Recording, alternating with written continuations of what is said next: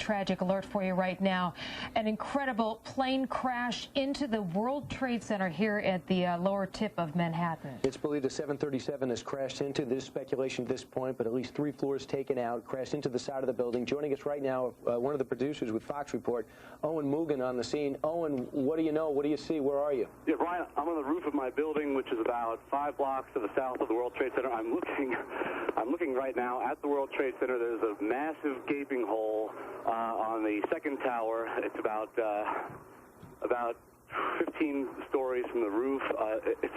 It's just unbelievable to look at. There's a massive hole. It looks like something out of a movie. There's a huge hole in the side of Tower Number 1. Tower 1. Owen, your apartment is just a few blocks from it. Did you hear anything? I was lying in bed. All of a sudden I heard what sounded like a plane or something coming extremely low, and then we just heard this shattering explosion. I ran up to the roof and confronted by this horror. There's a gaping hole. I can see the south face.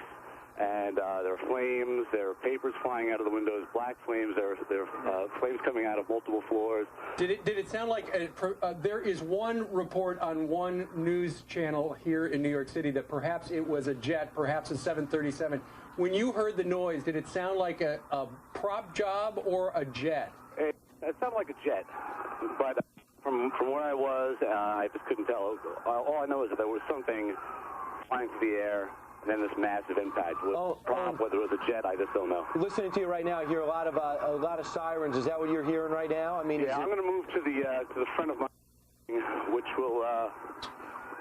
Yeah, you can just see it right now. You can see emergency vehicles tearing south from the West Side Highway, heading towards the scene. There are tons of people in the streets. There are papers, things fluttering out. I can't see any evidence of what it was that could have crashed. All I can see is just this massive gaping hole with tons of black smoke falling out of the building. Owen, we have a satellite picture right now. There. That is it. A live picture. As you can see, Edie, this is different. This is a different perspective than we saw earlier. The plane obviously went in on one side and came out the other. There's debris all over the ground broke down through below. On part. Exactly. And as you can see, it affects perhaps 10 floors of the World Trade Center building. It is over 100 stories tall. It is the tallest structure in New York City. It is near the flight path for Newark. Right. And many times, whenever people for Newark, Kennedy, or LaGuardia, when those planes are put into rotation as they're waiting for landing, they circle around this area, which is right near the Statue of Liberty. It is almost 9 o'clock here on the East Coast, and let me tell you, folks are in that building early, and without a doubt, there are many people who were impacted by this. It's speculated that the plane is as big as a 737. It looked originally like it just hit 3 floors. As I see from this angle, it seems like more than 3 floors, and perhaps what's most disturbing, Edie, I think, is the time of day. This time of morning is when people pour into that building, and it's usually next to full. Well, you got to also remember, this is near the financial district on the tip of Manhattan. There are so many people at this hour who are in that neighborhood. And aside from the people who are in the building, remember, this is a huge structure, 10.5 million square feet the World Trade Centers take up. And as you can see, for perspective, there goes a helicopter right by it. And it obviously impacted one side and wound up affecting perhaps the other side. We do know there is debris all over the floor, down the pavement down below, and crews are, they've got all the police and the fire department and the emergency technicians are headed to that area. This is horrible. And also, when you think about what happened to the World Trade Center before, with the bombing there and the chaos that surrounded it, this is a much different challenge, just as grave. And also, from one of our perspectives, we can see that not only are there gaping holes, but debris continues to fall down below at this hour. As you can see, this is a story of enormous magnitude. Oh, my gosh. And we will have all the latest right here on Fox News. Right now, let's hand it over to John Scott. John. All right, Steve Doocy, thanks very much. We will continue to keep an eye on this developing story. All we can do is stare aghast at these pictures at this point. You are looking at the north building of the Twin Towers of the World Trade Center in Manhattan. These are coming to you live now. Debris raining down from 110 floors up, the uppermost floor, 110 floors up. There are reports that a twin-engine plane slammed into the side of the World Trade Center. Now, something like this has happened before. Back in World War II, an Army bomber lost in the fog slammed into the upper floors of the Empire State Building. The crew of that plane was killed, but that was an accident. It happened in fog. As you can see, this is a clear blue sky day in Manhattan. If this was an accident, it would be a needle in a haystack kind of accident. One has to believe that this was deliberate, although as we are just looking at these pictures, the investigation is not even beginning yet. They are right now trying to get the injured people evacuated from those upper floors. But you can imagine this is a chaotic scene. Remember the bombing back in 1989 of the World Trade Center. That was in a more or less subterranean garage. That was an attempt, again, we're talking about 1989 now, that was an attempt to bring down the building by knocking out the support pillars. What was intended here is anyone's guess at this point. It may have been simply a suicidal pilot who wanted to make a point. We don't know. But you can see that the upper floors of the North Tower of the World Trade Center, once the tallest building in the world, very much involved in smoke and flame after a report of a plane crashing into the side of the building. We have on the phone with us Dr. Vernon Gross. He's a former investigator with the National Transportation Safety Board. Dr. Gross, have you ever seen anything like this? Well, I haven't, but I'm old enough to remember the B-25 crashing into the Empire State Building, you know, in World War II. That, as we've said, was a fog. That was an accident, wasn't it? Fog obscured the pilot's vision? Yes, it was definitely an accident. Can you think of any reason for a pilot to slam into a building of this height on a day like today if it wasn't intentional? Well, it could have been some inattention. I wouldn't rule that out. In other words, he might have had difficulty, might have had engine failure, he might have been with his head down in the cockpit instead of looking where he was going, and it depends also on the angle of the sun. For example, was he flying east when he hit? I don't know because I can't see the pictures.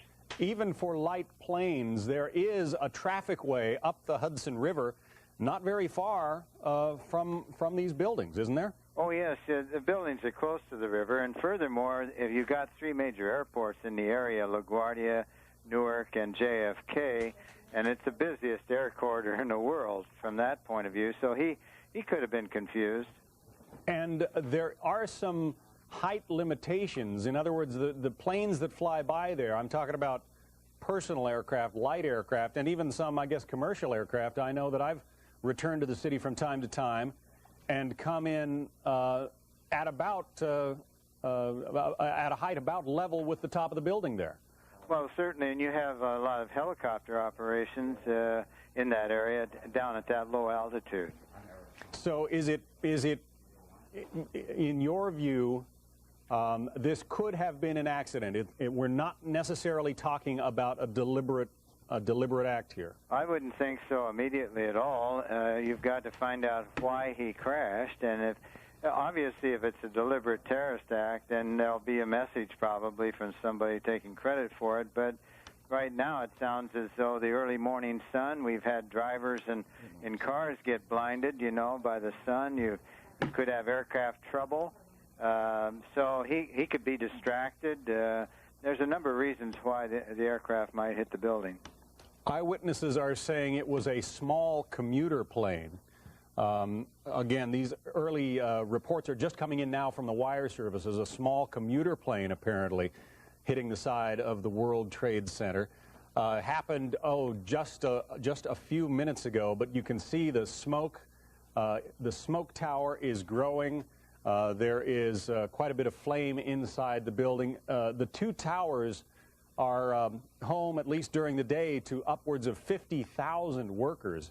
Yes, in I those understand 220 floors. Right. I am reminded of a couple of things that happened recently, Dr. Gross. Not long ago, within the last couple of weeks, in fact, there was a pilot who flew. There was another one. We just saw another one. We just saw another one apparently go. Another plane just flew into the second tower. This has to be deliberate, folks. Well, that would begin to say that, yeah. We just saw on live television as a second plane flew into the second tower of the World Trade Center. Now, given what has been going on around the world, some of the key suspects come to mind: Osama bin Laden. Who knows what? Eric Shawn is with us. Eric, I know you have a lot of sources at the FBI and other agencies like that.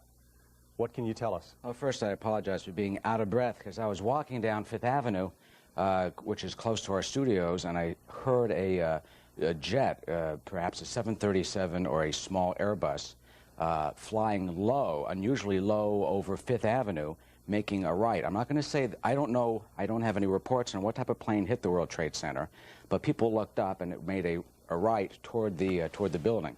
John, what we just saw, though, obviously, if that indeed was a second aircraft that hit the southern tower of the World Trade Center, that obviously raises the specter of an intentional terrorist attack here, if that is indeed what we are looking at. I don't know what the reports say of what type of plane hit the tower, but I did see a jet airliner that was fairly low. It was unusual, although not unusual in air traffic patterns, because airplanes that fly to LaGuardia often are vectored down south straight over Manhattan, but of course at an altitude that is far above the buildings clearly, and that the avenue, if you look down Fifth Avenue, oftentimes you see planes, especially the ones from the north, coming down before they vector on a left turn to go up into 1331 or 422, the two runways up at LaGuardia. But clearly this is tremendously disturbing if indeed that explosion that we just saw on television is indeed another airplane. This raises the possibility that is this an intentional attack, a terrorist attack. As we know, the World Trade Center was bombed in the garage back in the early 90s. We're going to cut away from the live pictures for just a moment to replay what just happened. And I thought when it first happened, I thought it was a replay, but in fact we saw this live perhaps 2 minutes ago. Look at that. A jet plane, clearly a jet plane, a good-sized airplane, slamming into the second tower of the World Trade Center. This after a report of another plane slamming into the North Tower. Both towers now in flames. We have reports of at least 6 people killed, 1,000 injured, and clearly those numbers are going to go up. Bill Stokes is on the phone with us. He is an eyewitness to what happened. Bill, we just saw the video of the plane hitting the second tower. What did you see? Well, I got to correct you and say I wasn't exactly an eyewitness. However, I was an ear witness. I live on Thompson Street in the Village, which looks directly down to the two towers. I was sitting at my desk by the window here working and heard an abnormally low-flying plane come right down the street practically, and then followed by a loud bang. People rushed from the apartments onto the street. I've never seen anything like it. Everybody's a little freaked out here. With good reason. And there's a sanitation worker that was picking up garbage that actually saw the plane fly down that street over Soho, and he saw it hit. And my question to him immediately was, thinking that this could be a missile, I said, was it a plane or was it a small missile? He said, no, it was definitely a plane, and it seemed like a large plane. Well, we saw a large plane hit the second tower minutes after the first tower was engulfed in flames. We're going to look at it again. Look at the lower part of your screen. There is clearly a jet, a twin-engine jet, slamming into one side, and then the fireball, the debris raining out the far side of the South Tower of the World Trade Center.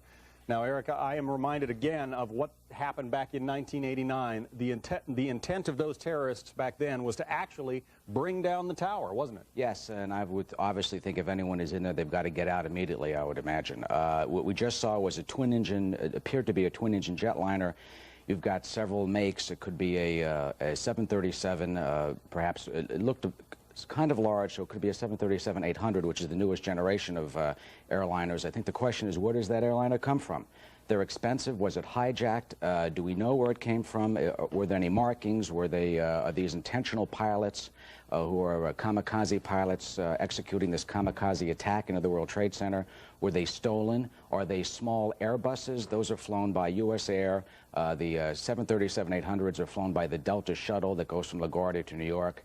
You've got the one that I saw going down Fifth Avenue before it made a turn looked very white. Now, that could theoretically indicate it would be a Delta shuttle. I'm not saying it is, folks. I don't want to alarm people. Also, Air Canada flies those twin-engine smaller Airbuses down from Montreal and down from Toronto.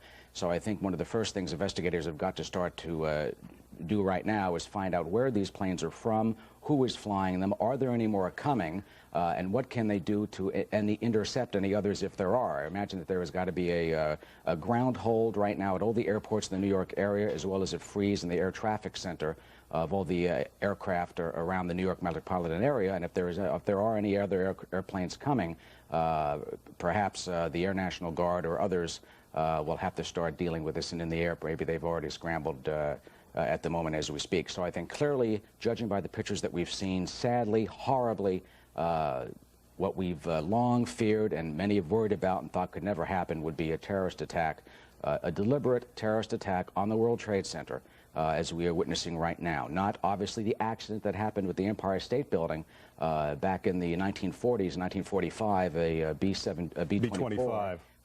25 hit the Empire State Building by accident when he descended through clouds trying to go to Newark. This is clearly deliberate. That chilling, horrible scene that we just saw, I think, is attack not just in the World Trade Center, but at the very soul and the very heart of our nation, John. Kai Simonson is in the WNYW chopper and has perhaps the best view of this. Let's listen into Kai's narration now. If it indeed were two planes, we did see one.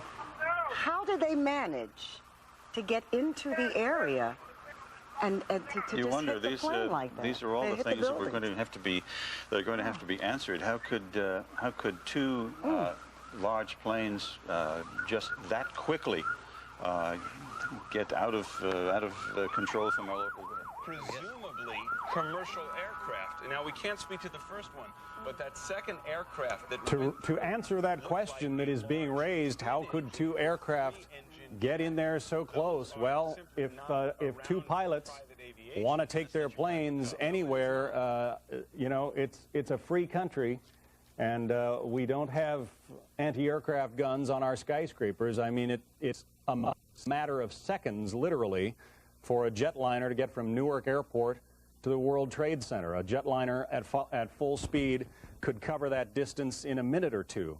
So a couple of pilots bent on destruction, and clearly these could do something like this. Now, again, folks, we have to remind you, 50,000 people work in these buildings each and every day. It happened right at 9 a.m. A good number of those folks were already at their desks. The death toll is certainly going to be tremendous in this tragedy here, and that's all that we can say about it. It is a tragedy. It is abhorrent. It is disgusting. But John, you have to. I'm, wondering: are these pilots terrorists themselves? Are there terrorists in the cockpit who are holding guns to a pilot's head? Did they? I can't imagine. You can speculate completely about how this happens, because obviously it takes a lot of training and expertise to fly a complicated, sophisticated aircraft, whether it's a Boeing 737 or a smaller Airbus. These are not little Cessnas and little Pipers. So you have to wonder and raise what possibility there is with the type of scenario that was going on in the cockpit. All right, they are intent whether it's the pilots or if they're hijackers intentionally doing this. A lot of questions still to be answered. Let's listen in again to Kai Simonson from the Fox 5 chopper. The fire department and emergency services can handle both in that confined space without a tremendous no death matter toll. how much you set in place, how much you try to prepare for, until it actually happens, it's just not the same thing.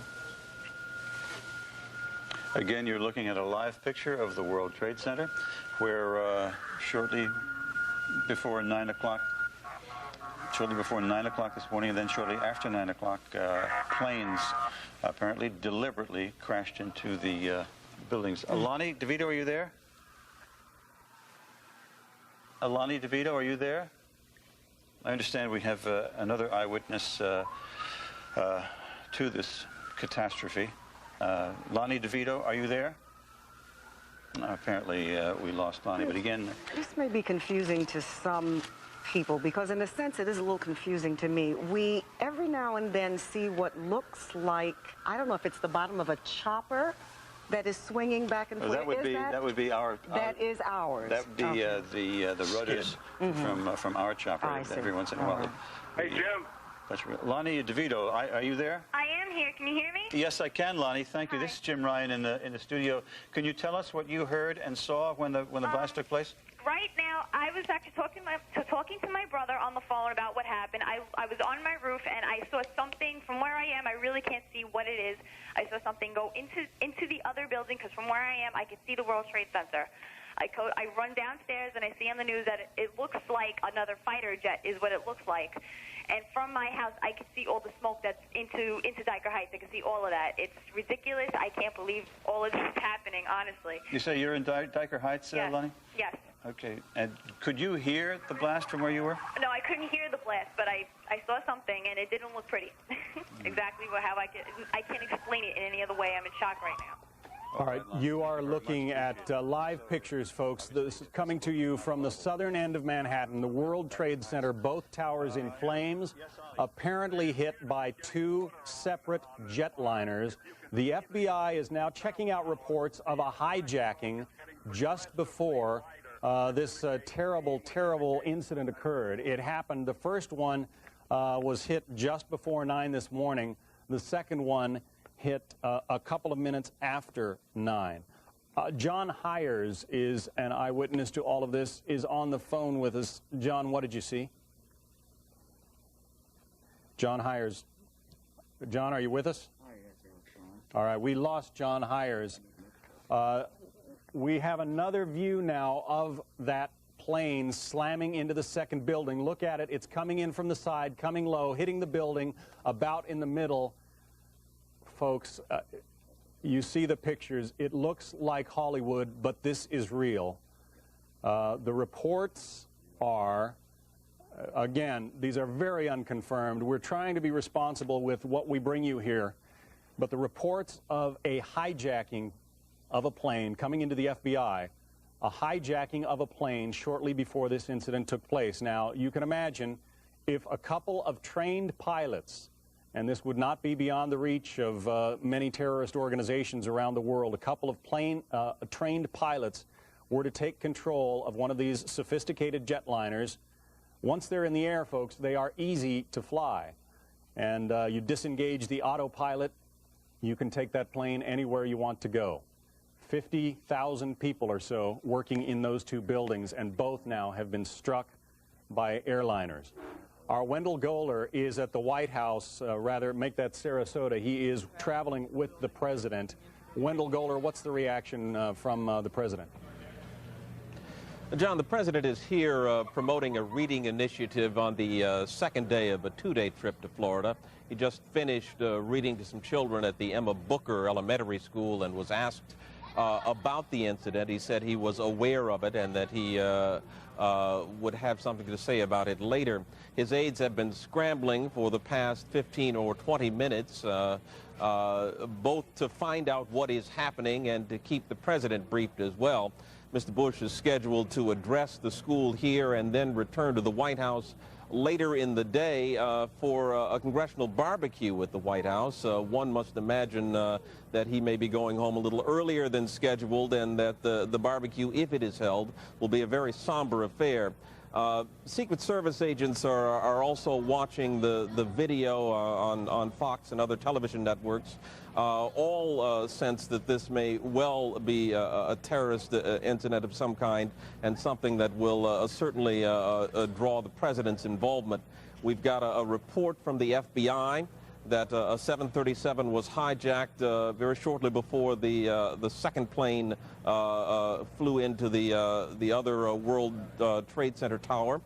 And as you can aware, the president, who travels with secure communication to his national security staff, is being briefed about this even as we speak. John? All right, Wendell Goler, thanks very much.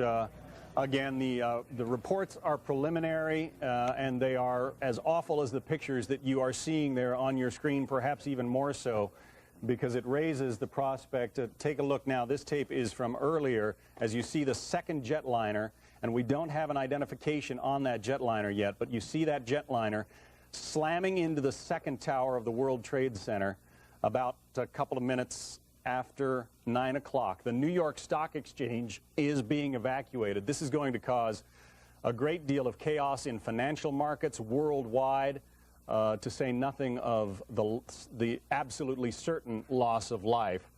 We have a report of 6 people dead and 1,000 injured, but those numbers are certainly going to go up.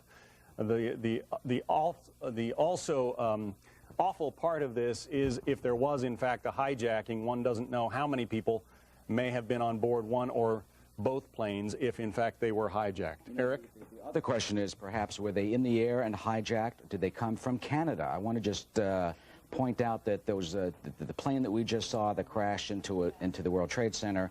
It could be a 737. It could be one of the smaller Airbuses that are twin engines that are flown by Air Canada, and they obviously came down from the north. Does that mean they came from Canada? No. But let me just start raising some speculation as responsibly as I possibly can. You know, we don't know what the security arrangements are in every airport around the country. Were these planes that happen to be parked on the tarmac? Were they in maintenance? Were they already on the ground in a taxiway in some airport before they hit? I did see one plane go down Fifth Avenue very low before it banked right toward the World Trade Center. That plane, what my initial thought was that it was a smaller Airbus, but definitely a commercial plane, just like the second one that we just saw hit the World Trade Center in that videotape. Mark Bernbach, a Fox employee, is on the phone with us. Mark witnessed this from what we understand. Mark, were you close enough to be able to see any markings on the airplane? Hi, gentlemen. How you doing? Yeah, there was definitely a blue logo. It was like a circular logo on the front of the plane, towards the definitely towards the front. It definitely did not look like a commercial plane. I didn't see any windows on the sides, and as far as I knew when I saw it coming down, I was like, well, LaGuardia is pretty far away, and that plane is really slow, and definitely very low. And I'm completely panicked. I'm you're freaking out. I cannot believe what I just saw. We are all shaken by this. We are watching the video now back live, but the upper floors of the World Trade Center in Manhattan in flames now after apparently 2 large airplanes, we're talking about jetliners here, slammed into the sides right around 9 o'clock this morning. Mark, if what you say is true, those could be cargo planes or something like that. You said you didn't see any windows in the side? I didn't see any windows in the sides. I saw the plane flying low. I was probably like a block away from the subway in Brooklyn, and that plane came down very low. And again, it was not a normal flight that I've ever seen at an airport. It was a plane that had a blue logo on the front, and it did not look like it belonged in this area, to be frankly about it. I mean, that's not an accident, in my personal opinion. All right, let's bring in David Lee Miller, our correspondent. He has an eyewitness with him. David Lee, what can you tell us? Good morning, John. I'm a few blocks from the World Trade Center right now. As you would expect, all the roadways are pretty much cut off. The only way to get near the buildings is on foot right now. The scene is absolutely a horrific one. You have people streaming out of the area. You've got people literally in tears and shock. People that just worked in the nearby buildings that cannot believe what has happened. Still, many of them remember the terrorist attack years ago on the World Trade Center, and for many of them, this is just an ugly reminder of that, although the details of what happened here are not certain. As I was walking downtown in Lower Manhattan, making my way to the World Trade Centers, I stopped to speak to Sylvia Fuentes. She's with me right now. We're a few blocks away from the building. She works in Lower Manhattan. She used to work in the Trade Center, and I'm going to actually hand her the telephone right now, and she's going to describe for us what she saw this morning as she was arriving at work. Sylvia? Mitch, yes. Sean. Hi, Sylvia. Yes, Sylvia, go ahead. I was at the deli on Fulton Street, and I heard a loud rumbling, and when I walked out of the deli onto Fulton Street, I looked up in the air, and there was an airplane actually going into the World Trade Center, and flames were coming out, and smoke was just billowing in the air, and tons of people were running down Fulton Street, just running each other over, and I made my way back to my office on Water Street, and when I got upstairs, I looked out my window to see what was going on, and the Second World Trade Center just went into flames just from 1 minute to the next. Sylvia, thanks for that eyewitness report. And once again, David Lee Miller is on the phone with us. David? I'm sorry, John, I didn't hear you. Well, I wanted to thank you for that report and for that eyewitness account of what happened. John, I think it's important to keep in mind this morning that just getting information out is a difficult thing at this time, because there are people running through the streets with their cell phones in hand, many like myself, who are unable to actually get through on the cell system. It is overloaded, and the only way for most people to communicate right now is to find a regular telephone line, because they're just literally thousands of people streaming through the streets, all of them not knowing what to do or what has happened here. Right. All right, David Lee Miller, thanks very much. Want to bring into the discussion William Daley. He is a former FBI agent. Bill, there are reports that the FBI is looking into the possibility of a plane hijacking. When you look at these buildings are the symbols of capitalism to enemies of America, aren't they? Absolutely, John. I mean, these have, as we know, were the target of the terrorist attack in this last decade. And by comparison, that explosion, as horrific as it was, certainly pales in respect to what we see happening here today. Just the thought that, when I first heard the reports, by the way, and I heard that a plane had hit the top of the World Trade Center, I thought perhaps it was something that was gone awry, a small plane lost control. Certainly the worst fears of anyone in law enforcement and security is someone directly going after a building, particularly the World Trade Center. Then just a few minutes later, another plane intentionally flying into the World Trade Center just dramatizes the fact that we have a serious, I believe, a terrorist incident here. And I believe that something has happened that has caused these planes to be taken or be commandeered. We all shared in that hope, Bill, in the early going. In fact, one of our early guests from the former National Transportation Safety Board investigator was saying, hey, this could have been a pilot who was temporarily disoriented, maybe blinded by the morning sun. It has happened before. A skyscraper, the Empire State Building, was hit back in 1945 by an Army bomber, but that was in the fog. This was on a bright, clear morning, and when we saw that second plane slam into the second tower intentionally, quite clearly, you got to believe this is a terrorist attack. It doesn't seem like there would be two suicidal pilots out there who just wanted to, fly their planes into these buildings for whatever reason a suicidal person might want to do that. John, Harvey Kushner is on the line with us. He's a frequent guest of ours and a terrorism expert. Harvey, is it too early to speculate about suspects? I don't want to bring up memories of the Oklahoma City bombing when people were talking about Middle Eastern terrorists. Yeah, obviously it's too early to bring that up. Who might be responsible if, in fact, it is terrorism? I mean, look, John, I couldn't conjure up a story like this. I couldn't. If I wrote a script like this with two planes, I believe there were two, go into the Trade Center on a clear day like this, somebody laugh at me and say this is beyond bizarre. So one thinks only that this could be the most horrifically planned incident, you know, in the annals of terrorism against the United States. Think about it. I mean, you look outside the Fox studios, look how clear it is. I mean, how could you miss the trade towers? I mean, not just one, but two planes? Well, and it brings to mind, you know, everybody hates those metal detectors at airports, and everybody makes passing through them almost a joke these days. But clearly, it seems that something is going to change. I guess there are many questions left to be answered about these two planes. It is certainly possible that some terrorist group somewhere bought a couple of small, relatively for them inexpensive jet transport planes for a few $1,000,000 apiece.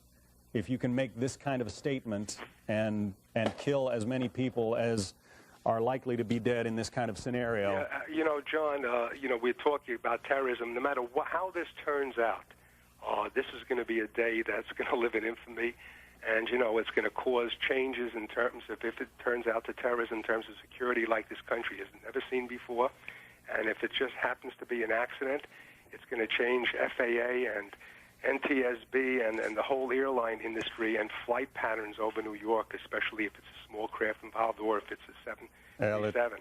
I think it's way beyond calling this an accident at this point, Harvey. But well, I'm trying to be incendiary. You know, right? I recall, I'm old enough, unfortunately, to recall the incidents in which people from Middle Eastern descent were blamed for the Oklahoma City right up front. You remember that? Right, I do. And certainly, we you know, want to the stay away from that, which occurred with TWA 800 as well. Right. But to me, as I said to you, I couldn't conjure up a story like this, John, and I'm sure you've covered news throughout the world. This is something that is just... This is absolutely it's literally horrific. Put goosebumps. For a terrorism guy like myself, it's put goosebumps on my body. We're all in that same situation. Harvey, thanks very much. Harvey Kushner is a terrorism expert. We want to go to Dr. Peter Salgo. He is not only an eyewitness, but he's now at Presbyterian Hospital working triage. Dr. Salgo, in human terms, what are we looking at here? How many injuries have you seen? We haven't seen anybody yet. This is all so new that we're all trying to figure out exactly what the response needs to be here.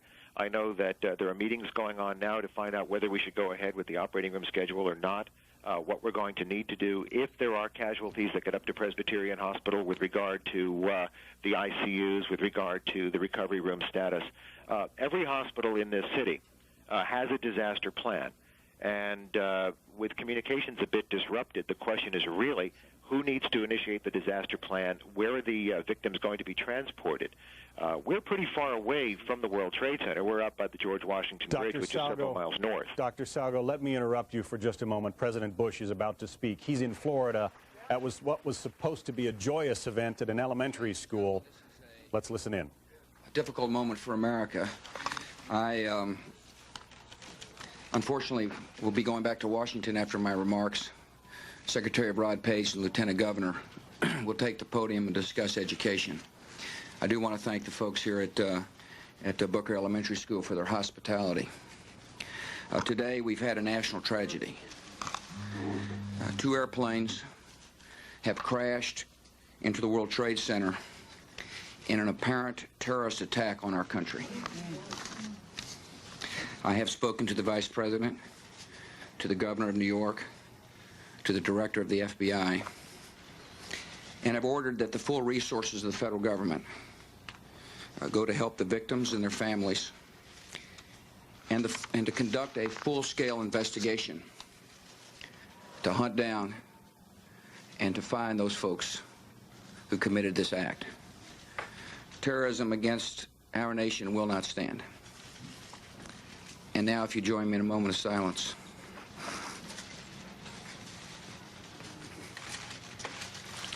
May God bless the victims, their families, and America. Thank you very much.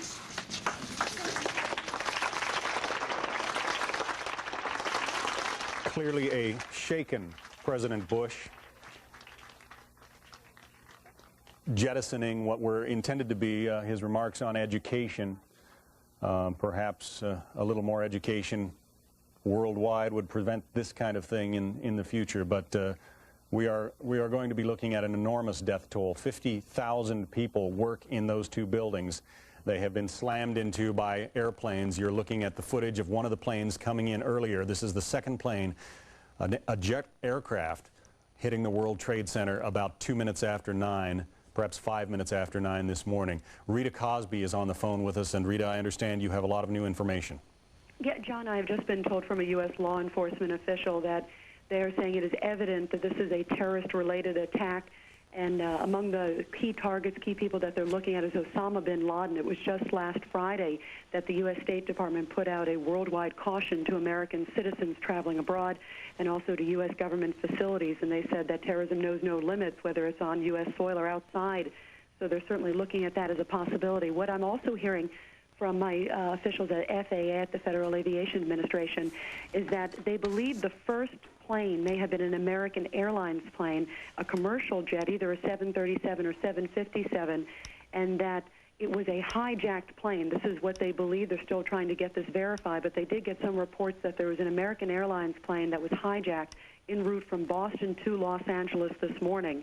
And they're saying that there is a strong possibility that that first plane that crashed into one of the towers, which does appear to be commercial, and looking at the video, they're saying appears to be either a 737 or 757, that apparently might have been the hijacked plane. In terms of what the second plane is, they said that does appear, as you've been reporting, John, to be a jet plane, probably a 737, twin-engine jet airplane. And those are the two things that are being looked at. They said at this point, there was no direct threat that they were aware of as any specific threat in terms of targeting the Twin Towers there in New York, but that they did have specific threats against Americans and American facilities around the world, and that's why they issued that worldwide caution. We also know that the FBI Rapid Response Team has been deployed. It is en route. Several FBI agents are already on the scene there at the Twin Towers, but they are definitely looking at this as a terrorist-related act, looking at this point not knowing who is behind it, but looking at the strong possibility that it may be Osama bin Laden, the mastermind behind the East African embassy bombings several years ago. Back to you, John. All right, Rita Cosby, thanks very much. I want to bring into the conversation William Daly. Bill, I know that Osama bin Laden likes airplanes, and again, we are not attributing this act to his organization, but he was implicated in a plot to blow up something like 13 airliners in 13 days or 8 in 8 days. That back in the Philippines, back in the 1980s, I believe. Exactly. Airplanes have been his terrorist weapon of choice in the past.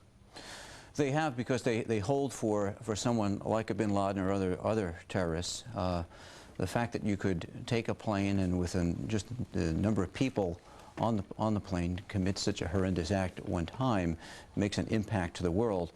Combine that with what we see in front of our eyes today at the World Trade Center, and you certainly conjure up the worst possible scenario that certainly law enforcement could think of what a terrorist might do.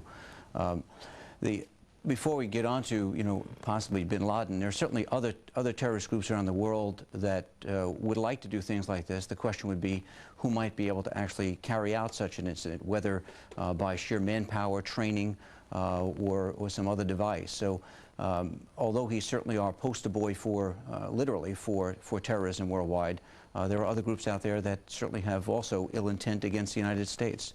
But what we see before us today is, as I mentioned before, is something that in planning scenarios gets almost into the catastrophic, where it's to prevent something like this from happening. Planes fly by, John, as you may know, and I know, having traveled in and out of the city, come up and down the East River by the hundreds each day, by the thousands each week, and passing by the Trade Center. At rooftop level. To look down and you see the antenna, you see the windows. So this is something that even on a bad day, they fly up and down that route. Today was a perfectly clear day in New York. Even if some air traffic controllers saw those airplanes, and certainly they would have been in view of air traffic control, it might not have looked all that unusual. The first plane, which from my appearance, I saw it over Fifth Avenue heading south when I was coming to work, appeared to be a 737, or as I said, a smaller Airbus. That could fit with what Rita just reported, that her sources are saying that perhaps it was a plane hijacked from Boston, which obviously is north, that is a used air route down through Manhattan before planes make a left into LaGuardia. So clearly, perhaps there may not have been an indication that something was wrong at that time. I just want to remind our viewers that the NASDAQ and the New York Stock Exchange have not opened for the day for obvious reasons. This catastrophic terrorist attack on the World Trade Center right there in the Wall Street area. The two markets have not opened for the day. No word yet on when they will open, but clearly, given this kind of turmoil, you don't want to throw the financial markets into a complete panic. John Fund from the Wall Street Journal is on the phone with us. John, were you in the area when the planes hit? I was across the street in my office building. What did you see? What did you hear? I heard an incredible sonic boom, and looked up, and there were already much smoke and flames pouring out of the building. And about 15 minutes later, of course, the second sonic boom, which of course would have been the second tower and the second plane. What about injuries, John? Well, can you tell us? The most terrible and heartrending thing about this is, about 15 minutes ago, bodies started dropping from the top floors of the tower closest to the highway, about at least 5 or 6, and it was absolutely terrible. Obviously, they had two choices: to be burned in flames or to leap and end it all. It was quite tragic. So these are people who apparently survived the initial explosion and fire and then found themselves engulfed in smoke. Yes, and they obviously had no alternatives at that point. John, I guess you just heard the explosions. You didn't get a chance to see the planes involved. No, I did not, but I looked up immediately afterwards, and of course the flames were everywhere. There's an enormous jagged hole in the first tower. The second hole in the second tower is much less extensive and much less dramatic, but there's flames out of that too. And of course there are flames burning in the parking lot across the street from the World Trade Center because of debris that has fallen down. And of course there's complete pandemonium here. And every building in the neighborhood is being evacuated or has been evacuated. Yeah, that's the prudent thing to do, certainly. When we are looking at video of the second plane hitting the World Trade Center, when we saw it happen on live television, as we were talking about what at that point were only rumors of a plane hitting the first tower, then that second one came into view, and it became pretty clear what's going on here. Bill Daley, well, let me bring into the conversation David Asman, my colleague. Yes, John Scott, David, what can you tell us? I just want to give you some late-breaking information. Perhaps one of the things that is of greatest fear is that there is yet another terrorist attack since those two plane crashes happened within 20 minutes of each other. Well, all of Manhattan has been sealed off. This is probably unprecedented. Of course, all of this is unprecedented in this dastardly occasion, but Manhattan has been sealed off. The Hudson River bridges and the tunnels have been sealed. Clearly, there is an attempt right now to thwart any further act of terrorism, act of violence against the people of Manhattan. So Manhattan is in a lockdown. We've heard that phrase used in school shootings. We've heard that phrase used in jailbreaks. I can't recall ever having that phrase used with regard to a city the size of Manhattan. But Manhattan is in a lockdown. It is sealed off. The Hudson River bridges, the tunnels, the east side, the west side, the north, the south. Of course, we are an island here in Manhattan, has been sealed off. One can only guess that the U.S. Armed Forces is now in a state of high alert to prevent any planes or any other vehicular traffic in the air from impacting anywhere in Manhattan on civilian targets.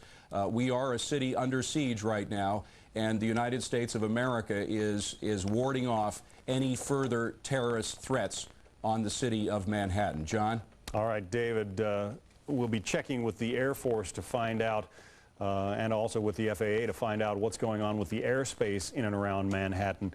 Clearly, it has happened with two planes to this point, and well, you just got to wonder what reaction happens next. Let's find out from a former special agent of the FBI. This is Joseph Contamessa, New York Special Operations. He's joining us by telephone now.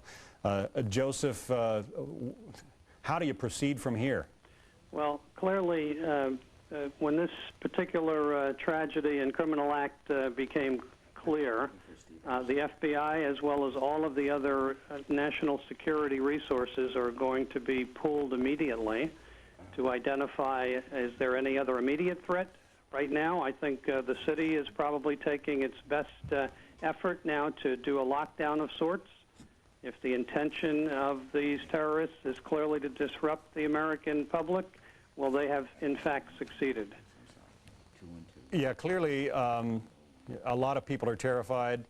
There are going to be scores, perhaps hundreds of dead in those two buildings, to say nothing of the people who may have been on board one of the airliners. Again, one report is that a hijacked airliner, the FBI is looking at a report of a hijacked airliner that may have been the first one to slam into the North Tower of the World Trade Center a couple of minutes before 9 this morning. Agent Cantamessa, what about the airspace? Are there plans in place in a situation like this? Can the federal government simply shut down the airspace and keep all airplanes on the ground? Well, of course, any legitimate aircraft can be controlled totally through the FAA and the various control centers and towers. However, a hijacked aircraft that is under control of... I want to interrupt you for just a minute. The White House is being evacuated. That comes to us from one of our Fox producers in Washington. The White House is being evacuated. The Pentagon as well. It should be noted that there are sharpshooters on the roof of the White House who have anti-aircraft missiles for just this kind of situation, but the White House is being evacuated. Now, you know that President Bush is not there. He is at this moment in Florida, perhaps boarding Air Force One to prepare to return to the nation's capital. I don't want to incite any undue panic, but there is a report only, of another aircraft that has crashed on Interstate 395, one of the main routes in Washington, D.C. Now, that is only a report at this point, but given the pictures you're seeing on your screen right now, anything is possible. David Asman is joining us from Fox Central. David, what do you have? John, we are hearing right now of another explosion that has taken place at the Pentagon. We have the heart of the financial district of America being attacked. Now we understand that there is an explosion, there has been an explosion in the Pentagon, the heart of the military command center of the United States of America, John. It can't get much worse than this. Let's hope. Let's hope. David Asman. That would be right next to Interstate 395, so that report, the Pentagon is next to I-395, one of the main commuter highways in and out of Washington, D.C. So, David, that would fit in with this report that we had earlier. We must, as we've said before, not only have we not heard that a city is under a lockdown, but we must say we've seen schools under siege. We must say now that we are a nation under siege. Right now, we are a nation under siege. There is a terrorist attack, as you can see, at the heart of the financial capital of the world, and now one at the heart of the military command center of the United States of America, the Pentagon. Apparently, there has been an explosion. We have no further details. We don't know the extent of that, but we do have word that there's been an explosion at the Pentagon as well. And there are some smoke clouds that we can see that is the Washington, D.C. area. You're looking at, I think that's the, obviously the old executive office building in the foreground, perhaps looking out over with the White House to the left. Now we're back looking at the World Trade Center. This obviously the most public type of attack. This video shown across the world, you have to wonder if the terrorists who are responsible for this horrible act are now watching these very same pictures that we are. Well, I have a feeling they are. Brian Wilson, our Washington correspondent, is on Capitol Hill. Brian, what can you tell us? Well, I can tell you that there was no increased security around the Capitol as I made my way into the building, but in the last few minutes we have seen a great deal of action around the city. There is smoke just across the river from the White House, not that far. And as you know, in the last few minutes there are reports that the Pentagon has been evacuated and the White House is being evacuated.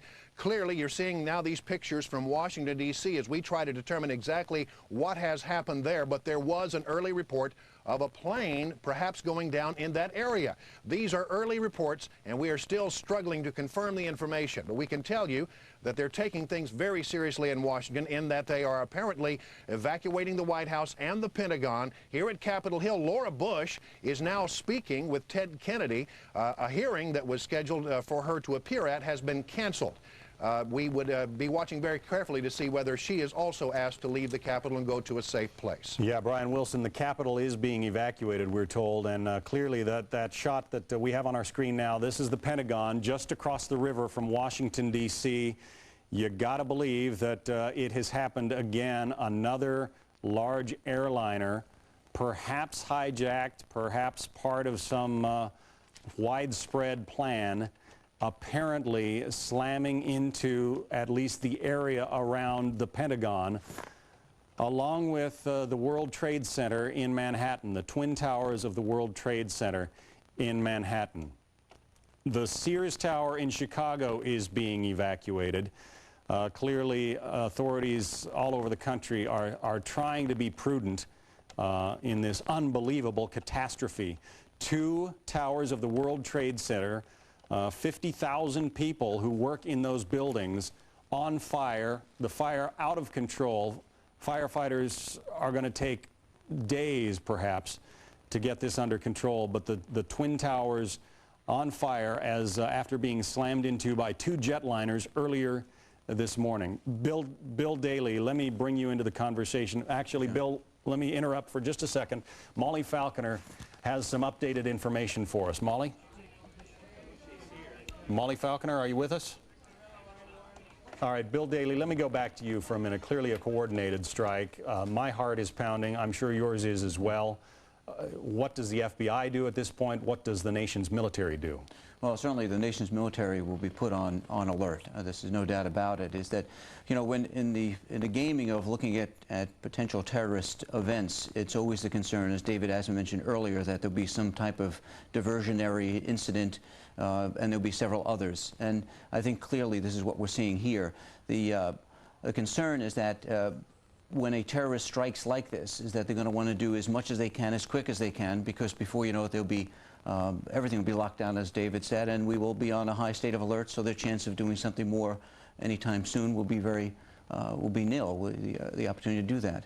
Also, just speaking from personal perspective, having worked down in the area of the World Trade Center, having been down there as recently as yesterday, I can tell you that logistically, to get people in and out of there, people who are wounded, fire rescue people, is a monumental effort even on a good day, with traffic, with pedestrians in the area. We have the World Financial Center just literally across the street, which I'm sure has probably incurred some debris shattering upon it.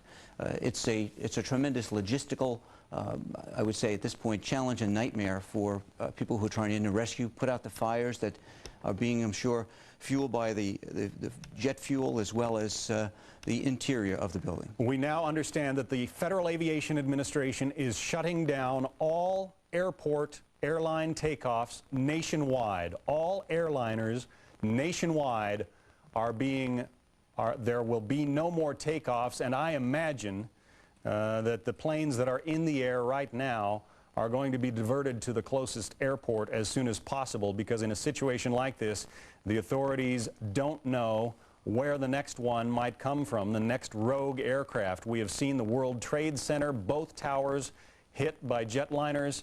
We've seen the Pentagon apparently hit by a jetliner.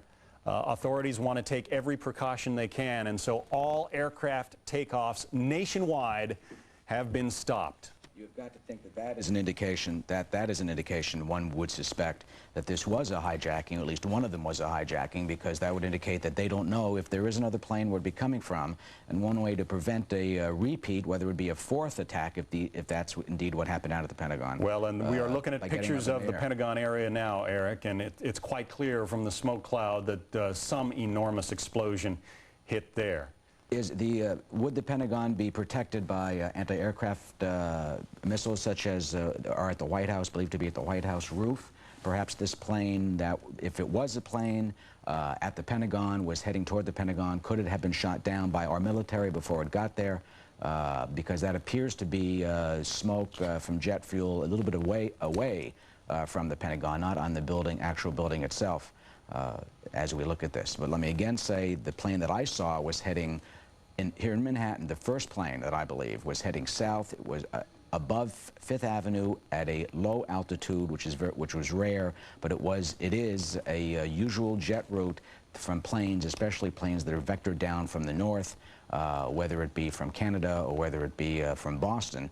As Rita Cosby, our colleague, had reported, there are sources telling her that perhaps it was one of the planes was a hijacked plane from Boston. We have witnesses at the Pentagon who say that a helicopter was near the Pentagon, and then there was an explosion. So again, folks, stay with us. This is all coming into us, breaking news. You can imagine the catastrophe that we're trying to deal with here, but clearly 3 explosions, 2 at the World Trade Center, 1 outside or very near the Pentagon. Molly Falconer is at one of the New York area hospitals and has some updated information on the number of injuries. Molly? Hi, John. I'm coming to you live from downtown Manhattan, where St. Vincent's Hospital basically looks like it is under siege. There are flares out forming a block perimeter around this hospital. I've watched one victim come out of an ambulance, go in on a stretcher. They look exceedingly injured, and right now there are hospital beds lined up on the street right outside the hospital, waiting with paramedics right next to them for the waves of injuries. They are obviously expecting to come in here. There's yet another one. I don't know if you can hear the sirens coming in now. New York City police officers have locked this place down with wooden barricades. More coming in on trucks right now. I'm watching lit flares get put in the asphalt here. There are hundreds of people lined up all around this hospital, and lines of people trying to get on payphones and hard lines just to get out to call into the hospital or call their loved ones. Nothing works down here. Our cell phones are down. All we can watch now are just the sirens and the paramedics on standby. The entire hospital staff. All right, we have lost Molly Falconer's connection. That would not be unusual given the fact that the World Trade Center is a hub of communications in this city, as well as being a nationwide financial link. Folks, it just bears repeating here. This is a tremendous tragedy, yes, but we are still the most powerful nation on earth. We perhaps will one day find who is responsible, and appropriate steps will be taken. They have not struck at America. They have struck at some individual places in America, but this country will go on. Let's go on to David Asman in Fox Central. David? John, as we've mentioned before, our job right now, the job of the armed forces of the United States, is to prevent any further terrorist attack. As a result of that, not only is the city of New York in a lockdown status, all entrances to New York have been closed, all airports nationwide have been closed, but indeed the White House has been evacuated, the Pentagon, of course, having been struck by some terrorist act. We're not sure whether it was an aircraft, what kind of an aircraft, but clearly the devastation is visible on the right hand of your screen. The Pentagon is in flames, is engulfed in smoke, as is the World Trade Centers. The Sears Tower in Chicago has been evacuated. Again, no specific information about whether there was a threatened attack on that, but no one is taking chances at the moment. The White House has been threatened as well. This is a shot earlier of that second attack. You see that jet aircraft bursting into flames as it crashes into the World Trade Center within 20 minutes of the other Trade Center tower having been attacked as well. Once again, the nation, as we speak, is under lockdown. Our armed forces are taking all necessary precautions to prevent another attack. Those include closing all United States airports as a result of this attack. As you see there, one that occurred about an hour ago, and an attack in the Pentagon as well. We are a nation under lockdown, and once again, we are prepared for the worst, but we are prepared. John? All right. David Asman, thanks very much. I want to go to our Washington managing editor, Britt Hume, who has the outlook from the nation's capital. Britt, this raises all kinds of questions about America's response, and I guess that response is not going to be immediate, is it? Well, whether it is immediate or not, the one thing I think we are seeing, John, is this series of evacuations from various buildings around Washington. And I think it's important to say that we don't know and have no reason to believe that the White House, for example, was facing any immediate or imminent threat. The same is true on Capitol Hill, where it appears they will be evacuating the building up here soon. Nothing has happened at either of those places.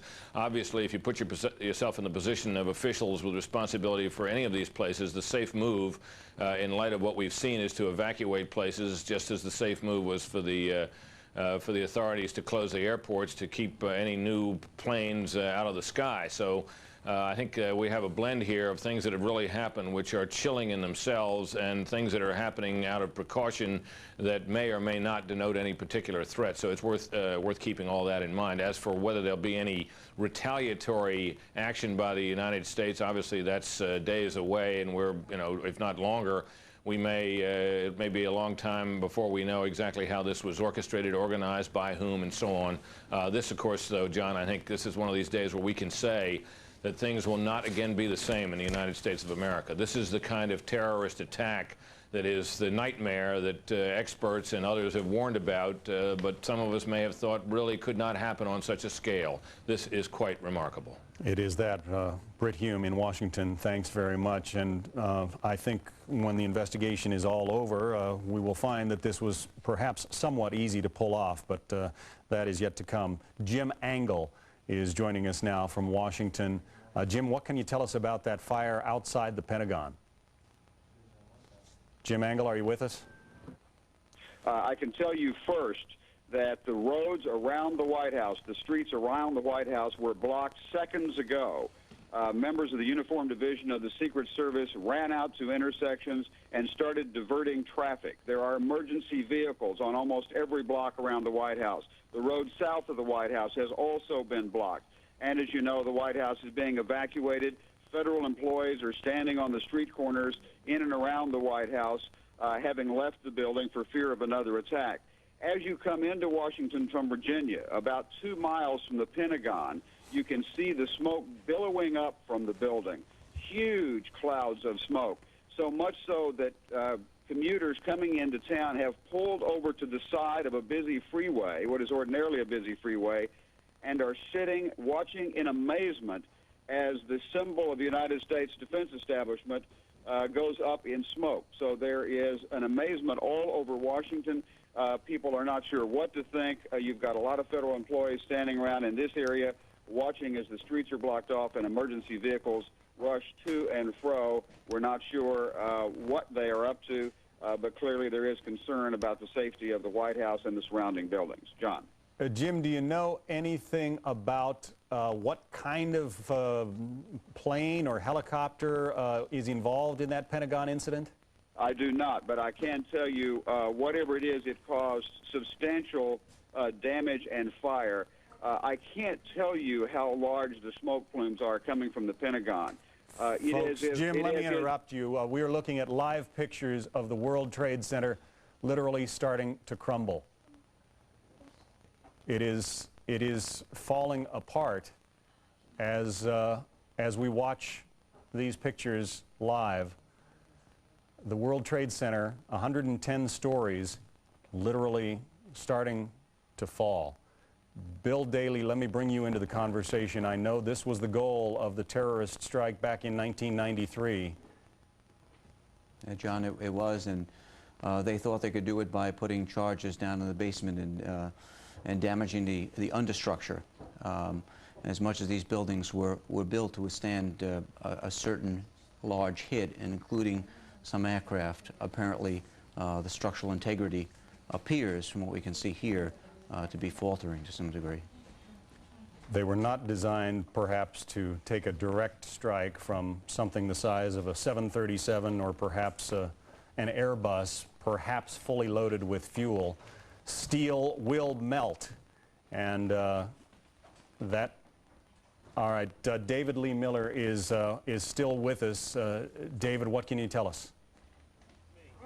David Lee Miller, can you tell us what happened there? All right, David Lee Miller, who has seen his share of horrors around the world in trouble spots in the Middle East and elsewhere, is in that area reporting on what we think we can see. I I want to stress it's tough to... Hello? Yeah, David Lee, what can you tell us? John, the scene is horrific. One of the two towers literally collapsed. I was making my way to the foot of the World Trade Center. Suddenly, while talking to an officer who was questioning me about my press credentials, we heard a very loud blast, an explosion. We looked up, and the building literally began to collapse before us. There was debris falling, I'd say at least three-quarters the height of the building. People within the entire perimeter began literally, including myself, which is why I'm out of breath, to run for our lives. And I am now standing in a black cloud of smoke left over from the debris. There's soot. It's difficult to breathe.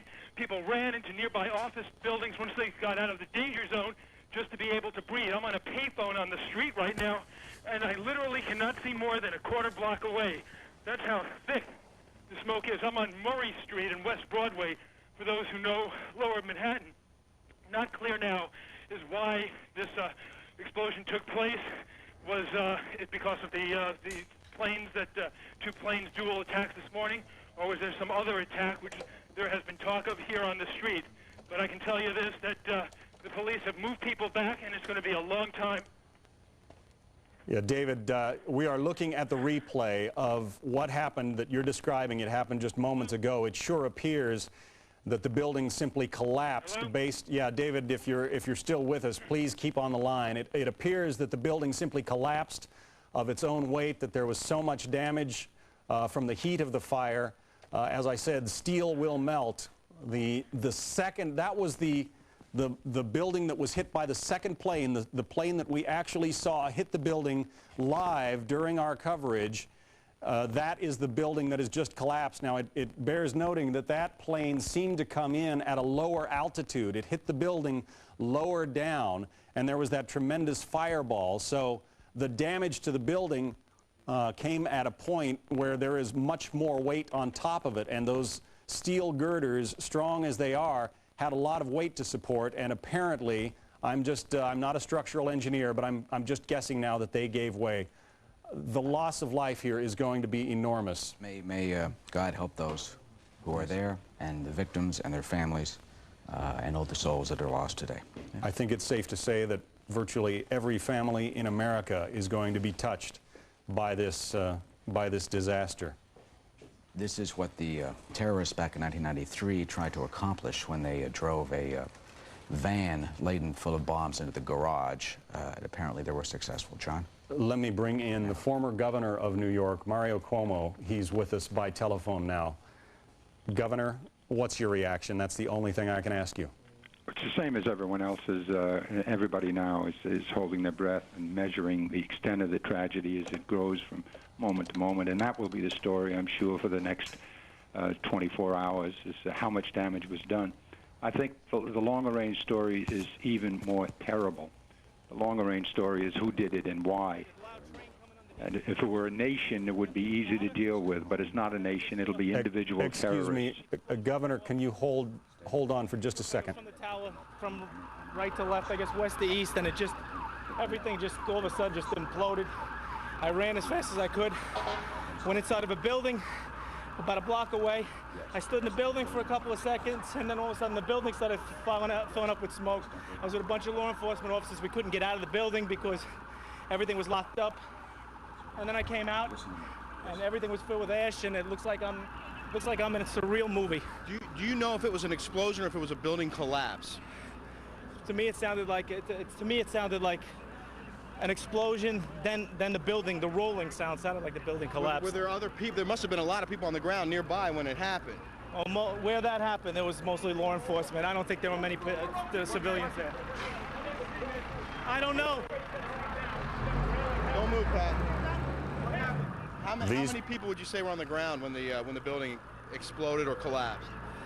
Law enforcement, over on that corner there, I don't know. There might have been 100, 150. I don't know. What's your full name, officer? Police Officer Gronowski. All right. Thanks a lot. Good luck. Folks, you're looking at live pictures on the left of your screen. On the right of your screen, the tower, one of the twin towers of the World Trade Center. There's thick ash on the ground, lots of it. pandemonium here a short time ago when the building did collapse or whatever it was that happened. It was a huge explosion, a huge rumbling cloud of smoke and fire came across Church Street and then started billowing this way, and all we saw was people running in this direction. Everyone, law enforcement, people, a woman pushing a baby carriage. This is actually, we believe, debris from one of the planes that hit one of the towers on the World Trade Center. The FBI is here, as you can see. They had roped this area off. They were taking photographs and securing this area just prior to that huge explosion that we all heard and felt. We'll try and talk to some of these guys. Can you tell me what you saw, what you heard? You all right? Yeah. All right.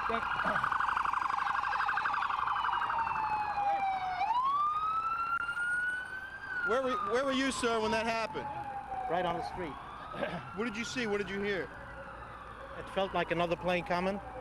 Everybody took cover to run. We ran down the subway, but the dust followed us down there. Were there a lot of people in the subway? No, not that many, because they already had evacuated before.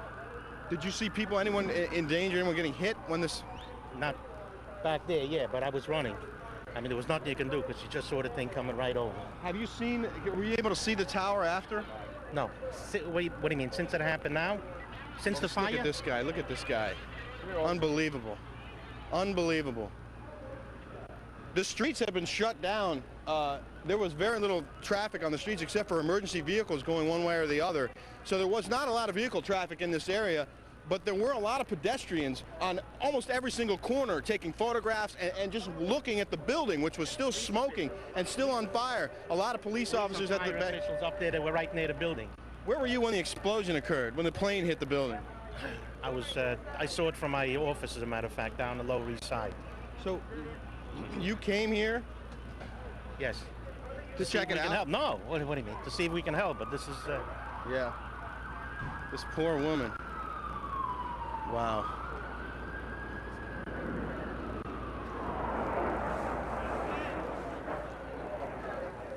Rick Leventhal is the one reporting on the ground. He's not able to hear me at this moment, but Rick... Just the sound of a plane. Starjets. All right. What are you guys doing right now? What's your assignment? What's your assignment? Help people. Are there a lot of injured?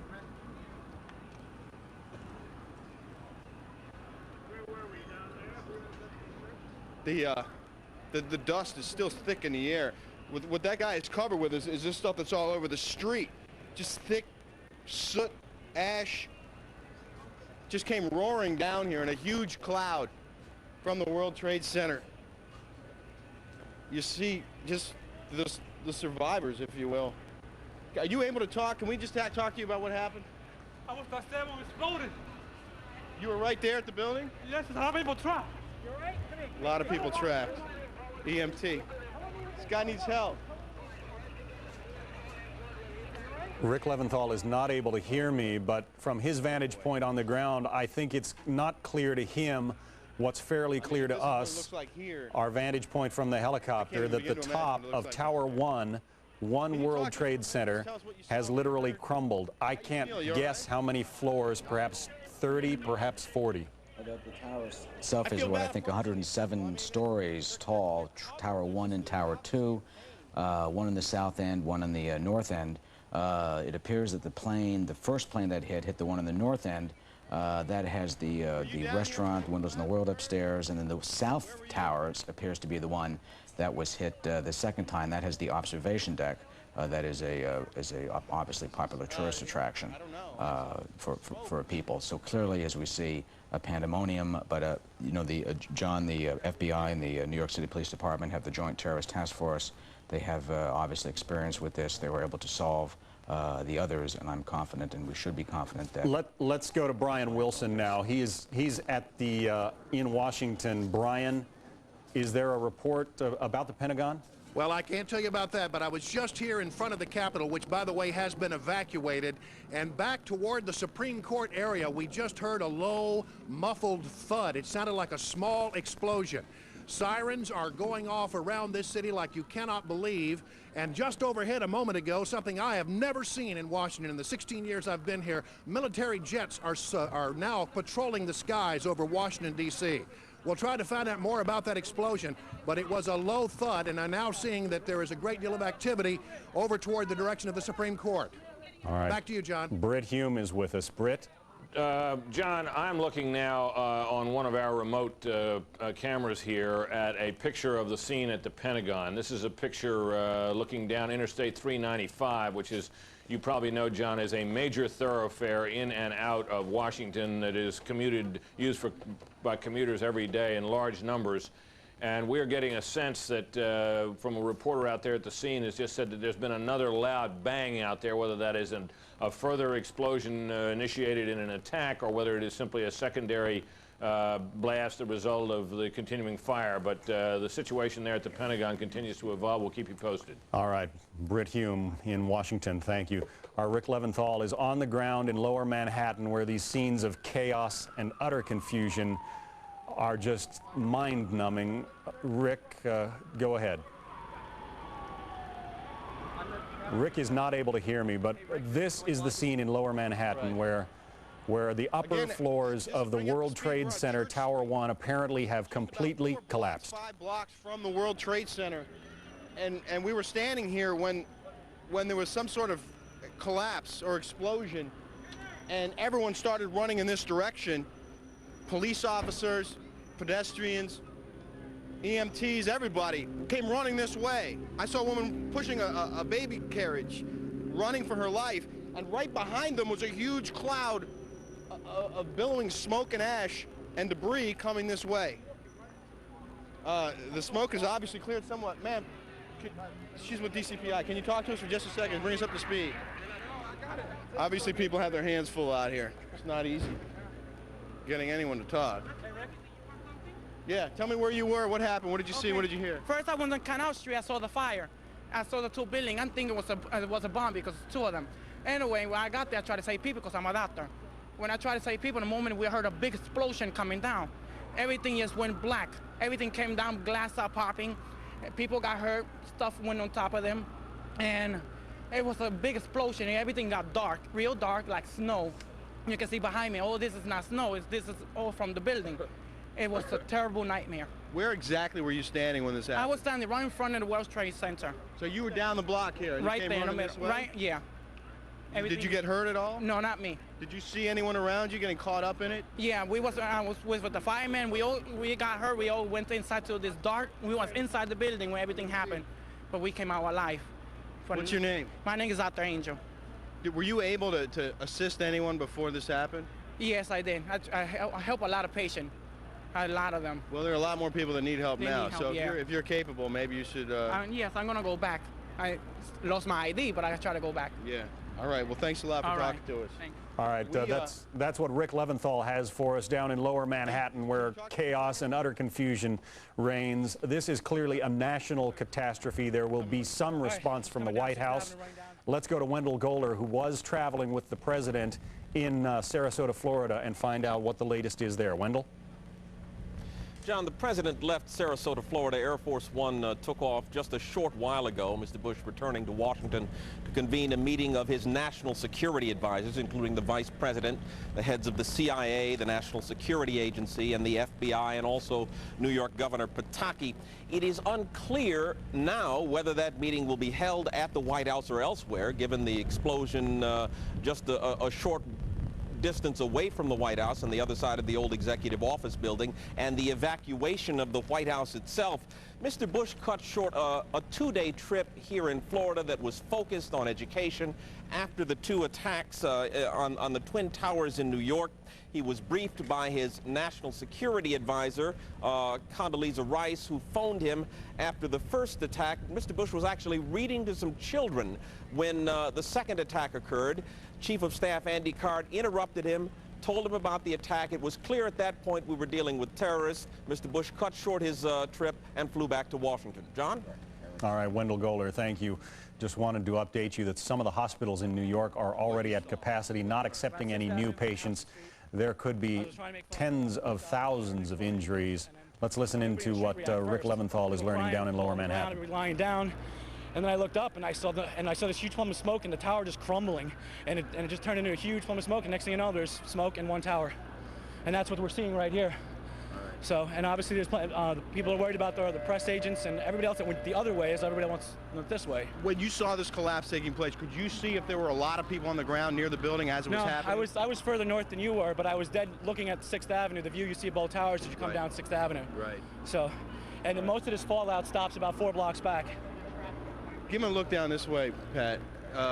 You know, it does sort of look like beyond a few blocks down, it looks almost clear.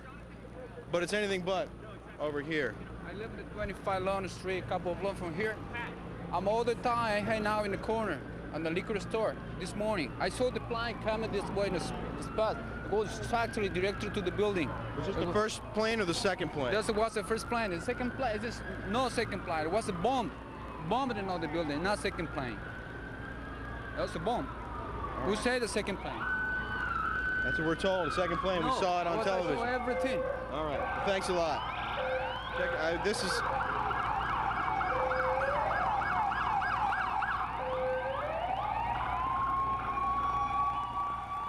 In case you're just joining us, this is the aftermath of a horrific event that began unfolding about an hour and 20 minutes ago. A jet plane slammed into the side of Tower 2 of the World Trade Center. Then a few minutes later, another jet slammed into Tower 1. The second Tower 1, I should say, the upper floors have collapsed. They're absolutely gone. I was in the restroom. There was a big shaking. Some of the ceilings collapsed. Looks like there was a fire in the elevator shafts. And they brought everyone down and started bringing everybody down the stairs. So you came down from the 77th floor? 77th floor, down the stairs. Down the stairs? Yes. What was happening around you? People screaming? No, people were pretty calm. When we got down to 6th floor, there was like another shake or another explosion. Everyone started panicking, but everybody was really calm, and the police and firemen were very helpful. Which of the 2 towers were you in? 1, Trade Center 1. All right. And when you got to the ground, then what? It's just like, it's like rubble and dust, like inches thick, and like paper everywhere, and they just moved us out. How many people do you think were in the building on the floors that were affected? What do you think? I mean, I'm one office out of 20 on that floor, so I have no idea. How far above you or below you was the impact? I think it was above us. I don't know how many floors. We saw it on TV, but I don't know. What's the first thing you thought when you heard it? Had to call my wife. Did you? Were you able to? Yeah, I got through a phone line. I called her. I'm talking to you because I'm hoping she's watching so she knows I'm okay. What's your name? My name is Matthew Guard. Folks, clearly America is under attack. We can only hope that it's over, at least for now. Our David Schuster is in Washington, where there have been 1, perhaps 2 explosions at the Pentagon. David, what can you tell us? John, I'm actually in our office here at the Pentagon, and according to counterintelligence sources, they confirmed that it was a plane that crashed into the south end of the Pentagon near the helipad. This is a route that commercial aircraft flying into National Airport, which is just a few miles away, they take sometimes on final approach as they come to the airport. But again, intelligence sources, counterintelligence sources confirming that it was a plane that crashed on the side of the Pentagon. Now, here in our Pentagon office, our producer Chris Wright says that there was no shaking of the building or even sounds. Of course, the Pentagon is built to withstand attacks perhaps like this one, but we are getting reports from eyewitnesses who were on Highway 110, which is just west of the Pentagon. One eyewitness claiming that he saw a U.S. Air 737 plane headed toward... All right, let's listen in now to WTTG's coverage there outside the Pentagon. This is coming to you from the Washington, D.C. area. Okay, thank you. Hello?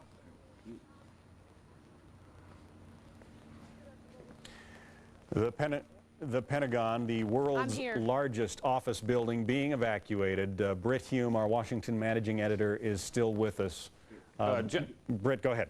Well, John, what you're seeing there is that is the interstate, or the Route 395, used to be known as the Shirley Highway, that comes up into Washington, as I mentioned earlier, a familiar commuter route. And what you're seeing there are the military personnel evacuating the building.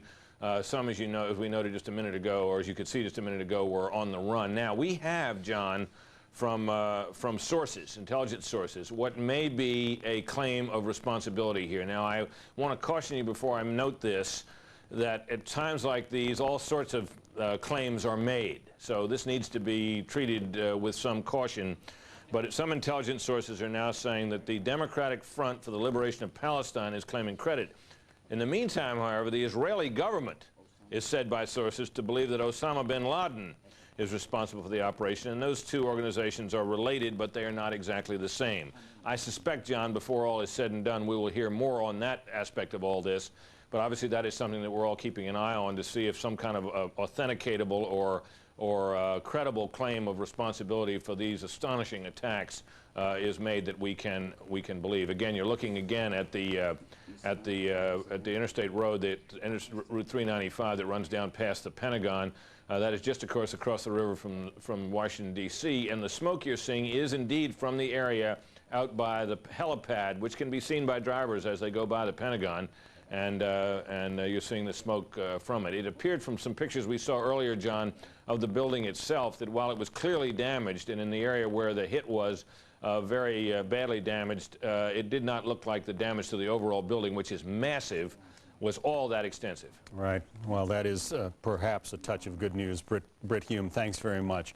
Let's go back to our man in Lower Manhattan, Rick Leventhal, who is, again, not able to hear us, but trying to bring you from the ground the perspective of what he witnessed, felt, and heard. And I think Rick is not clearly aware, as we are, that the upper floors of Tower 1 of the World Trade Center have collapsed completely. And, you know, it felt like a bomb hit or a plane hit or something like that. But the whole floor was... plane did hit. A plane did hit. Yeah, and then we looked out the window, all we saw was debris all over the place. But we thought the building was going to topple over. It was going so... Well, one of them did. One of them did. We were in Tower 1. We made it out. Well, you're a lucky man. Thank you very much. Okay, thanks. All right, take care. Clearly, this is a nationwide catastrophe, but folks, phone lines in New York are virtually shut down, so you're not going to be able to call your loved ones.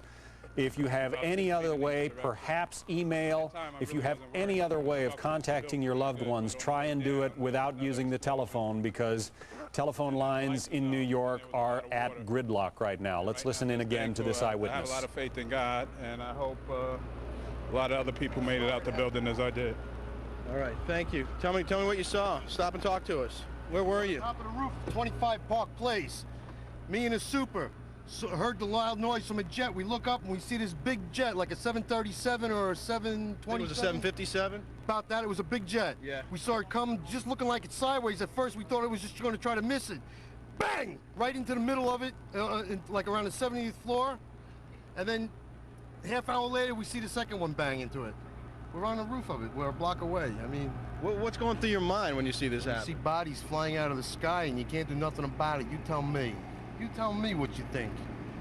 I mean, my heart's in my mouth. I mean, I pray for these people. There's no words to describe what's going on out there. I mean, you see bodies just coming a half hour later, still coming out of the goddamn sky. It's devastating. Devastating. I can't imagine anything worse than this. There's got to be... I can't imagine. You know, everybody on the plane must have died. The floor, I got friends of mine on 104th floor, friends on other buildings. I just spoke to one of my friends a half hour prior to that, getting ready to go upstairs to go to work. It's devastating. I mean, I've seen a lot of construction accidents. I've seen a lot of bad things happen. Never seen a jet fall out of the sky into a building, no less once, but twice. Devastating. I want to bring into the conversation General Al Haig, the former Secretary of State. General Haig, at a time like this, how does America respond prudently, with the proper amount of caution, and yet with whatever force needs to be applied? Well, first we have to know the full limits of this tragedy, and it's unprecedented, of course. But we have to stay above all united and calm and ready to take resolute action, which sometimes we have failed to do in the recent past, when the perpetrators are uncovered, and we have many, many indicators of precisely who they are. This was too broadly based a terrorist act to be just a few crazies. This is a terrorist movement, and we know where they're located today. And obviously, as a nation, we're going to have to take action against them. But clearly that action is going to be some days, if not weeks or months away. Oh, it has to be very carefully assessed before any action is taken, of course. And we have to be reasonably assured that those that we are moving against are the perpetrators. And I think we know where to center our look. All we have to do is look at the world today with the Palestinian and bin Laden groups. Who are the terrorists that you think are the most likely suspects? Well, I'm not going to speculate because I don't have inside knowledge, and it would be rather foolish to do that. But I do think we have the means to assess it, and there will be many statements, many parties claiming credit, somehow already have done so, for the World Trade Center bombings. Clearly, with what's going on in the skies, where even apparently innocent civilian airliners can be employed as weapons of terrorists, what is our military doing right now, General Haig? What should they be doing? Well, they have to be on full alert, and I would have hoped that we would get some aircraft up in the air to enforce the ban on flights. That has to be done if it has not already been done, and I'm sure it has been. We saw the same thing. All right, General Alexander Haig, former Secretary of State, thanks for being with us. Rick Leventhal once again with our producer Carlos Van Meek is in Lower Manhattan. You cannot even see the sky there because of the soot, the ash, the crumbled concrete that is continuing to rain down after one of the two towers of the World Trade Center, the upper floors, collapsed. This after this apparent terrorist attack this morning that sent a large jetliner, perhaps two large jetliners, slamming into the Twin Towers. Come over this way, Pat. You can see the chaos. We can see the top of the building from here. Oh, yeah. Oh, there it goes, there it goes, there it goes, there it goes. Oh. When it comes down, we're all right. We do need to put it down now. I think we need to put it down now. Here we go.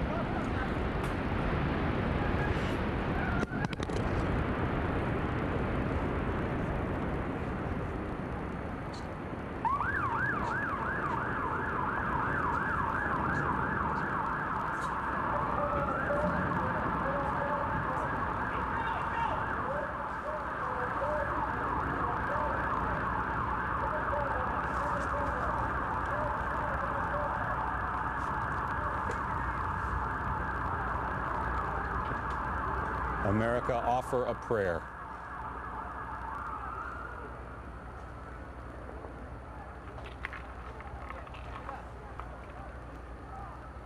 According to American Airlines is confirming that its Flight 11 from Boston to Los Angeles was hijacked today, and that its plane was the first one involved in this attack on the World Trade Center.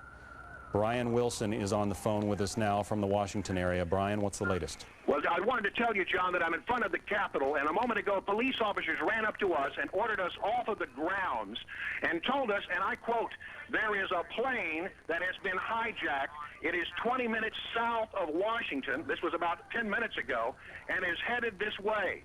They are taking ultimate precautions. Now, as you know, in these chaotic situations, sometimes information gets twisted. But police officers here are saying that they believe there is a hijacked plane now headed toward Washington. And that's all the information I can give you at this moment. All right, Brian, we had a report from you earlier that military aircraft are circling the Capitol. Is that still the case? They have not seen them in the last few minutes, but there were military jets above the Capitol a few moments ago. Of course, you know, John, this has been the nightmare scenario for security experts in Washington, that many of the buildings in Washington, very visible from the air, are very vulnerable. In fact, the flight path to National Airport runs literally 6 blocks from the White House. So this has always been a big concern. But again, to repeat the information that I have here, Capitol Police have completely evacuated the grounds of the Capitol, and they have told us, quote, there is a plane that's been hijacked. It is south of Washington, headed this way. Now, the reliability of that information I cannot give you, but that's what police have told us. All right, Brian Wilson, thank you, and let us know if you come up with any new information. It is hard to describe, folks. The pictures show what has happened in Lower Manhattan, but we don't have a handle yet on the devastation. I remind you again that there are perhaps 50,000 people who work in the World Trade Centers, the two towers, and those towers are virtually gone now after this apparent terrorist strike earlier this morning. How many of those 50,000 people they were able to get out, we don't yet know. That is the heart of not just the financial district, but many national, international corporations. I mean, look at that smoke, the dust, that plume that has just engulfed blocks and blocks of Lower Manhattan.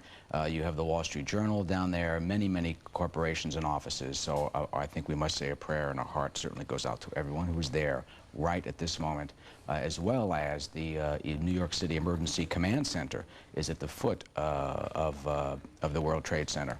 I think it is, John, important for us to take a moment to say a prayer, remember these people, and hope that God gives us grace. And take a look at the poignant picture you see there. The Statue of Liberty, folks, is still standing, and I think that's important to remember at a time like this. The World Trade Center has collapsed, and the casualty figure we cannot even begin to guess at this point. Our David Lee Miller is with us, we're glad to know, from the City Hall area. David Lee, what can you tell us? John, just seconds ago there was a huge explosion, and it appears right now the second World Trade Tower has just collapsed. The debris and the smoke is so thick where I am that, again, you cannot see the World Trade Center even though we're just a few blocks away.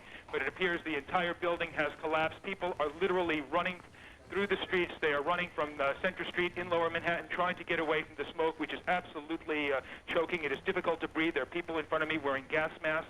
The cell phone service is virtually non-existent. There are lines of people to use the few payphones that are available, and people are literally hysterical in the streets, worried about loved ones who were in these two buildings. Moments before the building collapsed, I was outside, and after the first collapse, the authorities began to move people away from the perimeter. They feared that the second building would collapse. They warned people of that, and they began to push people away, including reporters, including myself. And right now, there's nothing here but shock on the streets of Lower Manhattan. John?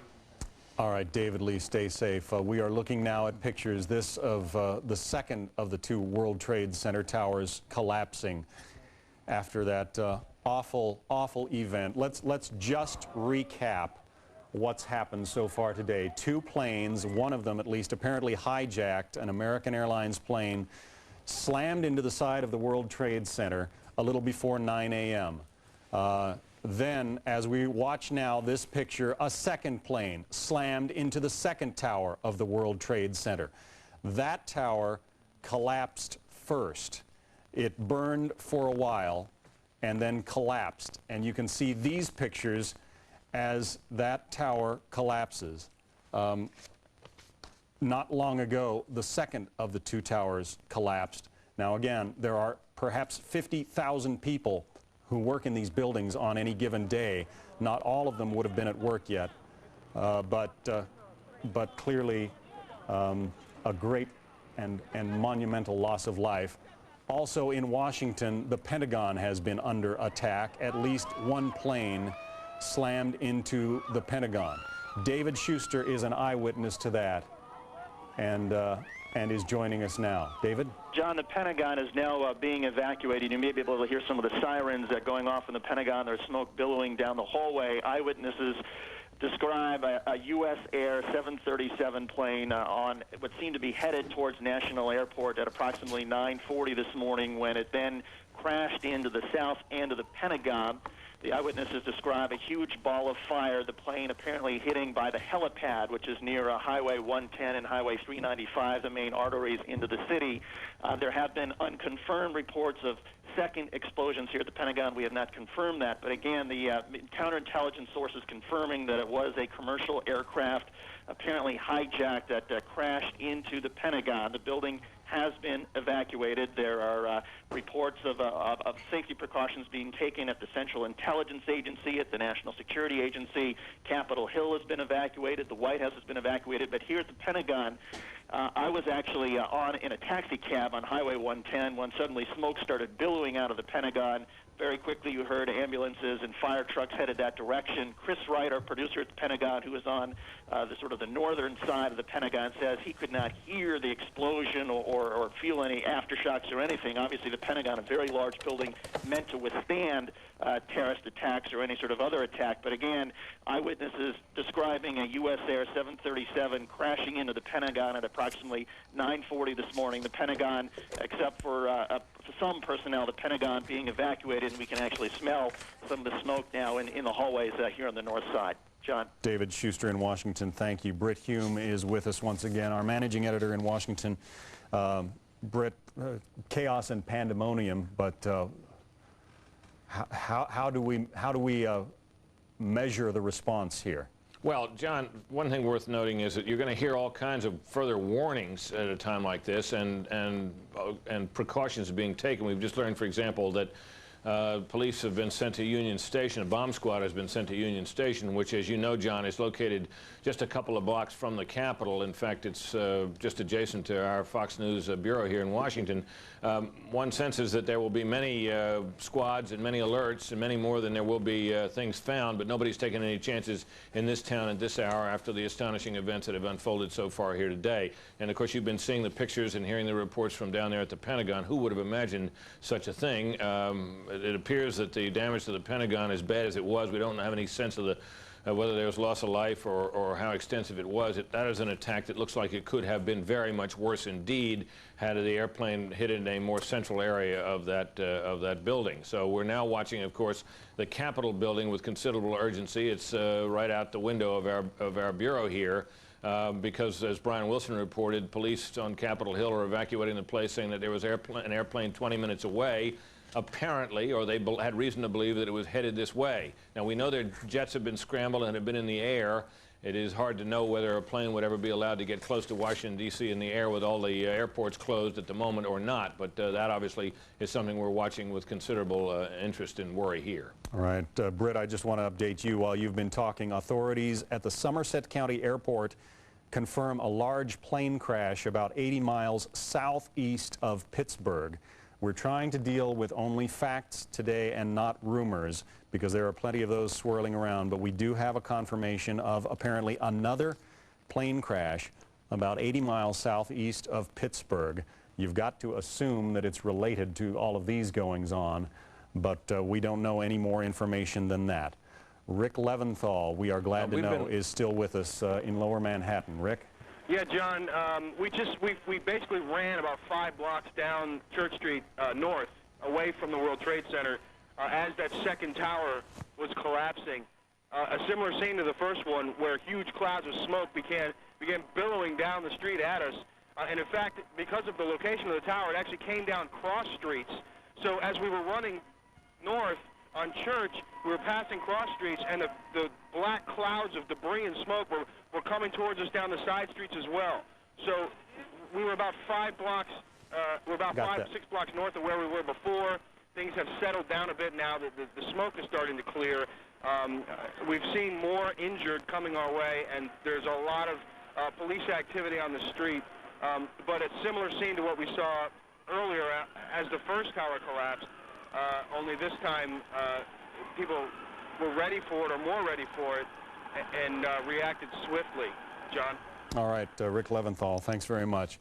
Again, there is so much going on. It's difficult to update you, but you're looking at the cloud of dust, debris, smoke, and probably crumbled concrete over Lower Manhattan. The Twin Towers of the World Trade Center are essentially gone.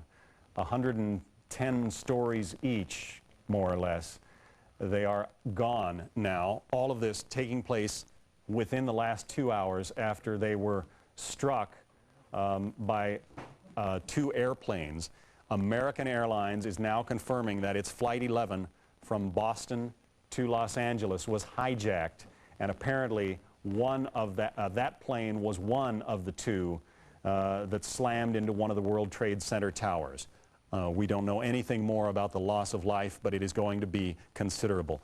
David Schuster is with us now, again, not far from the Pentagon. David? Well, John, I'm actually inside the Pentagon in our office at the Outer Ring, and again, we can confirm for you that intelligence sources are telling us that it was a U.S. Air 737 that crashed into the south end of the Pentagon at approximately 9:40 this morning. The Pentagon has been evacuated, but we do want to point out that at parts of the Pentagon, key personnel are still here, including the National Military Command Center. This is in the basement of the Pentagon, and sort of a bunker type of a facility that is essentially designed to withstand direct attacks on the Pentagon.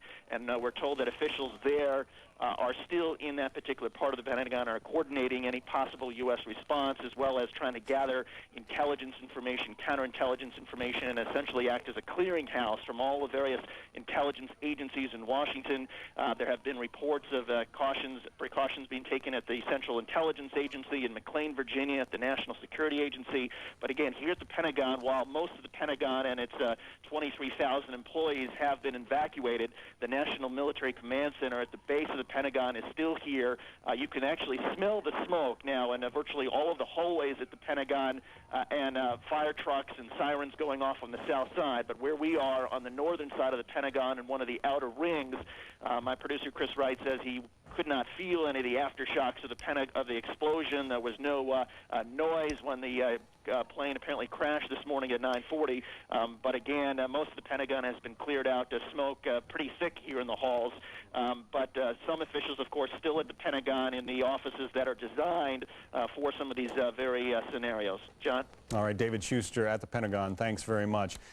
It appears, and we had the report from our Brian Wilson in Washington not too long ago, it appears, Brian told us that that there was a report of a hijacked plane south of Washington, D.C. and headed toward the nation's capital. Now, it appears that that is the flight that went down about 80 miles southeast of Pittsburgh. We told you that there was a confirmation from the Somerset County Airport. Authorities are saying that that may be the plane that Brian Wilson spoke of. Let's take you back again to New York and an absolutely horrific scene in lower Manhattan. The entire lower end of the island covered in smoke and floating debris. And what's missing? The Twin Towers of the World Trade Center, 110 stories high. You are looking at the pictures from, the last half hour or so as the first tower simply collapsed on itself. This, and look at the debris raining down on other buildings. Imagine the horror. Now, here comes the second tower. This is the one that had the TV antenna on top, simply imploding on itself. 110 stories, the workplace of some 50,000 people. America, the loss of life here is going to be tremendous. Molly Falconer is at one of the New York area hospitals. Molly, it's got to be a scene of absolute chaos there. John, this is an area under siege. The police have blocked off a block radius around one of the main hospitals here in New York, and paramedics are coming out onto the street asking people in the crowd to give blood. I'm sorry, the phone lines are going in and out, but they're asking people in the crowd to give blood to the people who are coming into this hospital. There are stretchers out on the streets on dollies draped in white sheets waiting for the injured to come in. I've seen ambulance after ambulance ferrying people into this hospital. It is a scene of utter chaos. The police have locked down this block. They're trying to keep people away, but people are standing at the barricade trying to find out who's inside this hospital. As far as we know, most of the burn victims are going up to Cornell Hospital. Some are going to Bellevue, but the majority are going here to St. Vincent's Hospital because they have a trauma one-level center here that is to take care of the worst of the victims who are coming in. Sirens just keep going fast, and the crowds are just getting heavier. Most of the people here can also see the World Trade Center, both of the towers. We heard the crowds watch them come down. People are in tears. They shouted watching the second tower come down, and now all we can see is way downtown billows of black and gray smoke while the sirens here just keep coming into the hospital. John, let's keep you up to date. All right, Molly Falconer, thanks very much. And that is perhaps something that you can do if you are watching our coverage anywhere in America. Donating blood is going to be very urgent today. The New York area hospitals are going to be swamped, and New York City itself may not be the place to try to do it. But anywhere in America, if you can donate blood, I think it will be helpful. Now, we are once again trying to find out exactly what happened in western Pennsylvania, where a plane went down, a large plane went down just north of the airport, the Somerset County Airport, about 80 miles southeast of Pittsburgh. These live pictures on your screen now show you the scene in Lower Manhattan, where the Twin Towers of the World Trade Center essentially are gone. We have with us on the phone another former Secretary of Defense, Caspar Weinberger. Mr. Weinberger, it's good of you to join us. Thanks very much. Okay, thank you. How should, you know how Washington works, what should be happening right now? Well, I think probably what is happening, that is the city is virtually shutting down. You see police and little knots in all the corners, and all the police cars are out of the police stations, and every available fire engine is moving toward the Pentagon, and I suppose there are going to be other targets where they'll have to go to too. The rumors are floating all over the place, and it's generally a real siege situation.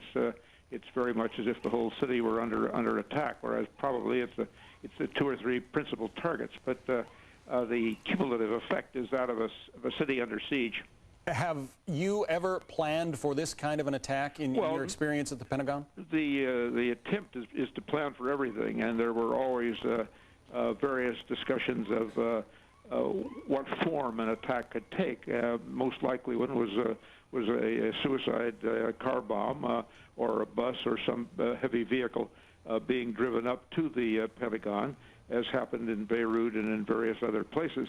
I think an aerial attack was considered not one of the things you heavily planned against. On the other hand, the city is ringed with Air Force bases and Navy bases, and the ability to get the defensive planes in the air is very, very high, and at the same time you would do what is being done, and that is closing off the entire airspace so that you, in effect, the whole Washington area is a no-fly zone, so that any planes that can't identify themselves that get into that are to be shot down. And those are the orders. That was basically the response that was always contemplated, but nothing on this scale was ever contemplated. You know that there are going to be cries for revenge, for a response. Can America respond immediately, and if so, how? Well, the response has to be a response that is targeted at the people who did it. But there will undoubtedly be cries for revenge, and it's the slightest confirmation of who did it or where it came from. These people will be pursued. The loss of life has to be absolutely staggering, because the two twin towers at the Trade Center, there was not time to get them evacuated, and they're both down, and the opportunities are tremendous. Now, of course, they've evacuated the principal targets, the White House and the Capitol building, and various other points in the city. But certainly there'll be calls for revenge, and it's important that we identify the people who did it, and that they be destroyed as quickly as possible. And that's a proper response. All right. Secretary Caspar Weinberger, former Secretary of Defense, thanks very much for being with us. Just this word, one of our producers in Afghanistan has spoken with the Taliban, the titular government of Afghanistan, I should say. The Taliban denies any responsibility. Now, that is not to say that the Taliban speaks for Osama bin Laden, but the Taliban, the government or would-be government, not recognized yet by the United States as the government of Afghanistan, is denying any complicity or any responsibility for these attacks. Well, clearly, some terrorist experts that I've spoken to this morning say this has the signature of Osama bin Laden, that he has had pilots, although these apparently may be at least 2 hijackings, but he has had pilots on his payroll.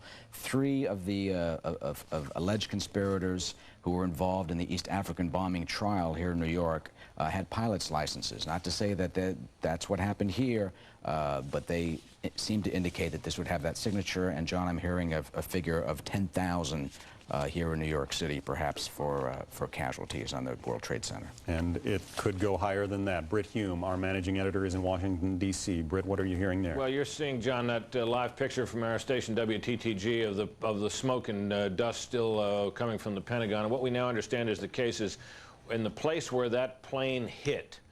We believe it now to have been a 737 commercial flight coming in.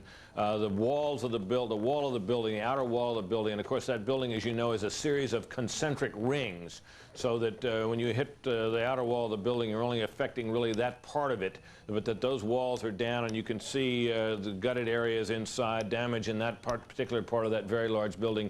Very extensive indeed. In addition, there was an earlier broadcast report here in Washington that there'd been a car bomb outside the State Department. Terry Schultz, our reporter at the State Department, has talked to senior officials who say that that is not true. The State Department has, however, been evacuated, as has the Justice Department, national monuments, and all other major public buildings in Washington in terms of absolutely non-essential personnel. So you see something approaching now here in Washington, the kind of lockdown that we have now already seen in New York. The worry for officials obviously is that while airplanes have done the great damage so far, they can have no guarantee that that will be the only kind of attack that will be launched. So they have to take seriously any warning, any suspicious package, anything else that they hear that might indicate a further attack of a different kind. All right, Britt Hume in Washington, thanks very much. We have a report that the plane that went down in western Pennsylvania is a 767. That's, of course, a wide-bodied plane capable of carrying upwards of 350 people. So there is a significant amount, the possibility of a significant amount of loss of life. However, it should be pointed out, we are hearing reports that that crash near Pittsburgh may not be related to all of this. As you can imagine, the air traffic control system is overloaded, to say the least, at this point. Nationwide, there is a lockdown on flights. No new flights have been allowed to take off nationwide for the last 2 hours. It is an air traffic controller's nightmare to keep those planes not only on the ground, but also to get on the ground those planes that had been in the air. And again, you are looking at the pictures of Lower Manhattan, where the World Trade Center is gone. The Twin Towers slammed into today in a coordinated attack by jetliners. We're seeing one of them here on taped replay. This happened about 10 minutes after 9. A jetliner slamming into the World Trade Center after an earlier jetliner, apparently hijacked from American Airlines. Here is the first of those towers coming down. This is the one that was actually hit by the second plane. It was hit lower. There was more weight on those steel girders that had been damaged. And here comes the second tower, the tower with the signature television antenna on top. Both of them simply imploding in on themselves. Our Shepard Smith has a view of much of what's going on. He is on a rooftop in Manhattan. Shepard, what can you tell us? Shepard Smith is with us. Shepard, we are on 47th Street, high above the Fox News headquarters. 47th Street, between 7th Avenue or Broadway and 6th Avenue, on a spectacular day in Manhattan. And right over my right shoulder is the spot where the World Trade Center stood just a couple of hours ago. Our engineer, Peter Blanchard-Forty, was standing here on top of this building, arranging to have this live broadcast set up when the World Trade Center just started to collapse. Peter, which side went first? The east side went first, the one closest to the Verizon building side, and that went about a little over a half hour ago, and the second one followed about 15 minutes later. What was going through your mind? Just all the people. It's all the people. It was unreal. I don't know how to describe it. So we were setting up for the camera shot, and just to see it there 1 minute and then gone the next, you can't describe it. Well, I was personally uptown on the Upper East Side of Manhattan at just about 96th and 3rd Street when the call came out, and probably took 30 minutes to get ready, and then began what is a very familiar trip from the Upper East Side to Midtown Manhattan, coming down 5th Avenue, straddling Central Park on what is an absolutely spectacular fall day in Manhattan. And there was a pall over this city like like you really cannot imagine. When coming down Fifth Avenue, the tunnels which leads you through Central Park from the east side to the west side of Upper Manhattan were closed. There were police officers on streets. There were women on street corners trying to get phone calls out, and men seated on benches crying. It was an unthinkable experience. And from this location, you can see almost all of Lower Manhattan. And certainly we've gotten reports of what it has been like down there over the past couple of hours. Certainly the scenes of carnage, something not witnessed in the United States history. And this will be a very long and difficult day, and the pictures to come will be overwhelming. But the important thing to remember, I believe, as a nation, is for us all to take a deep breath and remember the person next to you, and don't allow yourself to fall into the abyss which it appears those two buildings have. The New York City Fire Department and police departments are all on full alert. All fire department personnel in all 5 boroughs have been ordered to report to their firehouses. It is my understanding that all the bridges and tunnels in the city are closed, that there is no one allowed inside and out. This building on which I'm standing is the headquarters of the News Corporation, but houses literally thousands of workers on 45 stories. Initially, in the initial confusion, no one knew quite what to do, but now in this building, and I'm quite confident in skyscrapers across Manhattan, security is at the door. No one is allowed in or out without an ID. Now anyone who leaves is not allowed back in, except of course for news personnel. And the main thing that's being urged everywhere you go is calm, that this is a time to remain calm. We are hit with a national crisis unprecedented. And the word from people on the street, from the mayor of New York City and others is, it's time to put your arms around a neighbor, take a deep breath, and try to get through this. There are certainly the inevitable concerns of what will happen in this city in the days to come. Mayor Giuliani has an enormous police force of more than 40,000. The city is equipped, we have always been told, to handle any level of disaster, and certainly New York's finest and New York's bravest will do their dead level best to make sure that this city remains as calm as is humanly possible. The Empire State Building in the foreground here, as you can see, and it's my understanding that in the moments after the first collision happened, the Empire State Building was put on alert.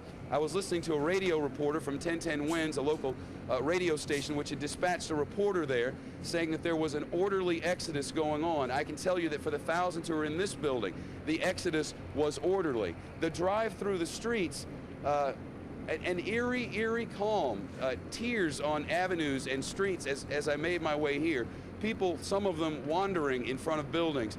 At St. Patrick's Cathedral in the heart of Midtown, where you turn to come to this building, there were hundreds of people out front, some on their knees at the front of that building, saying prayers for the no doubt thousands who were in those buildings and in that area when the 2 jets crashed into them.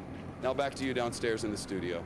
All right, Shepard Smith with our rooftop view here from Midtown Manhattan. Again, to recap, the Twin Towers gone now, virtually obliterated after they were struck by 2 jetliners, one of them apparently an American Airlines flight from Boston to Los Angeles that was hijacked earlier today. And Washington under attack as well, a U.S. airplane crashing just outside the wall of the Pentagon. Our David Schuster is there and has an update. You can still see the smoke pouring from the building. David? Well, that's right, John. And we're actually, our office is on the north side of the Pentagon, and even over here, despite how vast this building is, you can now actually see the smoke in all the hallways, and we can feel it in our office. The eyewitnesses are telling us that at approximately 9:40 this morning, a U.S. airplane was headed, it seemed, towards National Airport, which is just a couple of miles away from the Pentagon, when it then apparently veered, flew too low, and crashed into the south wall by the helipad. The helipad is sort of a helicopter landing pad that is used for the Secretary of Defense and military leaders when they travel sometimes in and out of the Pentagon. And apparently on that side, eyewitnesses who were on Highway 110 and 395, which have a great vantage point of that side of the Pentagon, reported a huge ball of fire and smoke billowing out. I was in a taxi cab on 110 when all of a sudden you could see thick black smoke filling the air over Arlington National Cemetery. And as we got up close, fire trucks were screaming towards the Pentagon. The building was somewhat chaotic. There was an evacuation. Officials were, military leaders of all the services were heading out of the Pentagon. There were concerns about whether there was discussion among military leaders about whether to conduct a full-scale evacuation, where to bring the fire trucks. At our office here at the Pentagon, and also cell phone lines in the entire area were not working. It was impossible to get a cell phone. When we arrived here, we started getting reports from people inside the Pentagon of on the south side, on the outer ring, and remember there are 5 or 6 different rings of offices at the Pentagon, of a ball of fire, of a large explosion approximately 9:40. At first, there were some conflicting accounts about whether an airplane was actually involved, because a lot of people in the Pentagon did not hear an airplane flying overhead. But then witnesses outside of the Pentagon, who had a clear vantage point of the helipad, described a silver and red U.S. airplane, according to the eyewitnesses, described as a 737 that flew too low and crashed into the side. Counterintelligence sources are confirming to Fox News that it was a commercial aircraft that was apparently hijacked and flown into the Pentagon. The damage, I suppose, could have been a little bit worse if it had scored a direct hit or it hit more in the center of the Pentagon, and it is a vast building with 23,000 employees. And while most of those employees have been evacuated, the National Military Command Center, which is in a bunker in the basement of the center of the Pentagon, is still in operation. That is the key office here at the Pentagon as far as coordinating any potential military response. Our producer, Chris Wright, who has been roaming the halls of the Pentagon, said that offices all over the place are closed, even at the Joint Chiefs of Staff. Some key personnel there are not at their locations. Even some of the guards have left, but we can assume that at the National Military Command Center, which is a very secure part of the building, they are still in operation, and perhaps a testament to how big the Pentagon is and how strong it is. The people on this side of the Pentagon said they simply did not hear or see anything at 9:40 when the plane apparently crashed into the south side. But at this point, it's pretty evident what's going on. You can hear the sirens in the hallway. The offices, even on this side of the building, are starting to fill with smoke. And in fact, I'm going to stick the phone out the window and see if you can hear the warning. Hold on one second, see if I can drag the phone out there. Hold on one sec.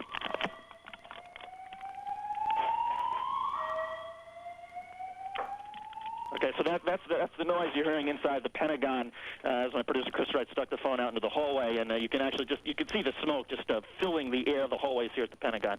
Back to you. All right, David Schuster at the Pentagon, thanks very much. Los Angeles is on a state of tactical alert. San Francisco, pretty much the same thing. In Virginia, Navy installations are under an increased security condition called ThreatCon Charlie. In New Jersey, once again, the bridges and tunnels into Manhattan are closed. Again, to recap, let's take a look at what you are seeing there in the live pictures on your screen. The World Trade Center is now essentially gone. The Twin Towers were struck earlier this morning in coordinated attacks. We had a report of a jetliner smashing into the first tower. Here comes a replay video of a second plane that smashed into the second tower about midway shortly after 9 a.m. this morning, Eastern Time. That tremendous fireball, you can imagine, triggered a fire inside the building that apparently weakened the structural elements to the point that the upper level of the building simply could not stand. It collapsed, and there again, this is a replay of the second plane smashing into the World Trade Center. It happened as we were on the air live shortly after 9 o'clock this morning Eastern Time. Now, both towers went up in flames, and there was clearly a tremendous loss of life, but then came the catastrophic collapse. This the second collapse of the tower that was actually struck by the first plane. All right, I'm told that that is the first collapse, but no, that was the tower with the television tower on top was the second one to go down. You can see the glass, the debris raining down, and imagine, folks, that firefighters and police officers were all around the base of that building trying to evacuate people as it came down. I can't think of a more catastrophic collapse. On top of that, we just heard from David Schuster, the Pentagon has been under attack. American Airlines is going to be holding a press conference about 25 minutes from now in Dallas to talk about one of the planes that was apparently involved in this World Trade Center collapse. We believe, well, in fact, American Airlines has told us that their Flight 11 from Boston to Los Angeles was hijacked this morning, and we believe that the hijackers somehow then commandeered the cockpit controls and flew that American Airlines plane into the World Trade Center. That would probably be, we don't have confirmation, but probably be the first one that hit. I think, John, if I can interrupt just, I think investigators now are probably looking to see how the hijackers in this coordinated attack were able to take over the controls. Did they shoot the pilots and then jump in the seats? What happened? Osama bin Laden, sources have told me, has had pilots on his payroll. We have 3 pilots that were accused of being conspirators in the East African Embassy bombing trial here in New York City. So you certainly have perhaps investigators looking at a base of operation out of Boston and perhaps out of Pittsburgh, since you have a U.S. airplane into the Pentagon, which their main hub is Pittsburgh, and another crash outside of Pittsburgh. Bill Daley, a former investigator for the FBI, has been good enough to stay with us. Bill, a couple of brief thoughts. Yeah, John, first of all, the broad base in which these attacks took place took a lot of coordination. As Eric just mentioned, there may have been some involvement of groups like Osama bin Laden or others. I would go on to say that as a result of the effort it took to take these, have these incidents take place, is that we will find the people responsible, is that the trail will be hot, we will go after them, but everyone needs to realize, a state of calm, needs to come over the country and realize we're in control.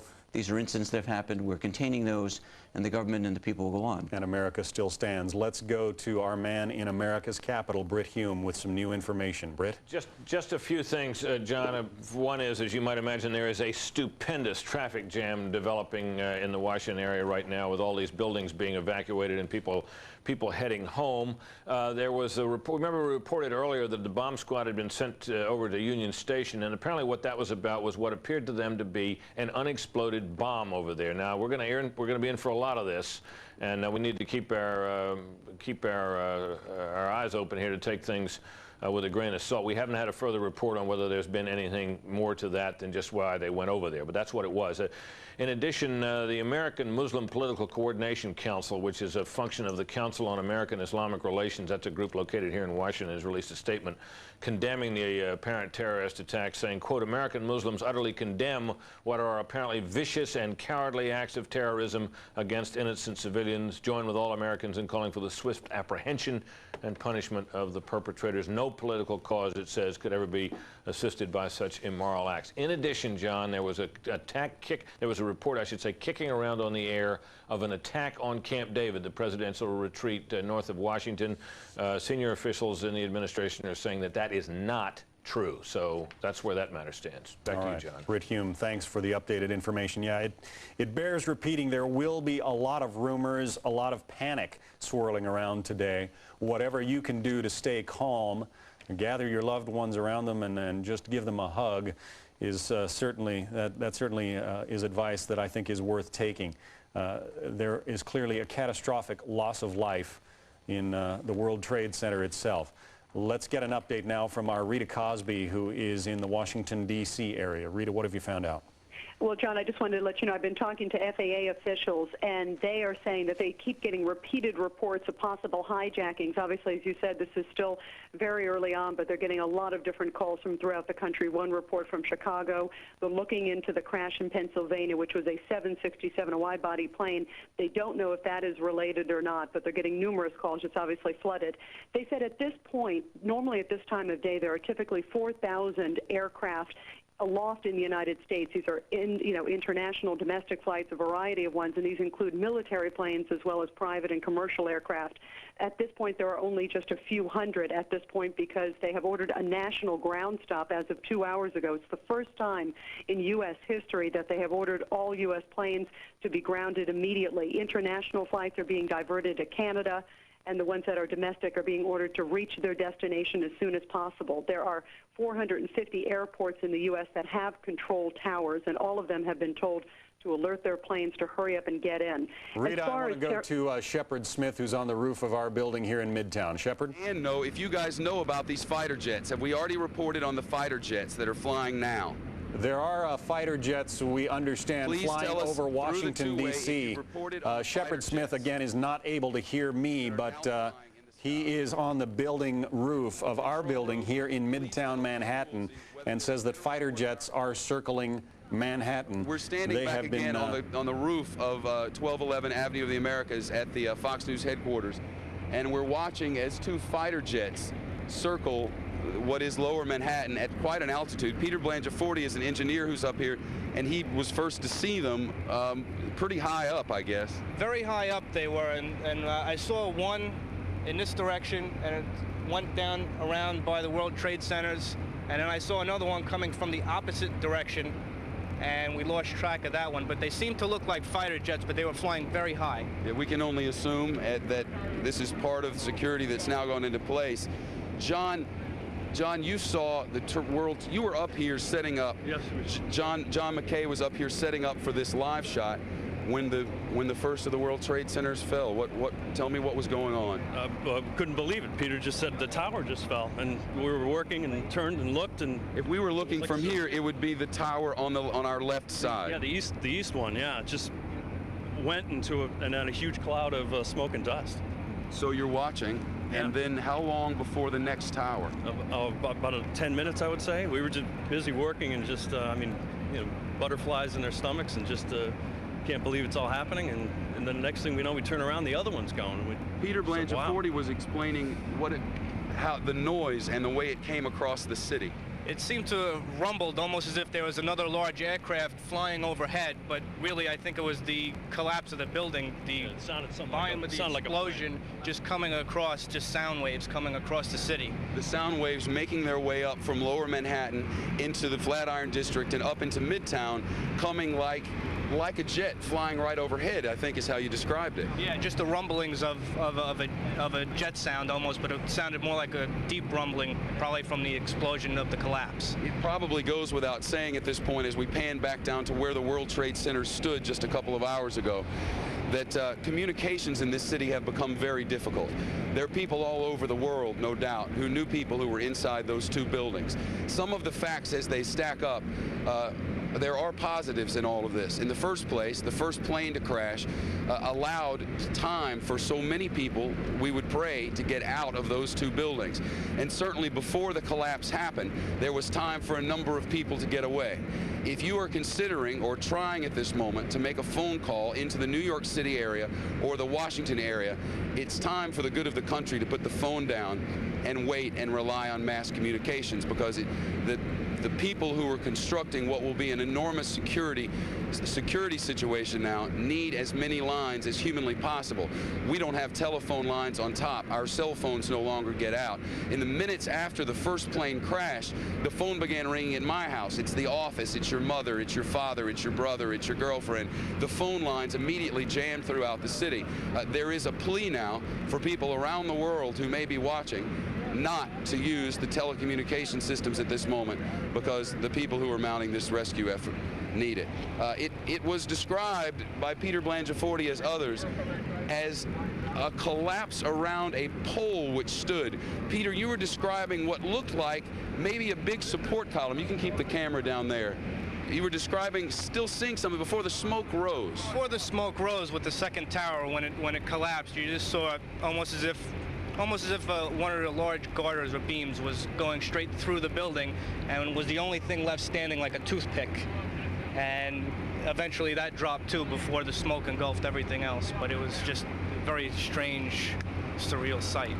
Well, there are certainly reports from all over the city of what it was like in the minutes after the two towers were struck. Radio reports in the cab on the way here from reporters who were watching, people literally jumping out of buildings.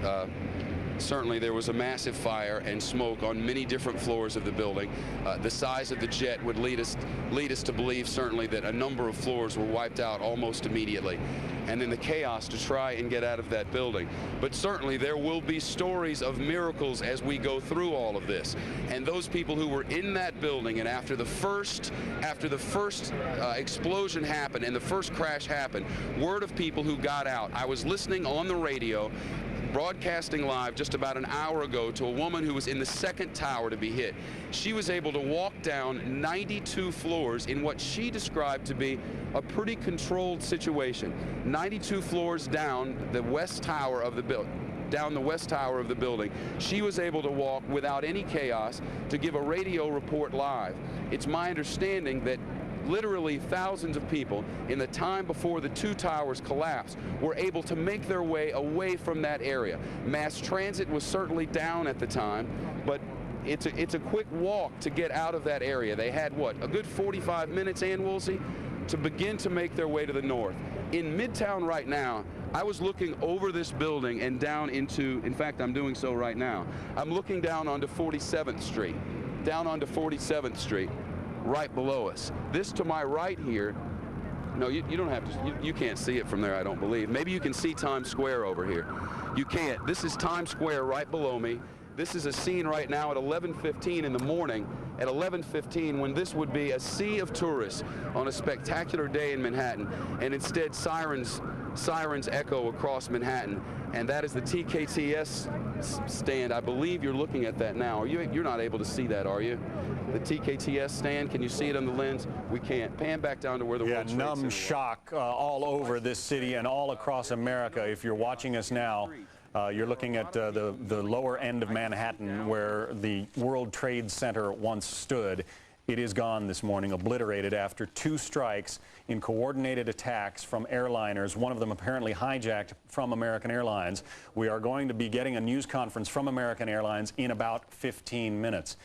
In the meantime, an Arabic newspaper, a fairly authoritative source, the editor of that London-based newspaper, says bin Laden, Osama bin Laden, the Saudi-born, now exiled to Afghanistan rebel leader, Osama bin Laden, according to this newspaper editor, warned 3 weeks ago that he would attack American interests, and he promised a very big one. Now, we cannot yet attribute this to Osama bin Laden. However, that was the promise from this fairly authoritative London newspaper. Well, John, certainly sources that I have talked to this morning, terrorist experts say this has the signature of Osama bin Laden, that he has the money, the network, the ability to carry out this type of coordinated attack.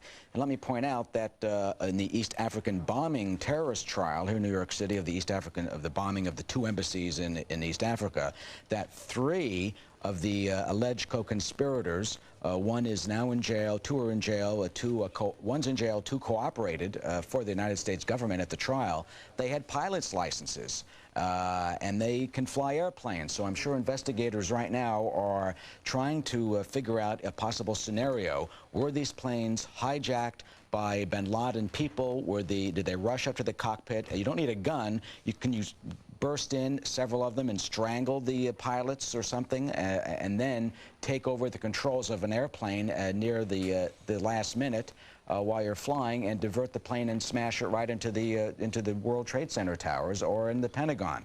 Clearly, that is a scenario that I would think that investigators are trying to go on right now to try and figure out exactly what happened, who was responsible for this horrible act. And I also think that we have now entered a new era, clearly a day of infamy, that we are not in this country clearly immune. September 11th, 2001, you're going to remember this day for a long time, and a lot of things in this country will change as a result of what you're seeing on your screen now.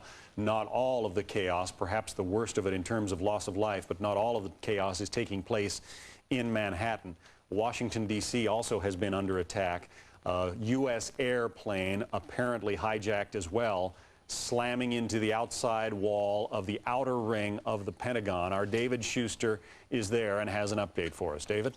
John, we have the eyewitnesses describing it as a U.S. airplane at approximately 9:40 this morning, approaching National Airport from a strange approach. The eyewitnesses claiming that it then slammed into the south side of the Pentagon. We've just spoken with a U.S. Air spokesperson, Rick Weintraub, who says that all of their aircraft, commercial aircraft, have been accounted for, and says that they are unaware of any one of their planes involved in this incident. So this may be a case of an eyewitness misreading the markings on the plane, but we can confirm for you that there is a large gaping 50-foot hole on the E-ring of the south side of the Pentagon near the helipad.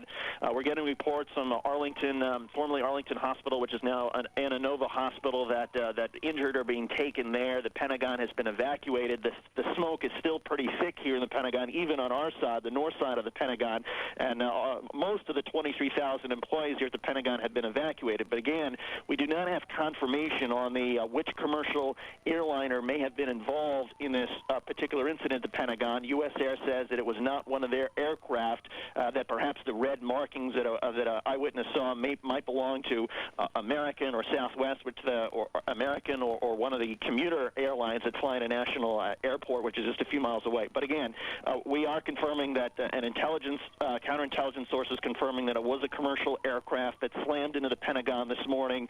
There's no indication yet on the number of injuries or those killed. Some initial reports are that some Arlington hospitals are being flooded with injuries. There were dozens of fire trucks and ambulances that were streaking towards the Pentagon at approximately 9:45 this morning, and most of the employees here heading out of the building, and most of them are in fact now gone. But you can hear the sirens still throughout the Pentagon hallways. Smoke still pretty thick here on this north side. It is worth noting, though, that perhaps this incident could have been worse. There are 5 rings, 5 concentric rings on the Pentagon, and the one that was struck on the south side by the helipad, which is where officials land their helicopters and whatnot, is the E-ring, and apparently there's a large gaping hole. This particular ring is sort of the offices of senior military personnel, but again, no indications about the number of injuries, the number of killed, but one would presume that if the eyewitnesses were correct, and there's several eyewitnesses of some type of commercial aircraft, perhaps as large as a 737, that there would be numerous fatalities involved in this incident, and still the aftermath still being felt here at the Pentagon. The entire area shut down. Traffic has been blocked on 395 and 110, the main highways near the Pentagon, and smoke is still pretty thick coming out of the Pentagon at this hour. John? David, you mentioned that eyewitness report that called it a U.S. airplane, and as you noted, U.S. Air is saying their plane was not involved. Now, we are just getting a confirmation from American Airlines that a second airplane of theirs apparently was hijacked, Flight 77 from Dulles Airport in Virginia to Los Angeles. It had 54 passengers on board. That may be the plane that went down outside the Pentagon. American Airlines, once again, is confirming that it lost 2 planes today in apparent hijackings. The first one, Flight 11, from Boston to Los Angeles, 81 passengers on board. And that apparently was the first plane of 2 that slammed into the World Trade Center. That first one shortly before 9 o'clock this morning Eastern Time. A second plane also slamming into the World Trade Center. Both towers of the Trade Center caught fire, and eventually both of them crumbled and collapsed. You can still see the cloud of dust and smoke that is hovering over lower Manhattan. Fires are continuing to burn. It otherwise would be a beautiful day in New York City, but this has cast a tremendous cloud over the city as well as the nation. 2 planes crashing into the World Trade Center and toppling them. Apparently, 2 planes from American Airlines have been hijacked and lost this day. We don't yet know where the third plane came from, because not only did the 2 planes crash into the World Trade Center, but one plane crashed into the Pentagon in suburban Washington, D.C., just across the river from Washington. You're looking now at pictures in Midtown Manhattan, where people are trying to go about their business, but in the most stunned kind of way. You can see emergency vehicles are at work throughout the city. The mayor has a special bunker. Maybe Eric Shawn can tell us more about this. Ironically, it was always thought to be disaster-proof because it was located on the 14th floor of a building in Lower Manhattan, but clearly that kind of thing can come under attack as well. The emergency bunker, or so-called bunker, which really isn't a bunker, it was in an office building in the World Trade Center complex, not one of the two towers that unbelievably and so horribly have collapsed, but in a building that houses the Commodities Exchange and some other exchanges, which is at the foot of the World Trade Center. It is, I think, number 6 or number 9 World Trade Center. That is the emergency command center for the city of New York. It was moved there from police headquarters about within the last 2 years or so. That thought to be safer, much more sophisticated availability through communications, much more secure, it was felt, than the police department at that time. So that is the center. We can only hope. We have no report at the moment of the condition of the emergency center for New York City. But then again, the mayor may also be in City Hall trying to deal with the emergency service, the EMS and tactical units. I've been told through EMS that the casualties could, the numbers being bandied around this morning, John, are 10,000. Or so. 50,000 people work in both towers of the World Trade Center. This happened on a beautiful day, 9:10 or so in the morning, when people are going to work, showing up in their offices of the massive World Trade Center complex that houses banks, houses financial institutions, houses the headquarters for the Port Authority of New York, which runs the airports and the bridges and tunnels. It has also has the governor's office and other offices in the World Trade Center, built, of course, in 1973. And the 1993 bombing of the World Trade Center, the terrorists at that time, who were from Jersey City, part of a local mosque, drove a van laden with explosive into the garage. 6 people were killed, thousands injured. At that time, they were not able to bring it down. That was the aim. This time, so horribly and sadly, it seems that terrorists perhaps obviously have succeeded. In terms of, you mentioned the report earlier from a London newspaper that is credible in terms of Osama bin Laden. Let me also point out, we're going to get some more information about this, that experts, terrorist experts, say he has and does have pilots on his payroll, that 3 of the co-conspirators, alleged co-conspirators in the East African bombing trial, had pilots' licenses. 2 of them testified for the government against those suspects accused and who were then convicted of the embassy bombing trial.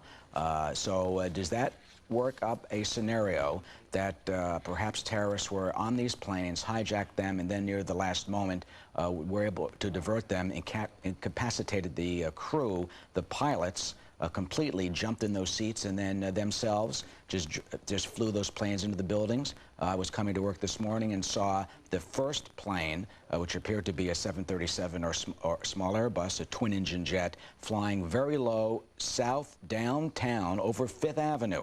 I was right near Rockefeller Center. Everybody was looking up, saying it's kind of unusual. And then it banked right. Banking right would indicate it was heading right toward the World Trade Center, and it disappeared from my view. And then heard the report that, though, is a common airway from the north. That plane, if that indeed was the American Airlines plane from Boston, that would make sense. Coming from the north, coming from Boston, on the air route to make a left leg base, and then your final into LaGuardia, but then at the last moment diverted into this horrible, horrible catastrophe. There will be apparently no news conference from American Airlines, but Mike Tobin, our correspondent, has a statement from the airline. Mike, can you bring it to us? Yeah, the statement is this. I'll read it verbatim to you. American Airlines confirmed today that it lost 2 aircraft in tragic incidents this morning.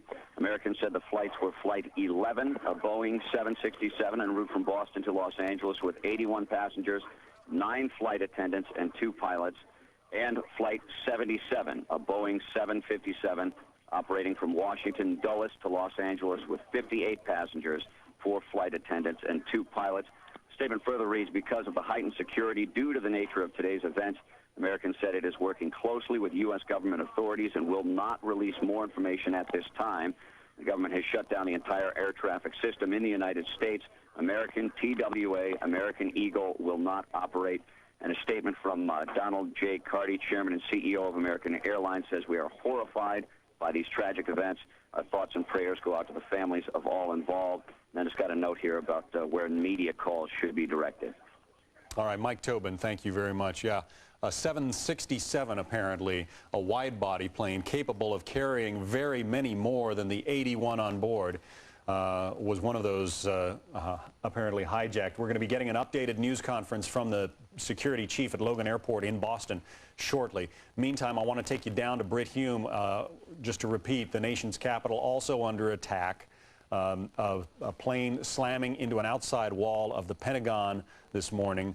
Brit Hume, our Washington managing editor, is there. Brit? John, there are police sources that are saying we need to be very careful about this. There are police sources saying that there's a plane coming up the Potomac River at a high rate of speed. This would be consistent with earlier warnings that we'd heard from police sources here in Washington, not from federal government sources or from the military, that an airplane was some distance away and appeared to be headed toward the city. So that is something obviously we will watch with considerable urgency here. This may be a nation at this moment that it needs to hear from its government. The Secret Service is not saying exactly where the President of the United States is. We know that he left his event out of town and was headed, we now know not exactly where. We do know this, that there was a conference call this morning, presumably after the President was in the air, that was headed by the Vice President, Condoleezza Rice, other officials.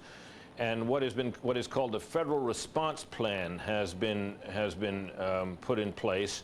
This was an emergency response plan for a variety of different kinds of disasters, floods, hurricanes, calamities of that kind. It involves 28 federal agencies led by the Justice Department. The Federal Emergency Management Agency coordinates on the President's behalf. Obviously, this is more of a disaster relief type of concern, but a terrorist attack response is part of what they do, and that plan is in place and is underway. Meantime, obviously, we continue to watch the horizon south of Washington to see if anything comes of these reports from police sources. We caution you, these are just police sources. We're not hearing this yet from any other federal source or from any intelligence sources or from the military. So we watch with somewhat bated breath, John. Hume in Washington. Commerce in America is not exactly going to come to a grinding halt, but it is going to be significantly curtailed today. The markets, the stock market, the NASDAQ have not opened yet because of course, the catastrophic collapse of the World Trade Center after these two attacks, apparently by hijacked airliners. Also, it should be noted that airplanes across the country have been ordered to stay on the ground. The Federal Aviation Administration hours ago said that no airplanes are going to be allowed to take off today. So if you were planning on heading to an airport to take even an innocuous vacation flight today or something, don't bother. There will be no planes taking off. Of course, authorities are very nervous that there could be more strikes in the offing, like the kind you just saw. That apparently a hijacked airliner slamming into the second of the World Trade Center towers, a tower that collapsed a short time after you saw that explosion. The former Speaker of the House, Newt Gingrich, is joining us now from our Washington Bureau. Newt, what's your reaction and what should be America's reaction to these developments? Well, first of all, I think everyone's reaction has to be that this is a tragedy for the families that are directly involved, the families that were hijacked on those airplanes, the flight attendants, the pilots, the people who have died today in the World Trade Center and the people who have died today in the Pentagon. I think all of us have to reach out in our hearts to them. But beyond that, as a nation, this is a 21st century Pearl Harbor. This is a 21st century kind of war. I think we need to refer to it as an act of war. This was not a random event by a random terrorist. This was a systematic, complex operation of military proportions undertaken cleverly by people who have state support and who only survive because they have the support of some states that protect them. And I hope that the American government, the President, and the American people will react to this as an act of war. This will be more casualties, I believe, than Pearl Harbor. It is at least as horrifying as Pearl Harbor, and it deserves a complete and total American response to ensure that it never happens again. When you mention the number of casualties, Newt, I'm reminded that roughly 55,000 American servicemen died in Vietnam. There could have been almost that many people in the World Trade Center buildings today. Not that all of them necessarily would be casualties, but clearly we are preparing for a catastrophic loss of life. This is a terrible event, but it will become even more terrible if it isn't the basis of a deliberate, systematic, and total American response. This reminds us that we're all vulnerable. As you heard, people in Chicago are leaving. They're evacuating major buildings. People in Boston are leaving. Here in Washington, I walked past the mall. People are leaving. I talked with a policeman at the Capitol who have sealed off our national Capitol. We need to recognize we can only be a free society if we are prepared to relentlessly pursue and eliminate those who would engage in this kind of war against civilians and against a peaceful society. Newt, if you'd be good enough to stay with us, I want to bring into the conversation Bill Daley. He is a former FBI agent who worked on the World Trade Center security precautions after what we thought was a terrible event back in 1993, an event that left 6 dead and 1,000 people injured. Bill, could you ever prepare for something like this? This is one of those scenarios, John, that is in the worst case, planning. Is that it's those things that close to an act of God, is that it's almost impossible to plan and protect against when you have a major free city with airliner routes that are right nearby the World Trade Center, to ever think that you'd be able to protect it from that type of an assault. We rely in these cases on our intelligence gathering network, our international domestic terrorist task forces and intelligence gathering mechanisms to help us. Apparently, this has let us down in this particular case, but it's not to say that we're not on the rebound, that we will not investigate and find the people who are responsible for this. And it's also not to say that this will happen and be repeated across the country. I think we need to have a state of calm, and people understand that the government will secure these locations, we will investigate, and we will protect the rest of the country as best we can. But these are type of events, John, that next to nuclear disasters are in the worst case scenario planning and almost get down to the point of so catastrophic that it's difficult to develop exact plans for it. I'm sure we'll hear today stories of heroism, we'll hear stories of tragedy, we'll hear stories of people rising beyond what they were ever called to do, because these type of plans, particularly even in New York, as much as we're New Yorkers that take on a lot, this goes far beyond anything we've been challenged with to this date. Newt Gingrich, you mentioned that there has to be a coordinated response by the United States. Obviously, it's too early to know who is responsible, but let's say that that it turns out that Osama bin Laden is somehow behind this. So what does America do? What kind of pressure can we bring to bear on the Taliban government that is harboring him that we haven't brought to bear already? Well, let me just say that we don't know yet who's done this, and I don't think we should rush to judgment. But it is fair to say that bin Laden has claimed credit for having sponsored and financed and structured earlier attacks on the embassies in Africa, for example. It is clear that 3 weeks ago, bin Laden said he would strike the United States in the United States. And the only point I'd make today, in the middle of a tragedy, I think we first have to take a deep breath and recognize how big this tragedy is for the American people. That I don't think we have to become paranoid. I don't think we have to go into a bunker mentality. But for 8 years, we have said publicly that bin Laden is a major threat to the United States. And yet for 8 years, while we have launched Tomahawk missiles and we've done other things, we haven't taken him as seriously as he has taken us. And all I'm suggesting is that if we don't have a decisive response to convince observers that you cannot kill innocent Americans in peacetime without retaliation of severe proportions, that other groups and other people will decide that the most open society in the world is also the most vulnerable, and they'll exploit those vulnerabilities. I think this is as decisive a moment for our future as Pearl Harbor was, in a different way. As I said earlier, this is a 21st century opponent, not an obvious nation state, but in the Sudan, in Afghanistan, in a number of other places, we know where bin Laden's assets are. and we'd need to take the risk of going after them. Newt Gingrich, well spoken. Thank you. Let's go to Edie Donahue, who has some information from our newsroom. Edie? Good morning, John. The target this morning is America, the enemy at this point unknown. But as we were doing our show this morning, Fox and Friends, at the very end of the show, the first airplane crashed into one of the World Trade Center buildings, the North Tower. That apparently was American Airlines number 11 from Boston to LA.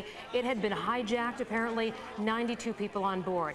Just minutes after that, within 10 minutes or so, the second World Trade Center tower was attacked. That the South Tower, that apparently was a 757, another American Airlines flight, they believe, from Dulles to Los Angeles. Then about 45 minutes later, it was the Pentagon. Moving on down to the Washington, D.C. area, the Pentagon is the next place attacked. As it continues, the South Wall, there's now a 50-foot gaping hole there. Apparently another airplane that was hijacked crashed into the wall that's near the helipad there, and that is where the highest-ranking officials are able to take off in the helicopter. At 10 a.m. then, just about 15 minutes after that, a 757 from United, number 93, crashed about 80 miles southwest of Pittsburgh, and that flight en route from Newark to San Francisco. Area hospitals here in the New York City area are taking in all the wounded from the World Trade Center. As you know, those the towers are 110 stories tall. While we do know that some people were able to get down from the 92nd floor all the way to the ground and manage to escape safely, there have been untold injuries in this and untold deaths. Several area hospitals say they are already booked to capacity. They're asking people in the waiting rooms to start donating blood immediately because there is a desperate need for it right now. At this point, nationwide, all U.S. commercial planes have been grounded. The planes that were already in the air were instructed to land at the nearest airport. Incoming international flights were diverted to Canada, and even Canada now, some airports in Canada supposedly have been closed. As you know, the president left Sarasota, and he is trying to get control of the situation, but it is changing rapidly. We'll continue updating you on the latest. John, back to you. All right, Edie Donahue in our newsroom, and we should note that the Secret Service is not confirming the president's location. He is okay. He's aboard Air Force One, but exactly where he is, the Secret Service will not say. David Schuster is at the Pentagon, where there was that strike by that third aircraft earlier today. David, what's the latest? John, we can now report that the fire here at the Pentagon has spread from beyond the E-ring, the outside ring of the south side, to at least two, maybe three of the inner rings. And looking at pictures now of the Pentagon, there is a gaping hole at least 100 to 150 feet wide on the south side of the Pentagon, where 5 floors of the Pentagon have collapsed.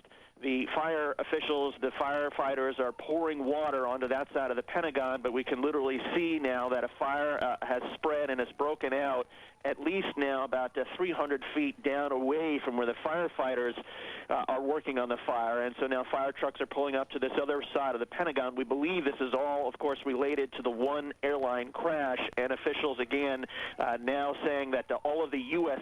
aircraft have been accounted for, that this was a silver jetliner, perhaps American, perhaps United, that hit the Pentagon.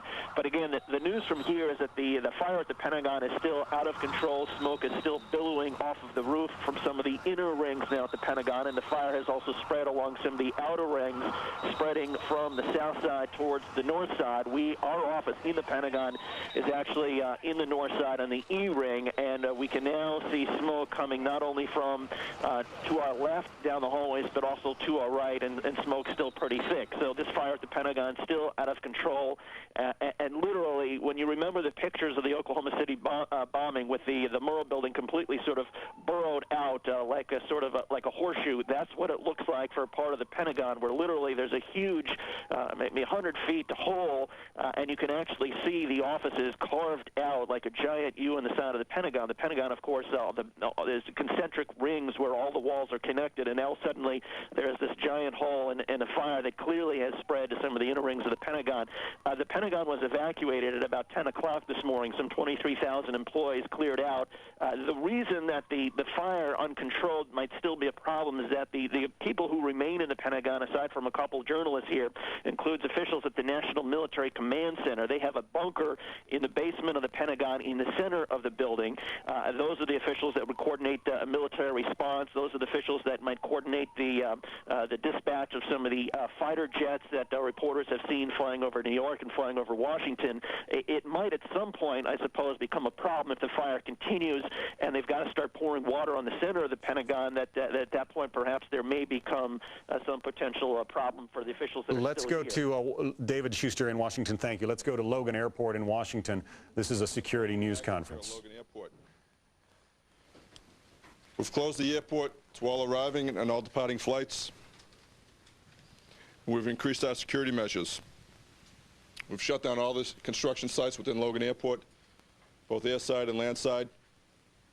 And we've shut down all security checkpoints and removed all passengers who had been previously screened out into the non-secure part of the airport. We've activated our Family Assistance Center at the Hilton Hotel based upon some reports that some of these flights may have originated from Boston. We're asking the media's assistance to notify any family members that may have had families flying on those flights that we've had various reports on to call these following numbers. American Airlines, 800-245-0999. Secondly, family members can call a Massport number, 617-568-3100. We've also urging people not to come to the airport at this point in time. We've increased the shuttle buses from the terminals to the MBTA Blue Line stop, and the MBTA has increased the frequency of subway transportation. We are in close communication with the FAA, the FBI, State Police, Commonwealth of Massachusetts. And that's all I have right now. Joe, you've got to tell us more about these planes that left this morning. What flights do you have reports on? The flights, I cannot confirm or deny any flight numbers because I have not received official notification on any flight numbers. So how can we get people to call These numbers? So it'll be everybody who's got a flight. Okay, I do believe several of the media outlets are broadcasting several flight numbers. I believe they're broadcast flight number 11, American Airlines. Is there a second flight out of Boston Involved in this? I don't know at this point in time. Were the flights was hijacked? I cannot confirm that. Has the airport accounted for all outbound flights? That's outside of the scope of the airport's responsibility. We're leaving it up to the FAA to conduct that activity. Joe, what is the code? Joe, what is the code Fort Knox? We have reports of employees screaming Fort Knox around the airport at the time that the planes went into the World Trade Center. I don't know what that means. Doesn't mean have any connotation here at Logan Airport. What about planes that are flying in here? Are they being rerouted somewhere else? Aircraft were flying into Logan Airport. We did take some arrivals, but now since the airport is shut down, these flights will be diverted to Canada. They're not taking flights either, were they? Are you screening passengers who were let off their airplanes to the terminal? Just remove them to another area? Remove them from another area, yes. Where are they now, and what are they doing? They're being directed to seek either public transportation or their own transportation out of the airport. Leaving the airport? No. How long do you anticipate the airport to be closed? It's indefinite at this time. We'll be meeting with the FAA. We'll be conducting an analysis of our intelligence that we have. We'll make a determination later on this afternoon. Pardon me? All right, that is the situation at Logan Airport in Boston. One of these planes that was apparently used in a hijacking that then slammed into the World Trade Center. Both towers of the World Trade Center are gone after being attacked apparently by two separate hijacked planes. One of those planes, an American Airlines flight from Boston to Los Angeles. In the meantime, folks, we should tell you that United Airlines is saying it is concerned about Flight 175, that also a flight from Boston to Los Angeles. There is no word on what has happened to that plane. It was due in L.A. at 11:16 Pacific time, and a spokesman for United Airlines would not say if they know where that flight is. They are working with the FAA on it. So there is the possibility that we may not be done yet. This after 2 airplanes smashed into and eventually obliterated the World Trade Center, and another smashed into the Pentagon. All of those buildings still disastrously involved in flames. All right, the Speaker of the House, Dennis Hastert, and Senate Majority Leader Trent Lott have been taken to safe locations. Minority Leader, I should say. President Bush is also safe aboard Air Force One. The Secret Service will not say where he is for obvious security concerns. We're quite confident that when the president gets a chance, he will be making some kind of statement. But the president is safe. The Secret Service is simply not saying where he is. Also, the Minority Leader of the Senate, Trent Lott, and House Speaker Denny Hastert, we know have been taken to safe locations as well. Let's get an update on the situation in Manhattan. Molly Falconer is at St. Vincent's Hospital. Clearly there have been perhaps thousands of casualties today when those 2 towers came down. Molly, what can you tell us? John, this is a hospital under siege. This block is under siege. Police have got the entire area blocked off with what looks like police barriers. So far, we have about 152 people who have come into this hospital. People are out in... We lost communications with Molly Falconer. You can understand why. It is a chaotic day, and many of this city's and this nation's communications infrastructure, satellite dishes, television towers, and so forth were located on top of the World Trade Center. And the World Trade Center, both towers, are essentially gone now, a smoking pile of rubble. As you can see, that smoke column still billowing out of lower Manhattan. Rick Leventhal was in downtown Manhattan when the buildings came down and has an update for us from lower Manhattan. Rick? Well, John, we're on Church Street at Reed Street, for those of you familiar with lower Manhattan, just a few blocks away from World Trade. Still thick black smoke billowing from the scene where both towers collapsed. Again, just a few blocks away from us. We were standing out here on Church Street when both towers came tumbling down, and each time there was a huge cloud of smoke and debris that came roaring down this street, and everyone literally ran for their lives. At this point, the police have been efforting to establish a perimeter. They're trying to keep people back and make sure that no one interferes with their job, which is to try and secure the area and then get inside that World Trade Center rubble to see whether or not they can locate any survivors who may have been inside the building or just outside the building when it came tumbling down. We want to bring in Mark Walsh, who's a freelancer for Fox. You live just a few blocks away and witnessed. Dude, I live on the 43rd floor of a building which is 5 blocks from the World Trade Center itself. I witnessed the entire thing from beginning to end. People talk about how it looked like a movie. I know when I came walking down here early this morning and saw both towers on fire and people on every street corner, it was like a movie. But you watched the planes hit the towers. I was watching with my roommate. It was approximately several minutes after the first plane had hit. I saw this plane come out of nowhere and just ream right into the side of the Twin Tower, exploding through the other side. And then I witnessed both towers collapse, one first and then the second, mostly due to structural failure because the fire was just too intense. Obviously, there were a lot of people inside the buildings at the time. 2 guys from the 7th precinct, the 1st precinct, the fire department right here, the 7th truck, those guys are all right there at ground zero when those things went down. And God bless, I know there's a lot of guys there that were around there, and hopefully they made it out. What was happening around you, in the streets around you, as this was all going down? Absolute pandemonium. From my viewpoint up 43 floors, I could see people running like ants, just absolutely scurrying for their lives. Billows of smoke coming through the streets, just walking down the street, just pushing everybody back. And then several minutes after, it looked like it had just snowed over the entire area. Yeah, the debris, the soot was thick on the street. There's still a dusting of it out here, but when I was standing here and the towers collapsed, we saw police officers running for their lives, screaming, "Get back, get back, get back!" And I'll tell you, that's a wake-up call when you see cops running for their lives, and people too, women's pushing baby carriages, that sort of thing. Well, you had the first tower first. That one, when that first went down, it just pushed everybody back, and it was a good 15 minutes before the second tower finally collapsed. Yeah. And it was just overwhelming, and by that point, it was just insane. Well, I'm hearing a lot of similar stories from people who were inside the building. One gentleman we spoke to earlier today, John, was on the 77th floor and said it was a relatively orderly evacuation at that point after the first plane hit the first tower. Everyone going down the stairs, not a lot of panic. But when they got to the 6th floor, he says they felt a second shake.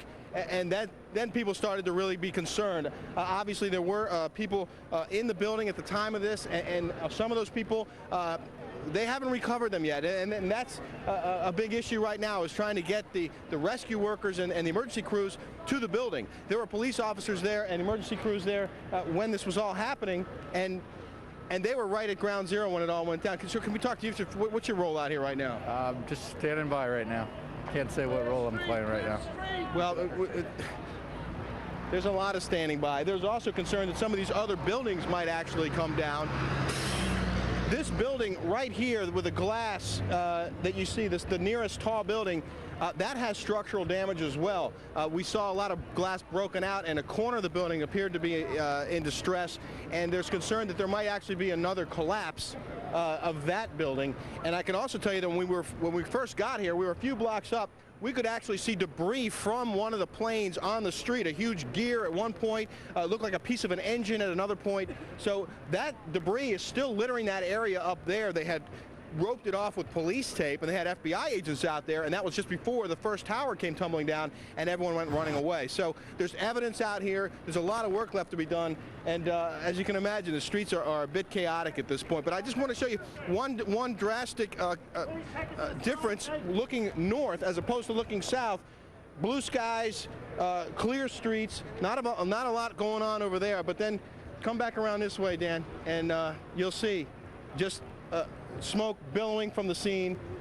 Still obviously a major disaster waiting to be cleaned up. Back to you, John. All right, Rick Leventhal in Lower Manhattan, thank you very much. A dark day in America, September 11th, 2001. 2 planes strike the World Trade Center, obliterate it. It has collapsed. Another plane hits the Pentagon. It is still on fire, and we may not be done yet. Brit Hume, our Washington managing editor, is in D.C. Brit? John, just some notes from our State Department reporter Terry Schultz. All U.S. diplomatic posts worldwide have been notified of what has happened here and have been encouraged to take what is called appropriate action. Ambassadors in such a situation have the right, should they choose to close embassies.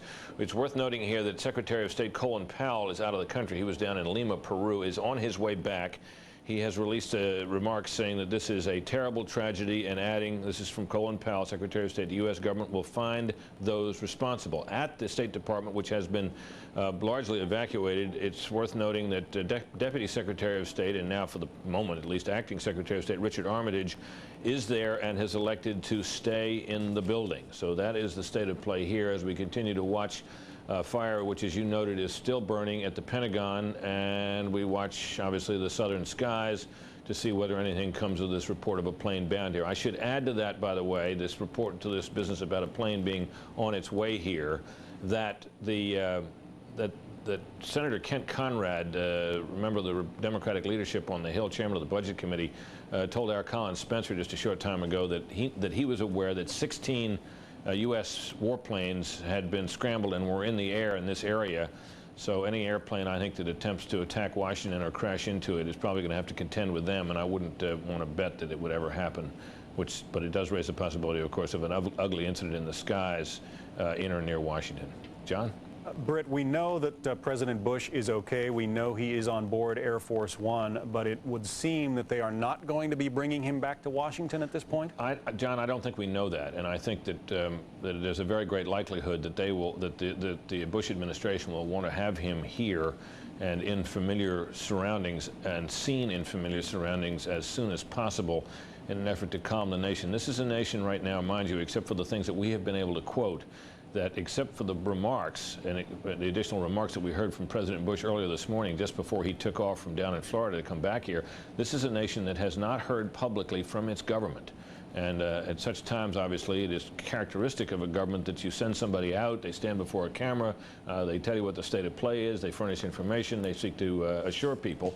Under these circumstances, with people evacuating buildings in Washington and everybody on a high state of alert, it's understandable that wouldn't have happened. But one has to imagine that the administration will want that to happen as soon as it is safe for it to happen. So I would imagine that the president is headed in this direction, whether he is headed to the Andrews Air Force Base outside Washington where he would normally land or some other location. Obviously, we don't yet know. We got an eye on that for sure, though. Is there a broadcasting capability aboard Air Force One? Could he address the nation from the plane if he chose? Every known form of modern communication is there, but my guess is, John, that he'll want to be seen. I don't think he wants to be broadcast, you know, with Americans in the streets and others, people within government buildings on fire and so forth. My guess is that he's going to want to be seen, but we'll see about that. He could, of course, broadcast from Air Force One if he chose to. Britt Hume, our Washington managing editor. The pictures tell the story, folks. It is an awful day in America. Your lives, safe to say, will change from this day forward. Newt Gingrich called this a 21st century Pearl Harbor, and that may be an understatement. There could be perhaps, well, on a given day there would be 50,000 people working in the World Trade Centers, and both of those towers in that World Trade Center are gone now after an apparent terrorist strike. Another terrorist strike at the Pentagon. That building is still on fire. Keep it here on Fox News Channel for the latest. Good morning, John. As you said, America has been under attack today. Secretary of State Colin Powell, who had been in Peru, is now heading home. The president, we have been told, is safe, but we do not know where he is. This morning at about 8:50 Eastern Time here on the East Coast, the World Trade Center tower, the north one, was hit, apparently by American Airlines Flight 11, which was en route from Boston to LAX, hijacked 92 people on board there. 15 minutes later, the other tower, South World Trade Center, hit. Also apparently by an American Airlines plane. This one, we believe, from Dulles to Los Angeles, 64 people on board that plane. At 9:45, the Pentagon hit. The south wall, that's the area where the helipad is. There's now a gaping hole of about 100 to 150 feet there. The sirens still wailing in the Pentagon. As we know, key personnel are staying in the Pentagon trying to keep control of the situation. Just about 15 minutes after that, 80 miles southwest of Pittsburgh, Pennsylvania, another airplane crashed. That one believed to be United Flight 93 from Newark to San Francisco, a 757 with 54 people on board. Just shortly after that, the South World Trade Center collapsed. That was the second building hit this morning. It had been hit lower, and it just gave way. And about 15 minutes after that, the North World Trade Center collapsed. It is incredible for those of us who covered the World Trade Center bombing back in the 90s to take a look down now and at first see that scene replayed, and now those World Trade Center buildings absolutely gone, all 110 stories. 50,000 people, as you mentioned, work in those buildings. We do not know how many of them were able to get out safely with their lives, nor how many are injured. We do know that New York area hospitals, several of them say they are full. They're asking anyone in the area to donate blood as soon as possible, saying there is a critical need for it. We also know that all U.S. commercial airplanes have been grounded. That is the first time in history this action has been taken. We know that some airplanes were diverted to Canada, including some incoming international airlines, airplanes that were bound for the U.S. Most federal, or all federal, and most state buildings here in the U.S. have been closed, and most major landmarks, including Wrigley Field in Chicago, the Bell down in Philadelphia, the Merchandise Mart in Chicago, those areas also have been closed. Here in Manhattan, all major buildings are in a state of very heightened security. People are being required to show ID, and if they leave buildings, in many cases, not being allowed to return in. The president, as we said, is apparently safe. He left Sarasota, Florida, where he had been attending an elementary school, reading a book to children when he was first notified of the original attack on the World Trade Center. We do not know where he is at this point. Newt Gingrich says this obviously is an act of state-sponsored terrorism. As you said, John, he's likening it to the attack on Pearl Harbor. And meanwhile, Tom Daschle, the Senate Majority Leader, saying that the president is getting everyone's full support. We will update you as soon as we get more information down here. Right now, John, back to you. Edie Donahue in the Fox Newsroom, thank you very much. Again, continuing to keep an eye on the situation unfolding in downtown Manhattan, where the World Trade Center workplace on a normal day of 50,000 people is gone, obliterated by 2 strikes from those 2 airplanes today. Also now, Washington, D.C., the Pentagon still on fire after another airplane apparently was hijacked and employed as a flying bomb to attack the nerve center of our nation's military. David Schuster is in the Pentagon and has this late report for us. Dave? John, we can report for you that the Pentagon fire is still out of control. Flames have started now about 100 feet away from where it's clear you can see where the plane hit the south side of the Pentagon. Eyewitnesses describe a silver commercial jetliner, possibly a United Airlines. It's not been confirmed, but a silver commercial jetliner slamming into the south side of the Pentagon this morning at approximately 9:40 a.m.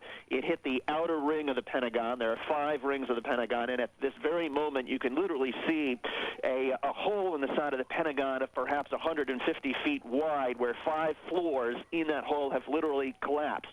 We can see that flames have spread to the center part of the Pentagon, to some of the inner rings. In addition, on the outer ring, the E ring that was initially hit by that plane, now about 100 feet away, flames are leaping out of some of the office windows there. Smoke has been pouring through the Pentagon hallways for much of the last hour and a half or so, and about 15 minutes ago, some of the smoke started coming in from another side of the Pentagon. We're sort of smack dab there in the middle. But in any case, there are plenty of fire and rescue on the scene. Local hospitals reporting dozens of injuries being taken there from the Pentagon. One can only imagine how many fatalities there must have been if indeed it was a commercial jetliner that slammed into the side of the Pentagon. While most of the Pentagon has been evacuated, we can report that military officials are telling us that the U.S. Joint Forces Command in Norfolk, Virginia, reports that the Atlantic Fleet, which is the largest collection of military assets on the East Coast, has now gone to threat condition Charlie. This is second from the top. Only Delta is higher. The Air Combat Command is located in Norfolk, Virginia, and they have responsibility for coordinating United States-based military assets in support of civilian agencies like the Federal Emergency Management Agency and the Department of Justice. There's a group called the Joint Task Force Civil Support, which has its headquarters in Norfolk, which is going to coordinate what assets will go where to sort of secure areas such as the Pentagon and other areas in the Washington area and the New York area to help with the aftermath of the incidents. But again, the Air Combat Command located in Norfolk, Virginia, and other agencies of the U.S. military are now at threat condition Delta. This is second from the, I'm just being told now that that is the highest threat condition that the military has, threat condition Delta. We had initially reported that the Atlantic Fleet was at threat condition Charlie. Threat condition Delta, John, is the level at which the United States military goes to when it declares, or when the president declares, or when the military perceives an act of war. So the military is now at the same level that it would be if the United States was engaged in a war. But again, here at the Pentagon, while most of the employees of the Pentagon have been cleared from this building, there's still the National Military Command Center, which continues to operate in the base of the Pentagon, a secure bunker, if you will, in this Pentagon, which is, of course, built to withstand these sort of attacks. And while the smoke is pretty thick in our side of the building, we can tell you that at 9:40 this morning, when eyewitnesses described this jetliner slamming into the side of the Pentagon, that people here, including our own producer, said they did not hear or see anything. There were no shock waves. There was no sound. There was only a large plume of smoke. And then came the reports from inside the Pentagon that the Pentagon was on fire. And I can tell you at this point, the Pentagon is still on fire, that the fire has not been contained. It has spread to some of the inner rings of the Pentagon, as well as spreading along some of the outer rings. And again, just to report that the Atlantic Fleet, some of the military command and control are now at ThreatCon Delta. That is the largest threat level in the United States military. It's the threat level which the military goes to when it is engaged in a war. John, back to you. All right, David Schuster reporting live from the Pentagon. Thank you. The question, of course, if America is in fact under attack, as it clearly is, how does the military respond? They are in that threat condition Delta, but no one knows where or how at this point to respond.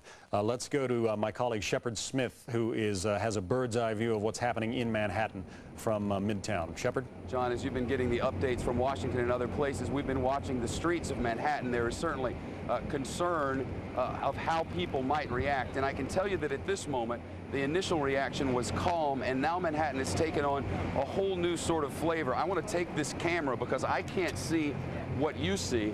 I'm going to take the camera and show you around a bit as well as I can. We're going to begin. We're on the top of a building at 47th Street and 7th Avenue, or 6th Avenue in Midtown Manhattan. This is 42nd Street. And you can see there was a lot of traffic in this street until a short time ago, but now you can see 42nd Street at the corner of Broadway has become a sort of sea of people. At this time of day, midday in Manhattan, this would normally be on a Tuesday afternoon, a very busy traffic area. It is not today. I'm going to pull out over here and take you, this is 47th Street, 47th Street panning now, going up towards 7th Avenue. Now, this avenue is northbound, as you can see, and traffic is pretty well gridlocked there.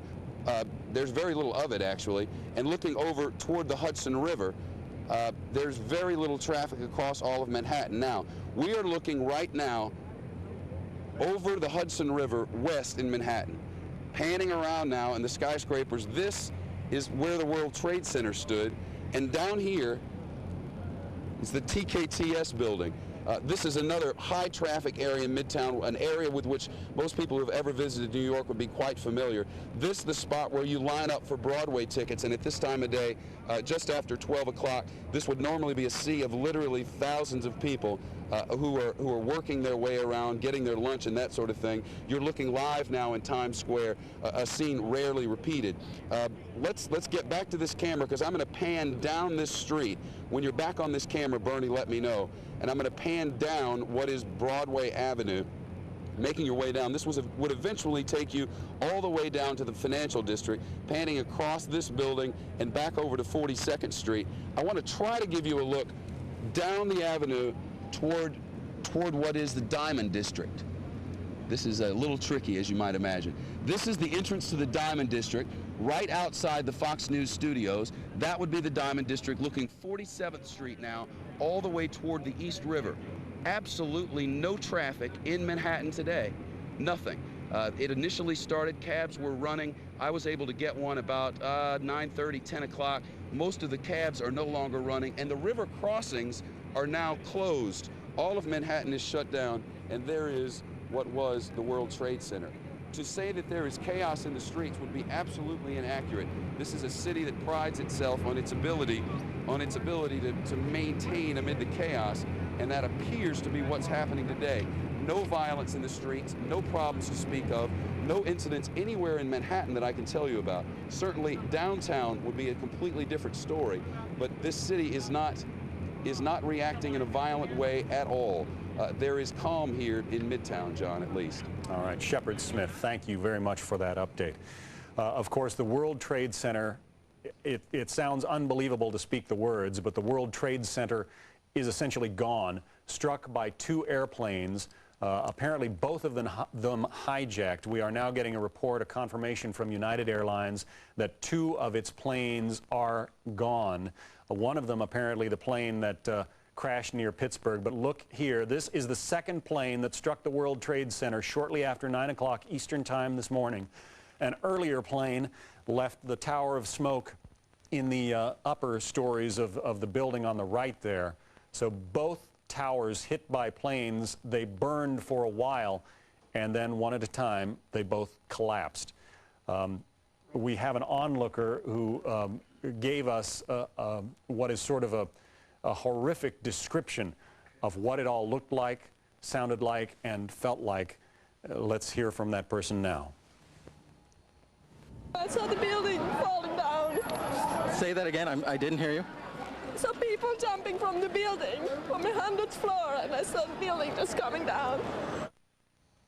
It is absolutely an appalling day, not only here in Manhattan, but also in Washington, where the Pentagon also was apparently the subject of a strike by one of these hijacked airliners, flying bombs, really. The Pentagon, in these pictures taken earlier, but still very much on fire. The damage there perhaps not as severe as it is at the World Trade Center, but clearly America is under attack. I want to bring into the conversation a man who long planned for and never experienced this kind of event. Howard Safer, the former police commissioner and also fire commissioner, if I'm correct, of the city of New York. You got to be wondering about the guys who you once commanded both on the fire and police departments, who were no doubt trying to help people get out of those buildings when they came down around them. Well, it's incomprehensible. We plan for all kinds of terrorist attacks, biological warfare, chemical warfare, but nobody envisioned two commercial airliners slamming into the World Trade Center. And I can tell you that although New York has the greatest emergency services in the world, they are being strained by the triage, by the number of injured, and by the requirements of this disaster. I'm just guessing that most of those brave police and firefighters would have been clustered right around the base of those buildings, right? When we thought we had only a fire, clearly there would have been glass falling. We even had reports of people jumping out of the upper floors simply because they couldn't tolerate the smoke anymore. But a lot of your people would have been gathered at the base of those buildings when they came down. Absolutely. Firefighters and police officers run into danger. They don't run away from it. And unfortunately, and I hope I'm wrong, there's probably going to be serious loss of life in both agencies as well as in the civilian area. I've been talking to some of the people at hospitals, and the hospitals are totally overwhelmed. They're triaging people they can help and making sure they don't spend time on people they can't. I'm sure it's a speech that you never wanted to give, but what do you tell people? What do you tell America right now? How do we behave? Well, my view is the way we behave is we assess who did this, we find out who they are, and then we make sure that we send a message that is clear, because terrorists only understand one thing. They understand force, they understand strength, and this is a time when we can't be weak. This is a time when we have to go and find out who did this and make them pay for it. As for the reaction of the citizens of New York, the plea is out for people to donate blood. Is there anything else that New Yorkers can do right now? Well, I think they can donate blood, but they really need to stay calm. They need to follow the instructions of the emergency service personnel. This is an incredibly difficult situation for police and firefighters. The National Guard will be coming in this evening, and this is something where citizens should pretty much, they don't have to be out, stay home. Yeah, so stay off the streets if you possibly can. What about communications? We already know that phone lines in and out of New York are swamped. There are going to be thousands, millions of people perhaps across the country who may know somebody who worked in the World Trade Center. What do you tell them? Well, this is still a rescue operation. There's still people who need help. There's still people who are alive in that wreckage who can be helped. And what people should do is, unless it's an emergency, don't use your telephone. Let's go now to a man who experienced something like this. Frank Keating, the governor of Oklahoma, is joining us. Of course, he was in office at the time of what had been the worst terrorist attack America experienced, that of the domestic kind. Frank Keating, as you look at these pictures, what is going through your mind? Well, this really is a day of agony and infamy for America. Again, we have lost our connection with Frank Keating, a former FBI agent and the governor of Oklahoma. You got to understand, folks, that many of the communications lifelines in New York City ran through the World Trade Center. There were satellite dishes sprouting like mushrooms from the top of that building. There was a huge television tower, and all of that now is gone. Our Washington managing editor, Britt Hume, once again has the view from the nation's capital. Britt?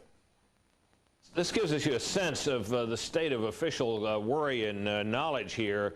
Richard Shelby, the senator from Alabama, who is the leading Republican and now vice chairman of the Senate Intelligence Committee, has come out. One would presume if anybody would know a lot about what the U.S. officials know, he would. And he said all he knew about was the two plane attacks in New York, the one at the Pentagon, and he said that they had heard something had happened in western Pennsylvania. That, of course, consistent with the reports we've had about a Pittsburgh airport. So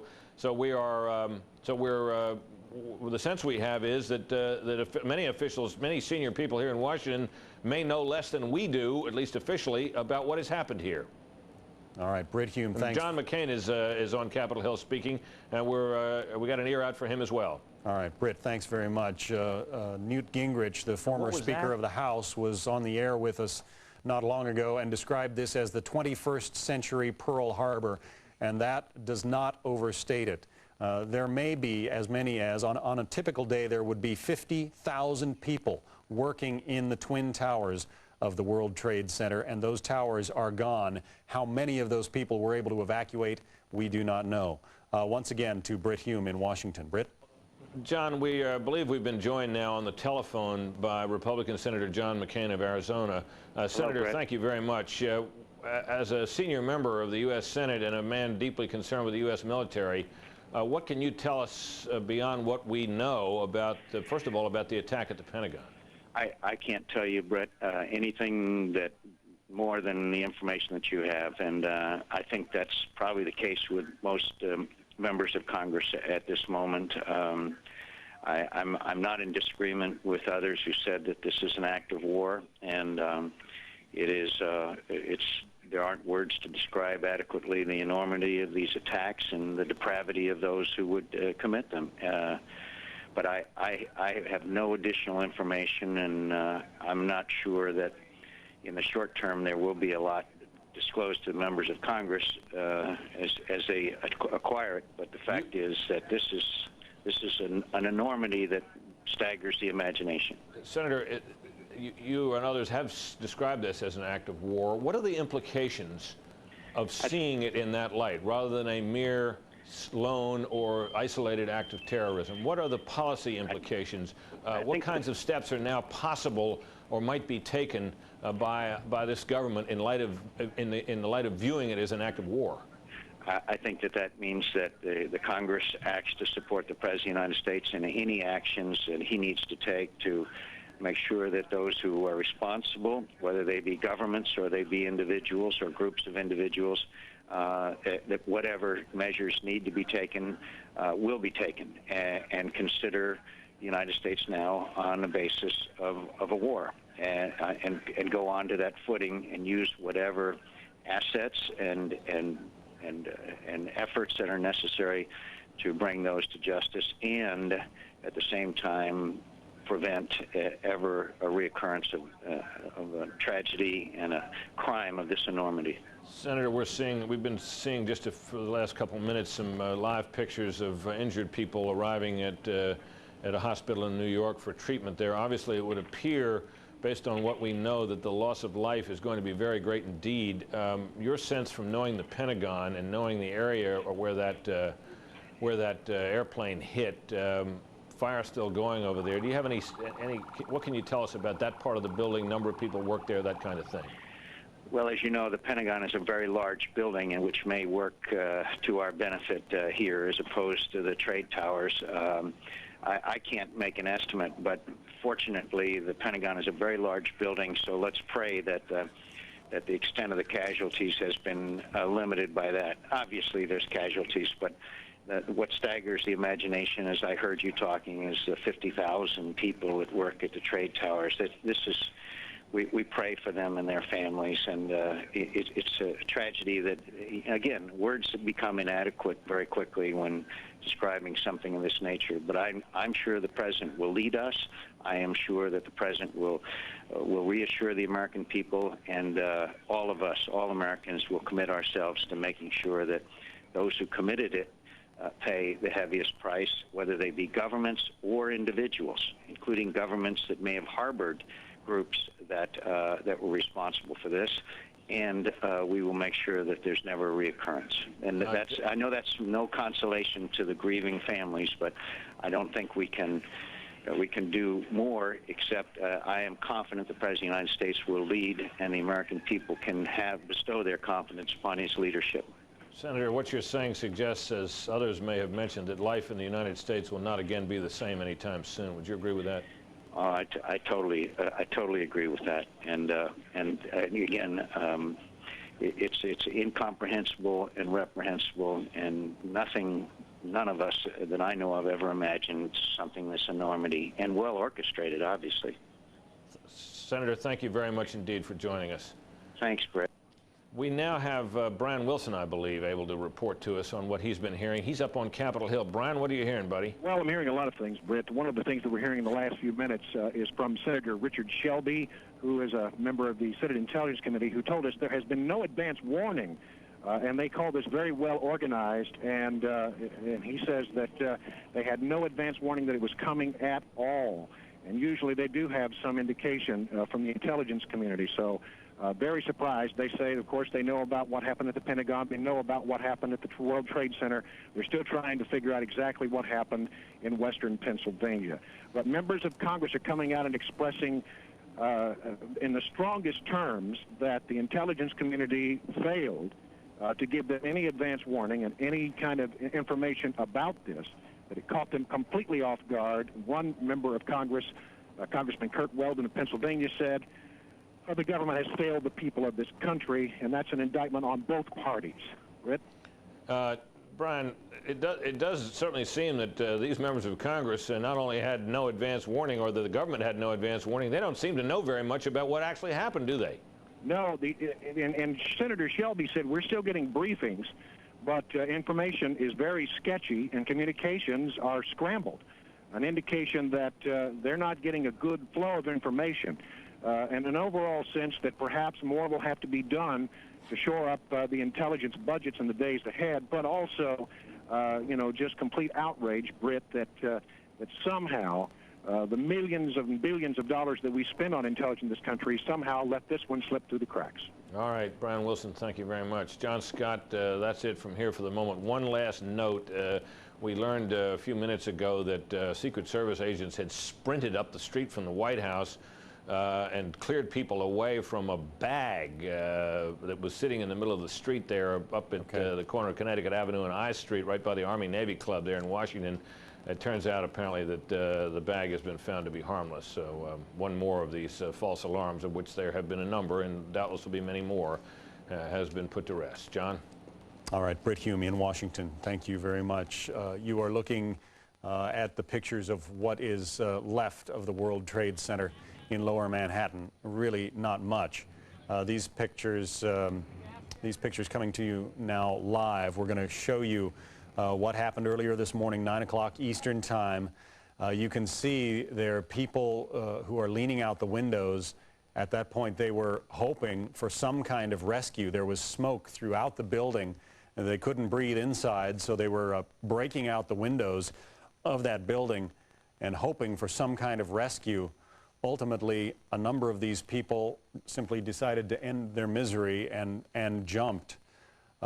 We are going to get some late information now from Fox producer Dan Cohen, who saw much of this going on. Dan, this is an awful, awful day. What can you add to what we've already seen? Well, I got here, as you were just saying, and the people jumping out of the buildings, that's about when I arrived. And I'm also an emergency medical technician, so I came down to see if I could help. I identified myself to some of the people that were setting up the medical command posts. We had gotten everything set up. They were doing an amazing job of instantly just having everything organized. As soon as we got the medical command post set up, and I was with a team of other fire department EMTs, we were about to go off and treat some people we had been assigned to treat. All of a sudden we looked up, before we looked up, we heard what sounded like basically a jet airliner landing right on top of our heads. Looked up and the building was just coming down. The entire command post that I was at just started running. The wall of smoke came up behind us, and I think most of us came out of it. I lost the crew that I was with. They started setting up another command post, and then sure enough, about 5 minutes later, we were treating some of the people that had gotten trapped the first time. Someone said that the tower's leaning, We all started running, and that's when the tower came down completely. I managed to get out. A lot of the people did not, and were trapped back under the debris. Once the dust started to clear a little, we went in, took some firemen out. A lot of the firemen had already been in the building at that point. We put as many as we could on some ferries, as we were by the water at this point, sent them over to Jersey City for treatment. And from that point on, it's pretty much been chaos. I mean, the New York City Emergency Service has been doing an amazing job of trying to control the chaos, but every time things get set up, there's either more explosions or more debris or more people come out of the rubble. All right, Dan Cohen, a Fox News producer, also an emergency medical technician who has been in Lower Manhattan trying to help the wounded on this catastrophic day. We can't overstate the level of damage that's been inflicted here. It bears repeating, folks, that America is still standing. We are united, we are strong, and we will find out who did this. But for now, there are thousands probably of casualties in not only in Lower Manhattan, but also in Washington, D.C. Let's get the latest now from our Edie Donahue in the Fox Newsroom. Edie? Well, John, America may be standing, but we are certainly in shock. The Pentagon still in flames. Our own correspondent David Schuster there. An update now on exactly what happened this morning. The first shot came just about 8:50 Eastern time. That was when the first plane, an American Airlines plane that had been hijacked en route from Boston to L.A. with 92 people on board, slammed into the World Trade Center. We were just finishing up our morning show. We watched that and started speculating what was happening. Within 10 minutes, 15 minutes, the second plane had hit the second World Trade Center. That was the South Tower. That apparently, although it is not confirmed, United Airlines says it is missing Flight 175, which was en route from Boston to Los Angeles. Witnesses later say that they saw people from the top floors on fire, jumping to their death.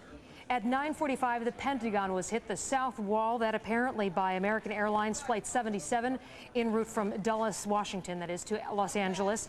That is a 757 plane. It was carrying 64 people. That ripped a 100 to 150-foot hole into the south ring, the south wall there, the outermost ring of the Pentagon.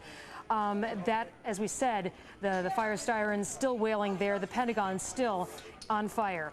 At about 10 o'clock, 80 miles southwest of Pittsburgh, this United Airlines Flight 93 from Newark to San Francisco crashed. That's a 757 with 90 people on board.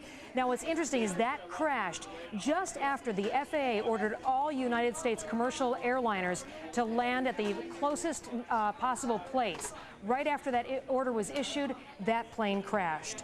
Later on, the South Tower of the World Trade Center collapsed. The North Tower of the World Trade Center collapsed. We do know that some people, even as high as the 92nd floor, were able to be evacuated safely. In the U.S., for the first time in history, all United States commercial aircraft have been grounded. We know that some internationally inbound flights landed in Canada, but now Canadian airlines and airports have been shut down as well. All federal buildings and most state buildings across America have been closed, and most major landmarks in the U.S. are closed. In New York City, bridges, tunnels, subways, all shut down. At St. Vincent's Hospital, where many of the first victims of the World Trade Center crash were taken, we have paramedics out on the street donating, soliciting blood from any donors they can find. They say the need is that great right now. As we say, right now, America seems to be in a quandary. We have had these attacks this morning. The president apparently is safe, but we do not know where he is. He has not made a statement since the official one this morning, saying that this was a criminal act and that he would do everything to find out who had committed it. The enemy, though, at this point, unknown. No one has officially claimed responsibility. John, that's the latest. Back to you. All right, Edie Donahue in the Fox Newsroom, thank you very much. It's not surprising that we haven't heard from the president yet. He took off from Florida, where his scheduled events have been canceled for the day. Took off from Florida probably around 9:30 this morning, and flying time to Washington being what it is, if in fact he is headed to Washington, we wouldn't expect to hear from him for some few minutes now. Let's get the latest on that from our Britt Hume, our Washington managing editor. John, thank you. We are awaiting to hear when the president will land and exactly where, and when he might have something to say about all of this. A couple of things worth noting. Brian Wilson has just called to say that he was talking to Congressman Jim Moran, a Democrat of Virginia, who has received a briefing on Capitol Hill, and that Moran says that what they know about that plane crash near Pittsburgh was they believe that was related to an attempted attack on Camp David. Of course, you know, where there was an earlier incorrect report that Camp David had in fact been attacked. All officials now are saying that is not the case. So we have a little bit more from what the intelligence community is apparently telling members of Congress. It appears also that fighter jets are now escorting Air Force One, which would be a standard precaution under a circumstance like this. The last time I can recall, in my own experience, this happening was when President Bush I flew down to a drug summit in the nation of Colombia, where, of course, terrorism is a constant threat. We're waiting, as we noted, for further word from the White House, where communications are obviously a problem because everybody's been evacuated as to where and when the president will land. So that is basically the latest we have from here. I might call your attention to a quote. This from Chris Yates, an aviation expert at Janes Transport in London. Janes, of course, is a company that publishes a number of defense-related and aviation and maritime-related publications, military-related publications. He called it the most audacious terrorist attack ever taken place in the world. There you go. That cannot be Rita Cosby, by the way, has something to report as well. Rita's been staying in touch with us by telephone. She's in our air. Rita, what do you know? Well, Brett, I'm told by the FAA that at this point 22 international flights have been diverted to Canada, and there are 50 flights over the United States. Remember, we're in a full-fledged ground stop right now. This is the first time in U.S. history that they have done such a ground stop, but we are told that there are 50 flights still in the air trying to reach their locations here in the United States, ordered to land immediately. There are also 2 international flights from Europe in which the pilots have not responded, and that is drawing concern from U.S. These are flights that were en route to the United States from Europe, and the pilots have not responded to the FAA, so they're trying to find out if those 2 planes may be in trouble. Also, law enforcement sources are telling us, and this is interesting, that there was word put out through an Arab newspaper about 3 weeks ago that bin Laden himself, the mastermind behind the East African bombings, the embassy bombings there in East Africa, that he apparently did put out word about 3 weeks ago saying that he was planning an unprecedented attack against U.S. interests. Since that time, they got other information that there may be some sort of attack against U.S. possibly governmental facilities. And then, as we know, on Friday, the State Department did put out a worldwide caution basically telling U.S. Citizens and also particularly government and military officials that they should be in a heightened state of alert. But I will tell you from talking to law enforcement sources, I talked to them minutes after the 2 planes rammed into the World Trade Center building this morning, the Twin Towers, that they were very stunned, that they said, look, we had gotten word that there may be some sort of attack, but we had no idea it was going to be on U.S. soil, no idea that it was going to involve airliners and so forth. I will tell you also, law enforcement sources do know that Osama bin Laden, right now, they believe he's sort of the prime suspect. They have no idea who's behind this, but they are looking at him because they do say that he and his men did a lot of training. In fact, where they did practice hijackings, where they did have pilots who were on their staff, and in fact, we had reported earlier that 3 people involved in the East African bombings were actually pilots, and that's sort of part of their training, and they get some of that in Afghanistan, also Iran, and a number of other countries. So this is sort of part of their training to prepare for something like this. But law enforcement sources are telling me, and these are intelligence officials, that they were really stunned by today's development. All right, Rita, thank you very much. It's worth perhaps also adding to this, John Scott, that the North American Air Defense Command, NORAD, is controlling the U.S. aircraft that are in the air, including those that are escorting Air Force One. So you get an idea from that just how seriously this threat is being taken by the U.S. military. Back to you in New York, John Scott. All right, Britt Hume, thanks very much. This was supposed to be an election day in New York. Primary elections were scheduled for mayor here and other offices. Those elections have been canceled. A couple of other more mundane matters considering all that's gone on. Major League Baseball has canceled its scheduled games for tonight. All those games are canceled. Let's listen to one of the witnesses from Lower Manhattan now recount what he saw. This is unedited tape.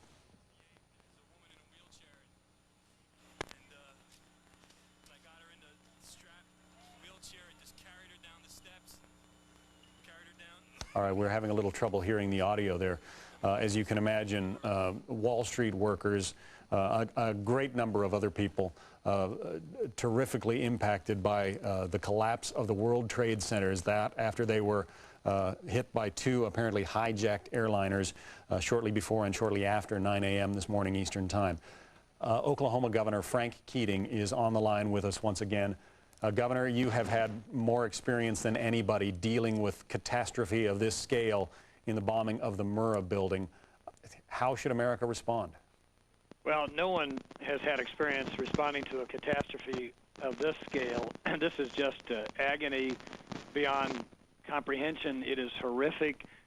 It really is a day of infamy. And I am confident as a citizen, because I dealt with the New York Police Department and the New York Fire Service here in Oklahoma City, that they have first-rate authorities. Their emergency management people are first-rate. I'm confident in the military authorities and obviously in the President's leadership. But this is just absolutely Governor, let me interrupt you for just a minute. Britt Hume has some late-breaking information for us out of John, Washington. we've just learned from the White House press pool, that is the group of journalists who stay with the President at all times, fly with him aboard Air Force One, that the President will, in a matter of minutes, be making a statement. There is some mystery about exactly where that statement will come from, whether it will be from Air Force One or some other place where he may have landed. So we await, obviously, with great interest that, but we are within apparently minutes of hearing from the President for the first time since his initial remarks before he got in the air after these attacks originally occurred. So we wait here in Washington to bring that to you as soon as we have a signal from the White House or from wherever the President is. And almost certainly, Britt, that would not be from the Oval Office. The White House has been evacuated, right? The White House has been evacuated, and we have no reason to believe that the President's plane has touched down in the Washington area. But communications here are such, John, that all kinds of things could have happened that we don't know about, and indeed that not everybody here on the ground knows about. But the President, of course, travels with the most elaborate communications facilities. The President has, the latest word we have now is the President has touched down at Shreveport, Louisiana, and it is apparently from there that we will hear whatever he has to say. So we are awaiting we're awaiting a signal, a picture, and the words of the President of the United States coming from Shreveport, Louisiana, a place that the military apparently felt that the President was safe to go. So we are watching and waiting for that, John. All right, Britt Hume in Washington, thanks very much. We will continue to await the words of the President when he gets to a television transmission facility, apparently, as Britt told you, there in Shreveport.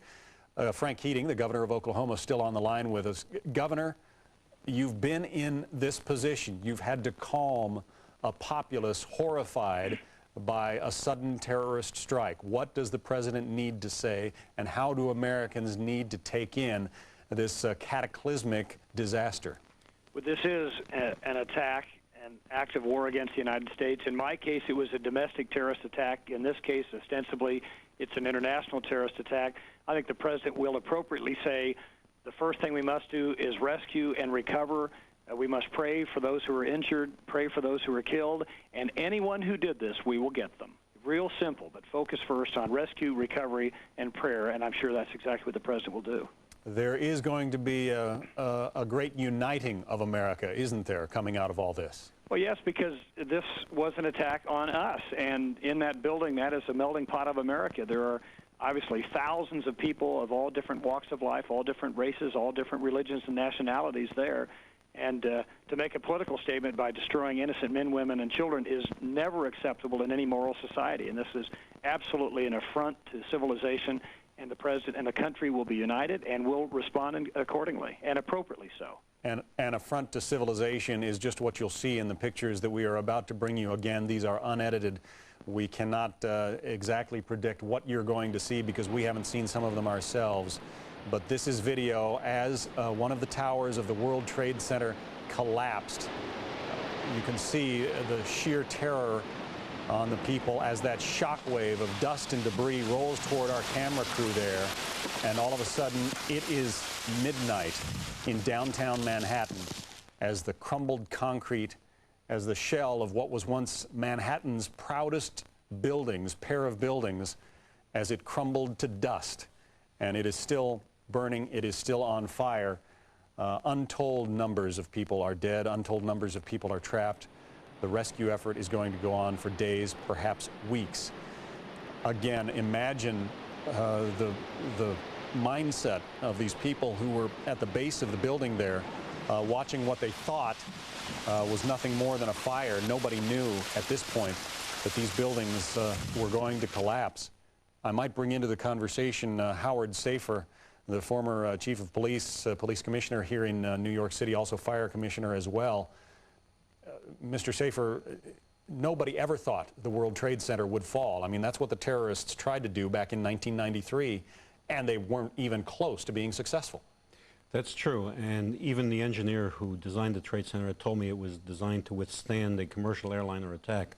Obviously, that's not correct, but this is incomprehensible and just the kind of thing that, although we plan for every kind of terrorist attack, this is overwhelming for the emergency services in New York, which are some of the best in the world. Let's look at the bigger picture. I mean, everybody wants to know who did this, but it's going to take some time, isn't it? It is. I mean, this is obviously, and you know, it's not that it's time to worry about the people who are hurt and injured, but this is obviously an intelligence failure. We're going to have to figure out not only why we didn't have the intelligence, but we have to figure out how these hijackers were able to breach airport security and what we have to do to fix that. It could be something relatively simple. If you wanted to, I mean, I have boarded airplanes before with my pocket knife, a 3 or 4 inch blade. That can be a lethal weapon, and nobody has ever stopped me. There are limits on what kind of a knife you can take on board, but a couple of trained terrorists, trained in hand-to-hand combat, could easily get into a cockpit and commandeer a plane. Well, that is true. Also, the quality of personnel is very important. The technology is very important. And most importantly, the way you prevent terrorism is through intelligence. You can't prevent terrorist acts when they're taking place, but you need to have the intelligence so you know about them and prevent them before they take place. Let's check in with Molly Falconer. She's in Lower Manhattan at St. Vincent's Hospital, a scene of absolute chaos. Molly, what's going on there? John, it has been a scene of chaos all morning. This is a hospital under siege. It's taking many of the victims up from the World Trade Center. They're running out of blood. They're running out of something called Silvadene, which treats burns. They have been raiding local pharmacies and local stores to try and get that. And I'm standing here with Kim White, who managed to make it out of Tower 1 right before it went down. And you're saying you had a hard time with some of those fire doors. Yeah, the fire doors were locked, and we couldn't get them unlocked. It took about 10 minutes for somebody to actually come and open up the doors, and then we were able to finally head down. But then there were other doors that were locked, so we were brought into another floor when there was another explosion, and they finally let us continue to go down. And your clothes are in shreds, and you've still got debris in your hair. Is that what happened to your colleagues, and how are they? I have a rim, which that's how we've been able to keep contact with one another. Yes. And I had my one of my male co-workers contact me when I was in the hospital and asked me and told me that he's with the entire team. Where am I? And I told him I was at the hospital, so everybody is doing okay. How are people feeling, and could you see anything? Was there smoke all around you? Well, when we got down to the bottom floor, we thought we were okay, and then there was a collapse. We don't know what collapsed. There was a collapse of something. The police and fire department told us to go run to the wall and don't look outside. Next thing we know, billowing black smoke just came in, and I mean, it went down my mouth, up my nose, all over the place, and people were hysterical at that time. You couldn't see anybody. You could barely see the lights of the flashlights that were downstairs. But eventually, I think they broke a plate glass window to Borders. They were breaking glass to try and get out? To try to get out to Borders bookstore, and we went through down their escalator and then up another escalator to come out, and that's how we finally got out of the office. I'll let you go. Thank you very much for stopping. And John, we are hearing a lot of victims come, some staggering, out of this hospital. We've got reports that over 160 are inside. They've turned the corridors. They even turned the hospital gym into a makeshift ER. They have hundreds of doctors and nurses on call. Obviously, their disaster plans are in effect. They've sent several triage teams downtown. They have blocked off all of 7th Avenue, which is one of these main thoroughfares right in front of the hospital here, so that they can ferry ambulances from the World Trade Center to St. Vincent's Hospital. And all morning, all we've been seeing are gurneys out on the street standing at the ready for the hundreds of ambulances, I should say dozens of ambulances that are coming in, but who knows, there are no estimates as to how many will eventually get here. A spokesman named Mark Ackerman came out a few moments ago and said he can't put an estimate on how many people will be here, but we'll keep a watch on it for you all the time. Again, there is a call out for blood and something called Silvadene. It treats burns and infections. They have already raided the local pharmacies around the hospitals, and they're calling for more. Back to you. All right, Molly Falconer at St. Vincent's Hospital in Lower Manhattan, thank you. We want to take you out to Los Angeles now. A couple of the planes that were hijacked were bound for Los Angeles. John Dupree, our correspondent there, has some late-breaking information for us. John? John, the ripple effect of this disaster felt clear out here on the West Coast. Three of the planes which crashed today were bound for Los Angeles International Airport, where you find me now. American flight number 11 with 92 people on board, American flight number 77 with 64 people on board, and United flight number 175 with 65 people on board, which may have crashed into the Pentagon. All bound for Los Angeles International Airport. Their numbers were not even on the arrivals board here. No one had begun to come here to pick up passengers arriving from those two cities. Now, and only now, one by one, family members and loved ones beginning to show up here at LAX, being escorted into the corporate offices at American Airlines here at Terminal 4, being escorted by United officials to a nearby hotel, being briefed on what has happened, being told that their loved ones, their family members, by all appearances most likely dead. The skies above Los Angeles International Airport, where 150 to 250,000 people each day take off and land, the busiest airport on the west coast of these United States, eerily empty. That's the effect here on the other side of the country. John Scott, back to you. John Dupree in Los Angeles, thank you. Again, these pictures just coming into us now. This is unedited video of the pandemonium, the fear, the chaos in Lower Manhattan as the Twin Towers, the World Trade Center, the tallest buildings in Manhattan, once the tallest buildings in the world, as they collapsed in an incredible shockwave of dirt, debris, smoke, and certainly a catastrophic loss of human life. This was the reaction there in Manhattan. Nobody ever thought those towers could fall. Almost certainly the terrorists who tried to inflict this didn't think they could fall. They perhaps hoped it would happen, but nobody thought there would be this kind of catastrophic damage. William Daley and Howard Safir. William Daley, a former FBI agent who investigated the first World Trade Center bombing. Let's talk about the bigger picture once again. Sure, the terrorists wanted to inflict maximum damage, maximum loss of life, but their real goal is mental, isn't it? Aren't they trying to scare America? That's true, John. In fact, my role was one after the incident in helping put security back in place for these once prestigious locations.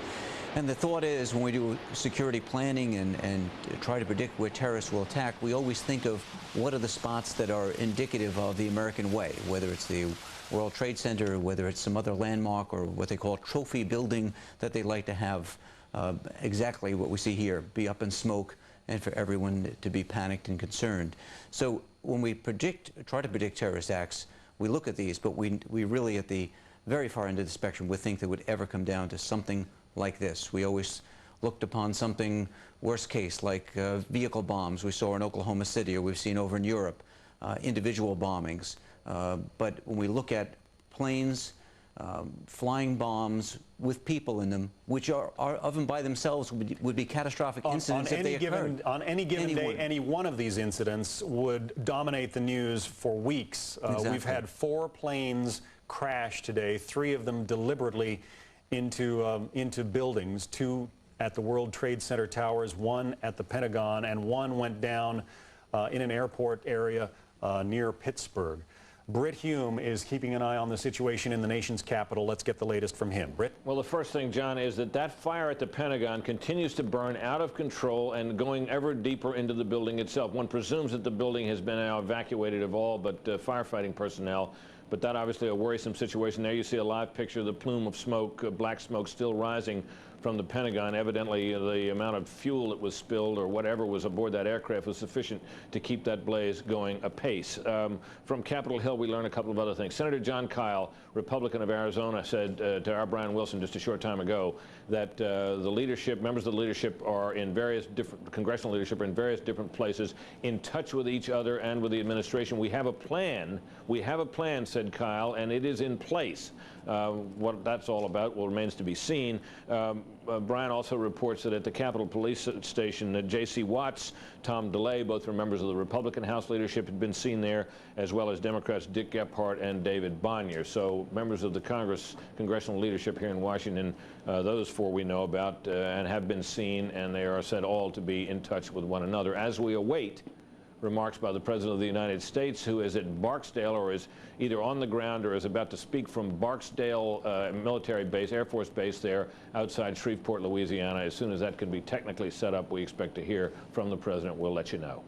All right, Britt Hume, keeping an eye on the things in Washington. Thanks very much. Howard Safir, again, this is something that New York City has planned for a long time. New York always thought it was an obvious terror target. You might say, in a way, we dodged a bullet back in '93 when the World Trade Center was bombed, 6 people dead, 1,000 hurt, but nothing on the scale of what we've seen today. Absolutely not. This is incomprehensible. The idea of one plane was incomprehensible. The idea of 4 is beyond the realm of conception. And, you know, this is obviously something that was well planned, had to be well coordinated, had to be something that was planned for months, maybe even years. And, you know, finding the people who did this after the rescue operation, and we save as many lives as possible, is really the key here. How is life going to change in America as a result of this, or is it too early to say? Well, I think one of the things you're going to see is a re-examination of both our intelligence procedures and our security procedures. Certainly our airport security procedures are going to have to be put under a microscope and look for the vulnerability points, because four airplanes hijacked in one day says the system doesn't work.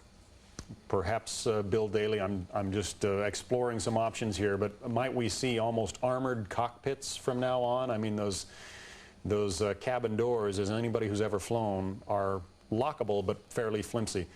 Excuse me, Bill, we want to go up to Shepard Smith, who's actually keeping an eye on things from the sky above Midtown. Shep? I'm actually down in the newsroom now, John, and want to bring you an update on the facts as we've been getting them in just in the last few minutes. The FBI headquarters will be making an official announcement shortly. Fox News Channel will carry that for you as well. As Britt Hume mentioned, we are waiting at Barksdale Air Force Base, where President Bush is scheduled to address the nation in just a few minutes. It's our understanding that there are technical reasons that he's not on yet, but that should be happening shortly. I can also tell you that now the United States border with Canada has been shut down at all crossings. There is a report from Afghanistan now, from Kabul, Afghanistan. Osama bin Laden's people, and actually the Taliban now responding to this. Afghanistan's hardline Taliban rulers have condemned this devastating terrorist attack in New York and the one in Washington, and rejected suggestions that Osama bin Laden could be behind them. The Taliban's ambassador to neighboring Pakistan has now said that bin Laden, the Saudi dissident who has been given asylum in the country, does not have the facilities needed to carry out such an attack. Quoting now from the Taliban, "It is premature to level allegations against a person who is not in a position to carry out such attacks. It was a well-organized plan on connection with the 1998 bombings of the U.S. embassies in East Africa that killed 224 people." Now, there are reports that the victim count at the Pentagon is now at 34. Those are unconfirmed reports at this moment, but certainly with a fire that happened so quickly and an explosion on that level, fears at the Pentagon are certainly running high. We're also getting word from NASA now that astronauts aboard the International Space Station can actually see the smoke rising from Washington and New York. That this plume of smoke that was once the World Trade Center in New York City can be seen from 224 miles in the sky. And on the International Space Station, they are watching in what is certainly a day which will live in infamy, September the 11th, 2001, and the worst terrorist attack in the history of the world. The updates are coming in fast and furious now from individual states across the nation. Suffice it to say that governments across this country are now shutting down all major tall buildings. That's the way it seems, as we've just gotten reports from New Jersey across the river where they watch these buildings fall. The governor of Pennsylvania now asking to use a Fox News satellite truck to address the people of his state. Overwhelming calls now from governors and congressmen and senators for calm across the nation. The president soon to address the nation about how the United States will respond. David Schuster has been reporting throughout the day that the military is now on an alert which is parallel with alert that would be in place should we be at war. Newt Gingrich saying earlier that this is likened to Pearl Harbor. President Bush will put it all into perspective for us shortly. Those are the latest updates as we have them. Once again, the FBI to make an official statement in just a matter of minutes. This from our correspondent there at the Pentagon. The president to speak down in Shreveport, Louisiana in just a few minutes. John, both of those for you live when they come in here in the newsroom. All right, Shepard Smith in our newsroom. Thanks very much. Again, to restate, you're looking at the place where the World Trade Center used to stand in Manhattan. A billowing cloud of smoke still rolling up from the foundations of the towers.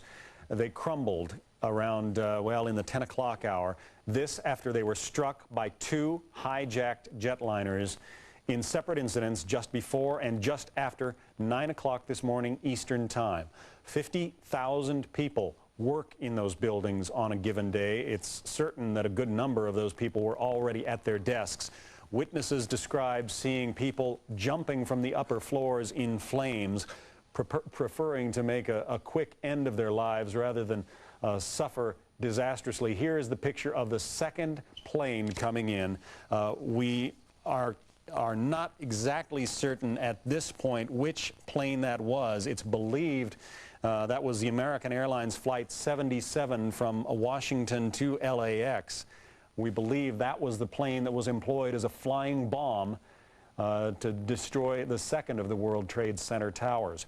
The structural steel in those towers, steel that was thought to be strong enough to withstand this kind of attack, ultimately gave way to the heat of the burning fuel from those aircraft. You can see there the pictures, people who have broken out the windows. They cannot breathe. They are leaning outside, waving handkerchiefs, towels, anything they can, waiting for rescue. Rescue that almost certainly never came. The towers crumbled one at a time, as you're looking at the replay here, in a tremendous shower of shattering glass and concrete. Almost certainly there will be casualties in neighboring buildings because the World Trade Center towered so tall above the buildings around it. As it fell, there'd be steel beams, girders, chunks of concrete, enormous piles of material cascading down from 1,000 feet in the sky, a quarter mile up. All of this material falling down to the ground, and anybody who was underneath it would have a difficult time surviving indeed. Also, we take you to Washington, where the Pentagon remains on fire, a fire burning out of control after a hijacked jetliner there slammed into the outer wall, the outer ring of the Pentagon. Now, this one could have been worse. We have early indications of perhaps 3 dozen people dead, but it appears that the impact of that plane actually came on the ground outside the Pentagon. So the fire is still burning there, the Pentagon in flames.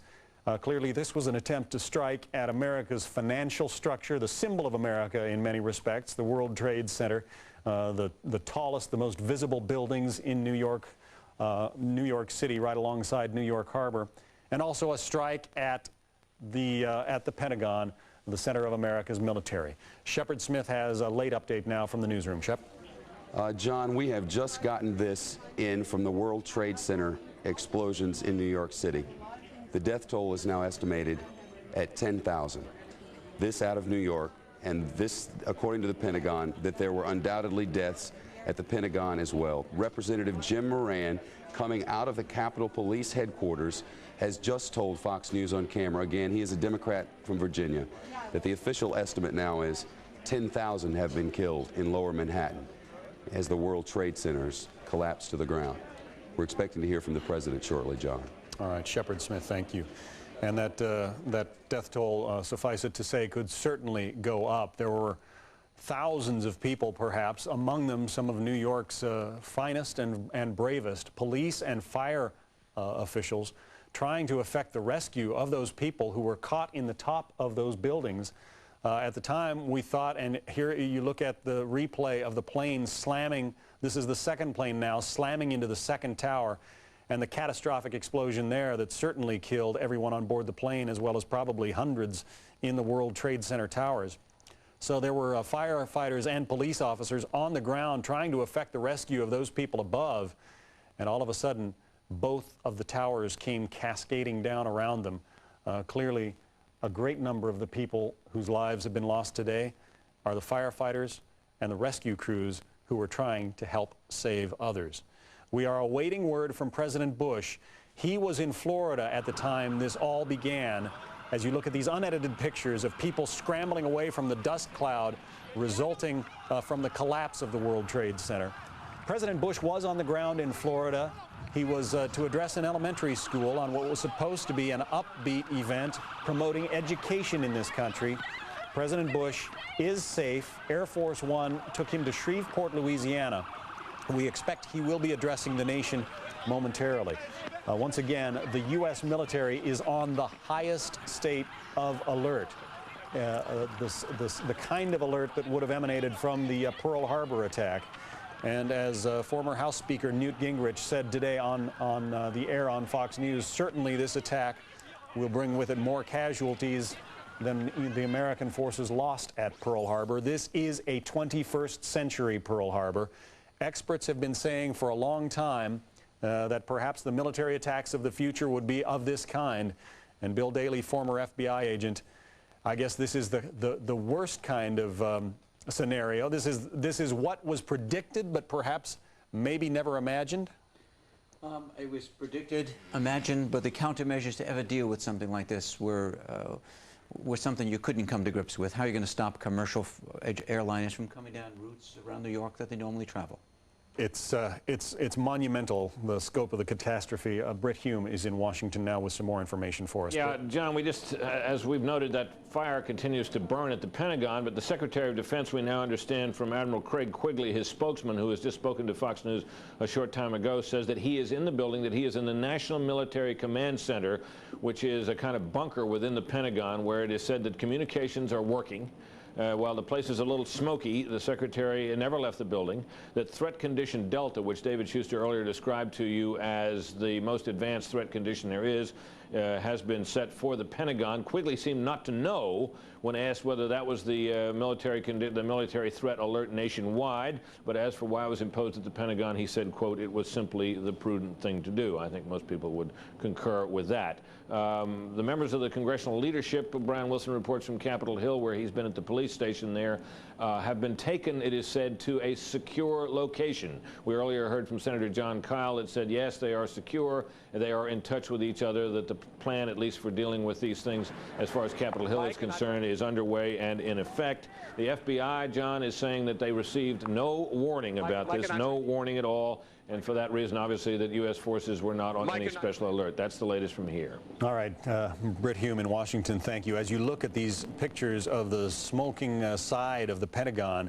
it bears repeating that most of the building is still intact and even occupied. David Schuster was in the Pentagon for a good part of the morning. David, are you still inside the building? John, we are. The pictures that you're looking, if you imagine the camera swinging to the left and going to the next concentric ring, that's where the media offices are, and that's where we are. We can tell you that the hallways, to give you an extent of how big the fire is that continues to rage out of control in many of the offices of the Pentagon on our side, which is clearly, several hundred feet, or if not several hundred yards from where the fire is that you can see on the screen, the smoke is so thick that you really can't see down the hallway more than 20 feet in front of you. That's how thick it is. A short time a while ago, we saw 6 FBI agents walking down the hallway heading towards the part of the building where the plane crashed. We do believe now that the plane, in fact, that it was a direct hit on the south side of the building. Some of the local television pictures, when you look at them, you can see that there is a gaping hole at least 150 feet wide by the helipad. It does not appear that there are any marks on the grass in front, so it does seem as if the plane that struck the Pentagon did hit directly into the E-ring, the outside ring. At the moment, there are still at least, from our estimation, perhaps 20 to 30 offices over 4 floors that continue to burn out of control. The flames are shooting out the windows. The fire apparently continues to spread north along the building, north as far as the side facing Arlington National Cemetery. Again, the Pentagon has been evacuated, except as reported earlier, the National Military Command Center, which is where Secretary of Defense Rumsfeld is located. In addition, as far as the threat condition Delta. That applies to some of the Atlantic Fleet, some of the air command and control, the groups that would coordinate U.S. military assets along the East Coast. Many of these assets will be used as far as civilian help, civilian efforts. Furthermore, we're told that all U.S. fighters in the United States are now on alert and are under control of the North American Air Defense System known as NORAD. This is a joint U.S.-Canadian system based in Colorado. Fighters were sent up and escorted Air Force One into Louisiana. But again, the situation here at the Pentagon, as you can see, the fire continues to burn out of control. One of the problems that firefighters are having is that it is very difficult because of how big the Pentagon is to get to some of the inner rings where the fire continues to burn. John? All right, David Schuster at the Pentagon reporting live. Thank you. Again, apparently in that updated report from David Schuster, the Pentagon took a direct hit. Let's get another update now from Britt Hume in Washington. Well, Britt? John, the latest thing we have, just quickly, is that we're hearing now from the through the White House press pool and from our producer Nancy Harmeyer, who's still in Sarasota where the president was, but in touch, that the president has made the statement that he is going to make. He made it to tape, and that the tape has been dropped off there at Barksdale Air Force Base, Barksdale military facility there on the Texas-Louisiana border near Shreveport, and he's now headed. We know not where, and that the tape is being ferried to a local broadcasting facility there, and you now see the situation there. Some live picture from the Pentagon of officials there in the hall, and here is the president. I'm sorry, this is the president to make this statement. This is Barksdale. This is tape, folks, not live.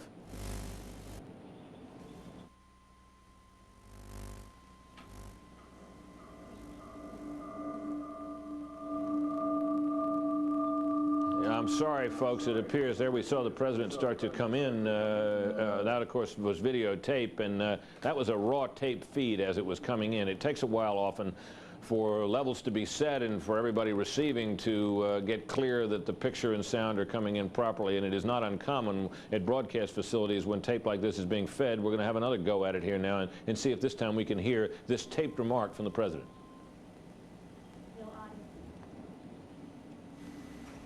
Freedom itself was attacked this morning by a faceless coward.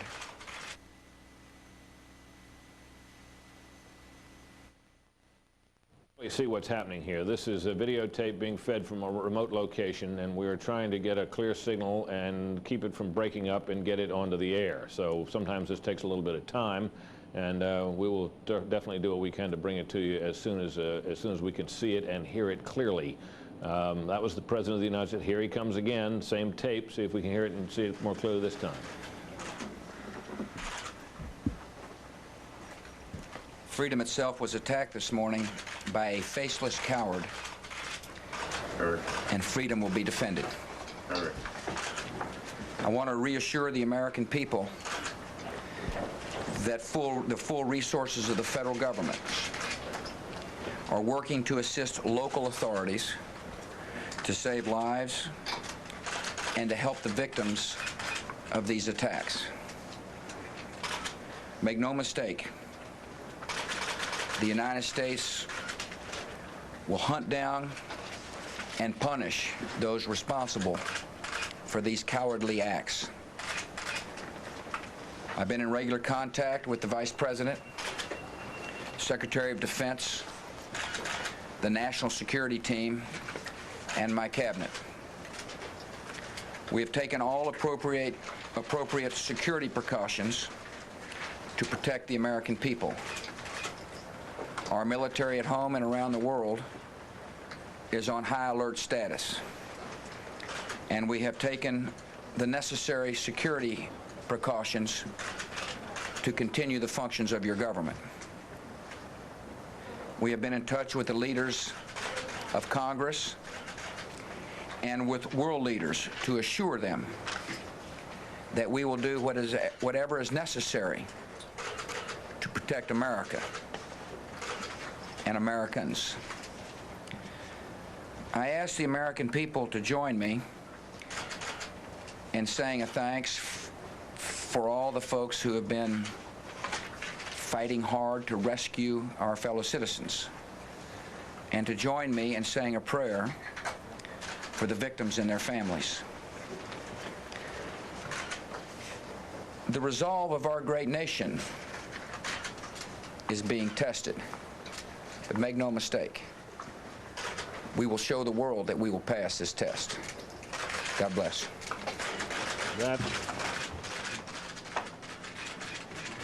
That concludes the President's taped comments from Barksdale Military Base in Louisiana. The President of the United States speaking just a short time ago. We know not now where the President is. You heard him say that the United States military is on full alert. All security precautions could be taken, that he's been in touch with House, Senate leaders and other members of the administration, as well as with foreign leaders. He said, we will hunt down and punish those who are responsible for what he called this cowardly act. That concludes Fox News Channel's presentation and Fox News' coverage of this presidential statement. Back to you in New York. Britt, thanks very much. It bears repeating that apparently Camp David, the president's vacation residence there in Maryland, apparently was the target of another one of these attacks. We haven't talked about it a great deal today because apparently that attempt did not succeed. But there was a fourth airliner, besides the two that slammed into the World Trade Center and the one that slammed into the Pentagon, a fourth airliner, a United plane, slammed into the ground not far from, well, about 80 miles southeast of Pittsburgh. And the intelligence indications are that Camp David, the president's vacation residence, and it bears noting the place where the Camp David Accords were signed, signifying a possible peace deal between the Israelis and the Palestinians. Camp David was apparently one of the attacks. Bill Daley, former FBI agent who worked on the investigation following the first World Trade Center bombing back in '93, is still with us. Bill, there is so much symbolism that we will have to be alert for as we look at the causes of what has happened today, right down to the names of the airlines involved, United and American.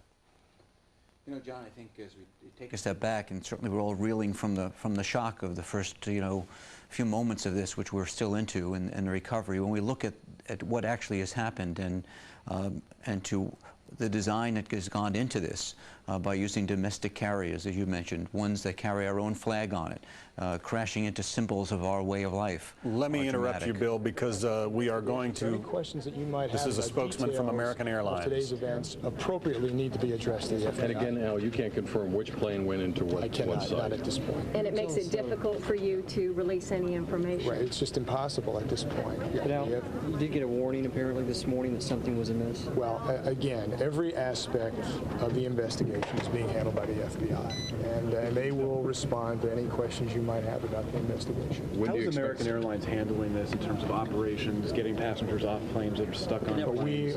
We are in total control of total contact with the federal government about every aspect of it, and working with the federal government on every aspect of it. When relatives dial that 800 number, what will they be told, Al? Well, we'll deal with them. We have procedures for dealing with them and doing the best we can to assist them. Can you tell us if all your planes are on the ground? At this point, I can't. And what's the sense around here? Clearly, it's a terrible tragedy for your company. What's the sense in this building today? Well, obviously, it's a matter of deep regret that the incident occurred, and we are working completely with the FBI on every aspect of the investigation. Do you ever think you'd see something like this? Well, this is an extraordinary circumstance, certainly. Is it anything you all tried to prepare for? Well, it's just, there's no way to prepare for something like this. Al, I'm sorry, did you say all American flights were on the ground? Well, we are working with the federal government to ascertain that at this point. So, well, there's nothing much more I can provide at this time. So if we have anything more that we can provide, we'd be delighted to do that. Okay. Thank you very much. Thank you, Al. So there you hear from a spokesman for American Airlines. Two of its planes apparently involved today. Two United airplanes also involved today in strikes against the World Trade Center, the Pentagon, and possibly an attempted strike against Camp David in Maryland, the presidential retreat. As you look at live video of U.S. Air Force fighter planes that are now circling New York as well as Washington, D.C. Shepard Smith has some late-breaking information now for us from the Fox Newsroom. Shepard? A wealth of information coming in, John. I can tell you now that the United States military has dispatched 2 warships and the National Guard to report immediately to New York Harbor to help in what will be the largest in-country rescue effort in the history of this nation, no doubt. To repeat our earlier information from Representative Jim Moran, Democrat of Virginia, who came out of the Capitol Police Headquarters, and said on camera an estimated 10,000 people are dead in New York City, and says the attack on the Pentagon, there were undoubtedly deaths as well. The fire at the Pentagon still quoted as being out of control in the words of those there trying to put it out. This information from the West Bank city of Nablus, where we now have reports and videotape coming into Fox News Channel, where thousands of Palestinians are this day celebrating Tuesday's attacks, chanting "God is great," and distributing candy to passersby. The Taliban has made a statement as well, saying that it is not right to be putting this off on Osama bin Laden at this moment, that he does not have the resources available to do such a thing, and the Taliban there has itself condemned today's attacks. President Bush and a handful of aides were whisked away by motorcade from Capitol Hill. Mrs. Bush, that is. Mrs. Bush, the First Lady, and a handful of aides whisked away by motorcade from Capitol Hill, where she was to have testified at a Senate Committee on Education, to a hideout now, the First Lady in a hideout away from the White House. There, the sequestered group huddled around a single television in their hideout and channel surf for the latest news. You may be hearing a broadcast going off within our building. We are now in a 45-story building, the News Corp building, and we are hearing on overhead that the New York City Police Department is requesting that all non-essential personnel in the building be evacuated immediately. Here is the situation now. It's my understanding that these evacuations are happening in high-rises across New York City. 50,000 people scheduled to work this day in the Twin Towers. Hundreds of thousands more across the city, and all of the skyscrapers in the city of New York are now being evacuated. The problem with that is the subway systems are down. Traffic is almost non-existent. We travel here by cabs, which are not on the streets. John Scott, back to you in New York. Shepard Smith, thank you. I want to bring in somebody who has kept an eye on this kind of situation over the years. Bill Richardson, the former Energy Secretary and UN Ambassador, is joining us by telephone. Secretary Richardson, this is an appalling development. I can only ask for your gut-level reaction, and what should America's reaction be? Well, first we have to support the President, who I think made a very, very important statement that we're not going to tolerate this. We have to pray for the victims. I think this is a time when the country needs to come together. This is an unbelievable tragedy. It looks like the work of Osama bin Laden, who I had tried to extradite several years ago from Afghanistan as UN ambassador. It's a coordinated attack. I think we have to get the best intelligence we can from our allies and friends around the world, and then basically plan a huge, massive response against these perpetrators. Well, as you say, you have tried to get him extradited before. The U.S. has been pressuring the Taliban to give him up for years. What further pressure can we bring to bear? Well, I believe that the first thing we need to do is penetrate those terrorist cells to find out exactly where he is. We need a massive response against him there. Secondly, we have to raise the stakes in the international community to initiate sanctions if nations don't cooperate in extraditing him to the United States or finding him. This man is a menace to the international community, not just to the United States. And thirdly, I believe that we have to bring the international community, our allies, developing countries, in a war against terrorism. Terrorism hits across borders, and there has to be an international, perhaps United Nations response, a coordinated response to prevent this from happening again. This is a massive attack on the United States, but also on the international community. Bill Richardson, the former United Nations ambassador, thank you. As we continue to keep an eye on the skies over Manhattan and in Washington, D.C., people are nervous, understandably, when they hear jets fly overhead, and many of the jets that are flying now are military fighters. On alert there, the Air Force and presumably the Navy as well have military aircraft patrolling the skies over the nation's capital and also New York City, probably several of the other major cities as well. Let's go to one of our correspondents in Washington, D.C., Rita Cosby, who has some late information for us. Rita? John, I've been talking to intelligence sources few hours, and the last thing that they said to me was all signs are strongly pointing to Osama bin Laden. One intelligence, this is a senior official at an intelligence agency, told me that on June 20th of this year, bin Laden released a video to his followers saying, quote, "It's time to penetrate America and Israel and hit them where it hurts the most," signaling that he may plan some sort of attack on U.S. soil. In addition to this, John, they're also looking at who would have had the capability, who would have had the motivation. They said in recent weeks there has been a lot of activity on Islamic chat rooms talking about threats against the United States. But in terms of actual training for Osama bin Laden, he does own a number of planes, also trains specific pilots to actually be able to carry out these type of attacks. And this is something that intelligence sources are saying that they were aware he was doing this type of training, not necessarily to attack the U.S., but to train for suicide attacks on planes and other mechanisms. He also, as we know, is believed to be behind the attack of the USS Cole. And, of course, that was someone who came up on a boat and planned a suicide attack in that mechanism. They do believe, however, if he is connected to this, and again, this is just a strong possibility that they're looking at, that he would have been augmented by another group. They said that, of course, he has widespread tentacles across the world and has followers across the world. And among the possibilities that could have, that they're looking at right now is augmenting would have been a Palestinian group and also the Hezbollah. All right, Rita Cosby. This is just an absolutely stunning day. I still cannot get accustomed to the pictures that you're seeing there on your screen now. This is a looking, well, we were seeing Lower Manhattan. Now, this appears to be the area around Reagan National Airport in Washington. Hard to say. We'll find out what these pictures are specifically. But fighter jets now patrolling the skies over Manhattan as well as over Washington, D.C. There is the picture where you should see the World Trade Center standing tall and proud, but they are gone.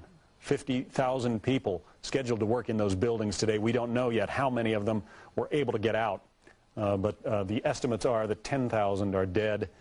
Hard to wrap your mind around a number like that. 10,000 dead. We suspect that the number is going to go higher than that. Brit Hume is in Washington, D.C. Brit?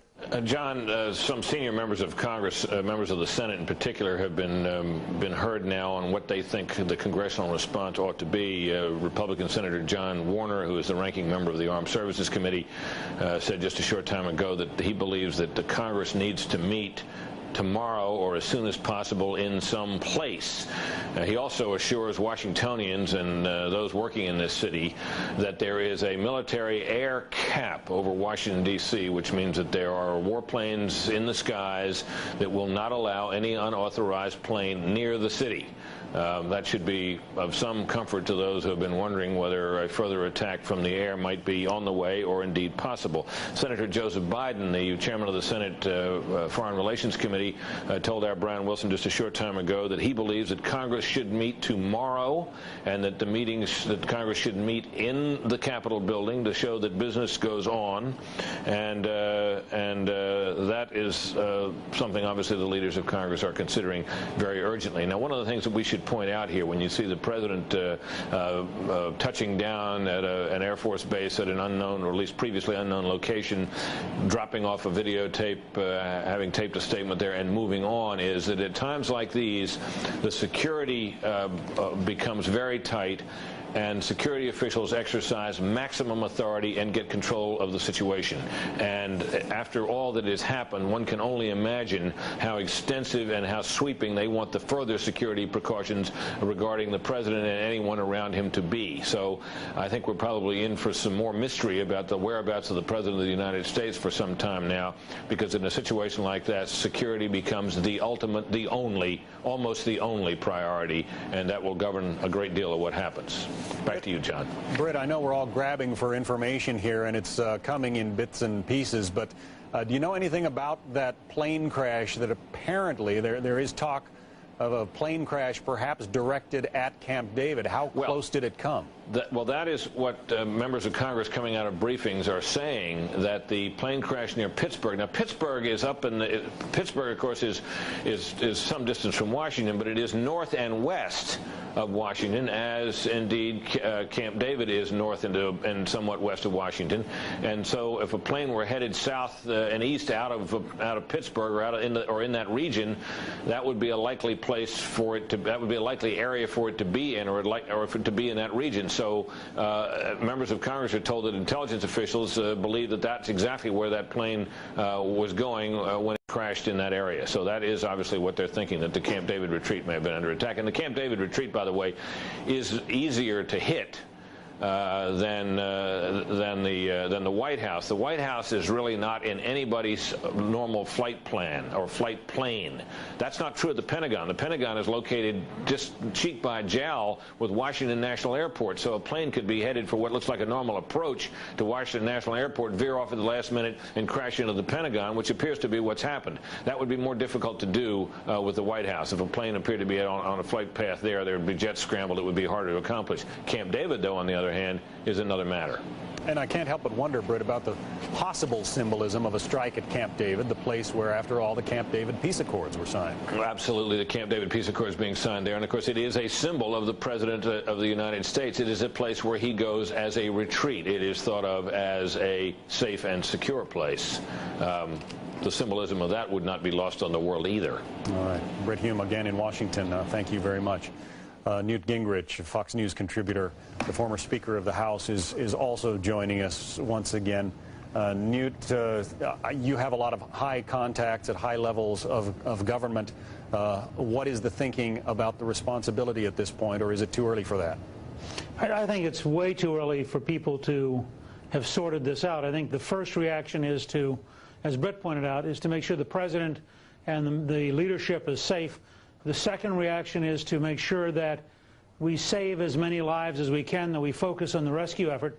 And I think you'll see coming out of this in 24 to 48 hours a much more focused effort to then begin to look at who did it, how do we get at them, how do we hit them hard enough that nobody ever tries to do this again. But I think it takes some time. This is an enormous shock, and the system, I think, takes a little while to get in gear. I must say, though, that to hear members of Congress complain about the intelligence service when the budgets have been too small, when for the last 25 years we've adopted rules that were tighter and tighter and stricter that made it virtually impossible for the American intelligence agencies to penetrate these kind of groups. I think that if the Congress really wants to be helpful, they need to pass some immediate action that strengthens our intelligence capability, and instead of playing a blame game, they need to take some responsibility for strengthening and enhancing our intelligence. And then I think the administration has to reach out around the world and make quite clear that we are going to go after whoever did this, and that people can decide either to be with the terrorist or to be with the Americans, but there's not going to be any middle ground, and there's not going to be any neutrality in the process of getting even. This will turn out to be vastly worse in human life than Pearl Harbor, and we have to keep refocusing. This is an act of war. This is not an accident. It's not an act of God. This is an act of war deliberately created by a group of people who were determined to hurt the United States.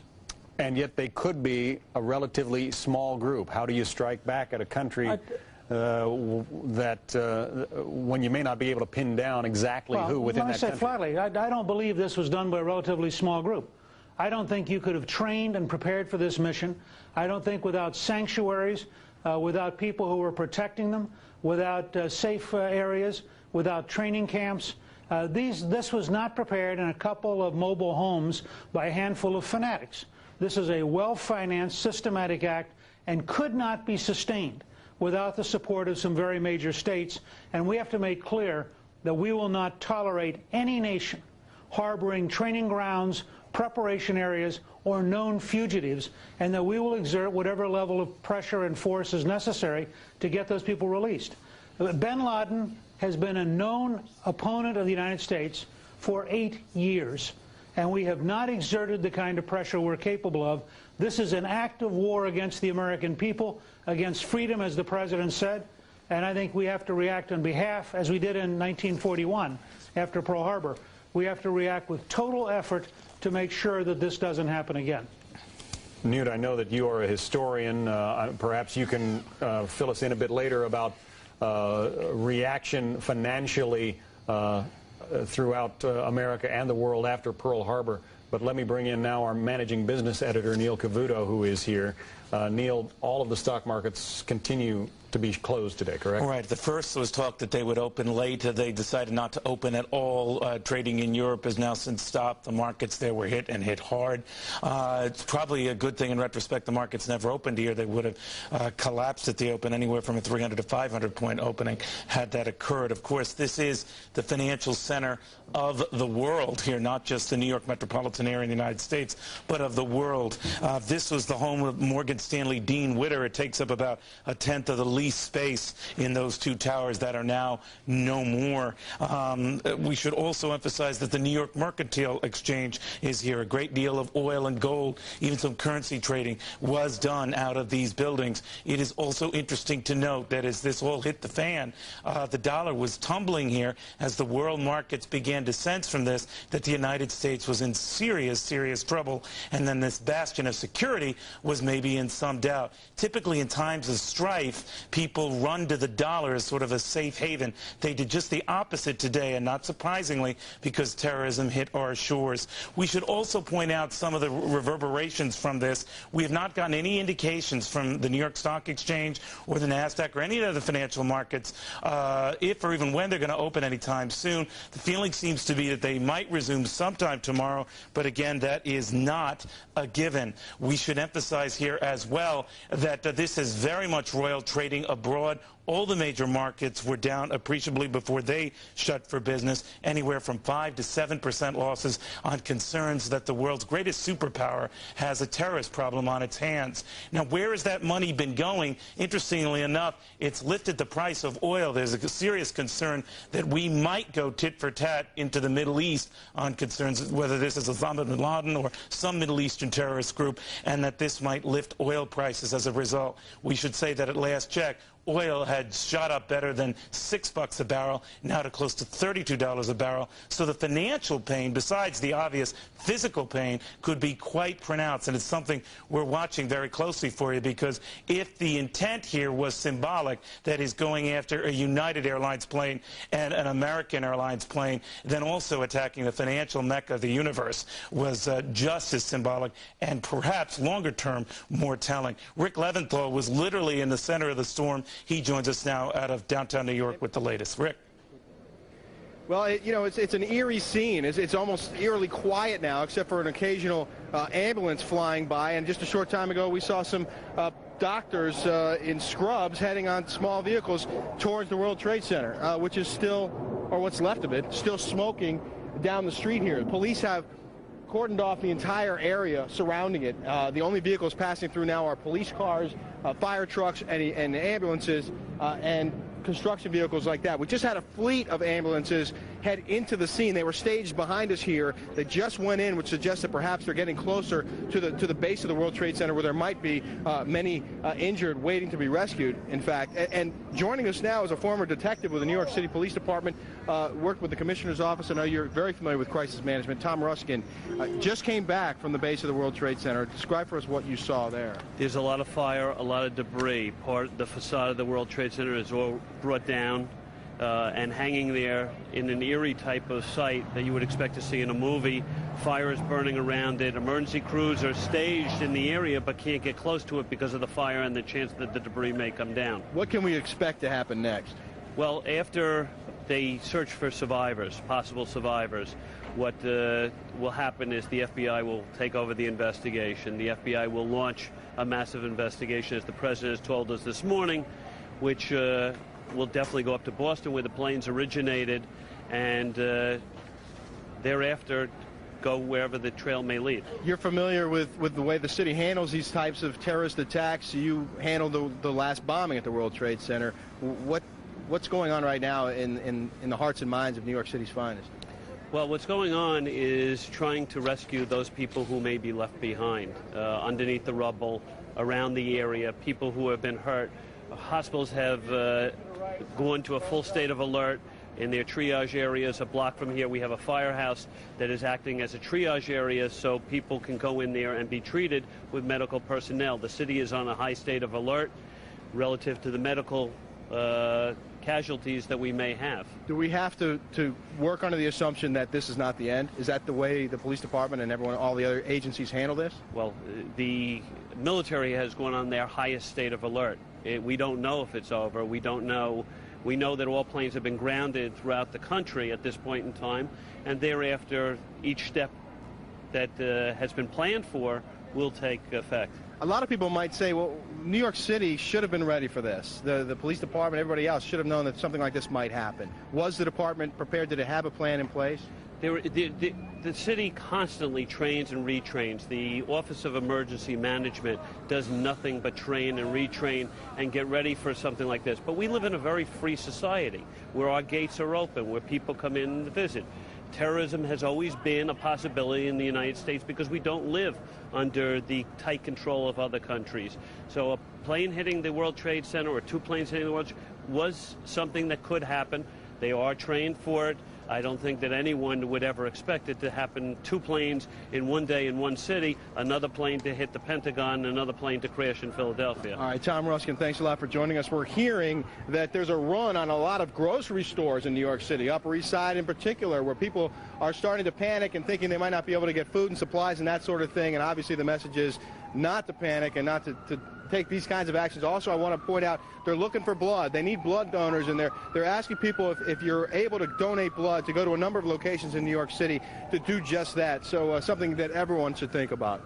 Reporting live in Lower Manhattan, I'm Rick Leventhal. Now back to you. All right, Rick, thanks very much. Let's get an update now from Shepard Smith in the Fox Newsroom. Shepard? John, I want to get you updated on a lot of information that has been coming through.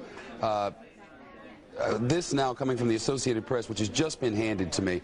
An update coming from AP with editor of a London-based Arabic newspaper saying he received a warning from associates of Osama bin Laden but did not take them seriously.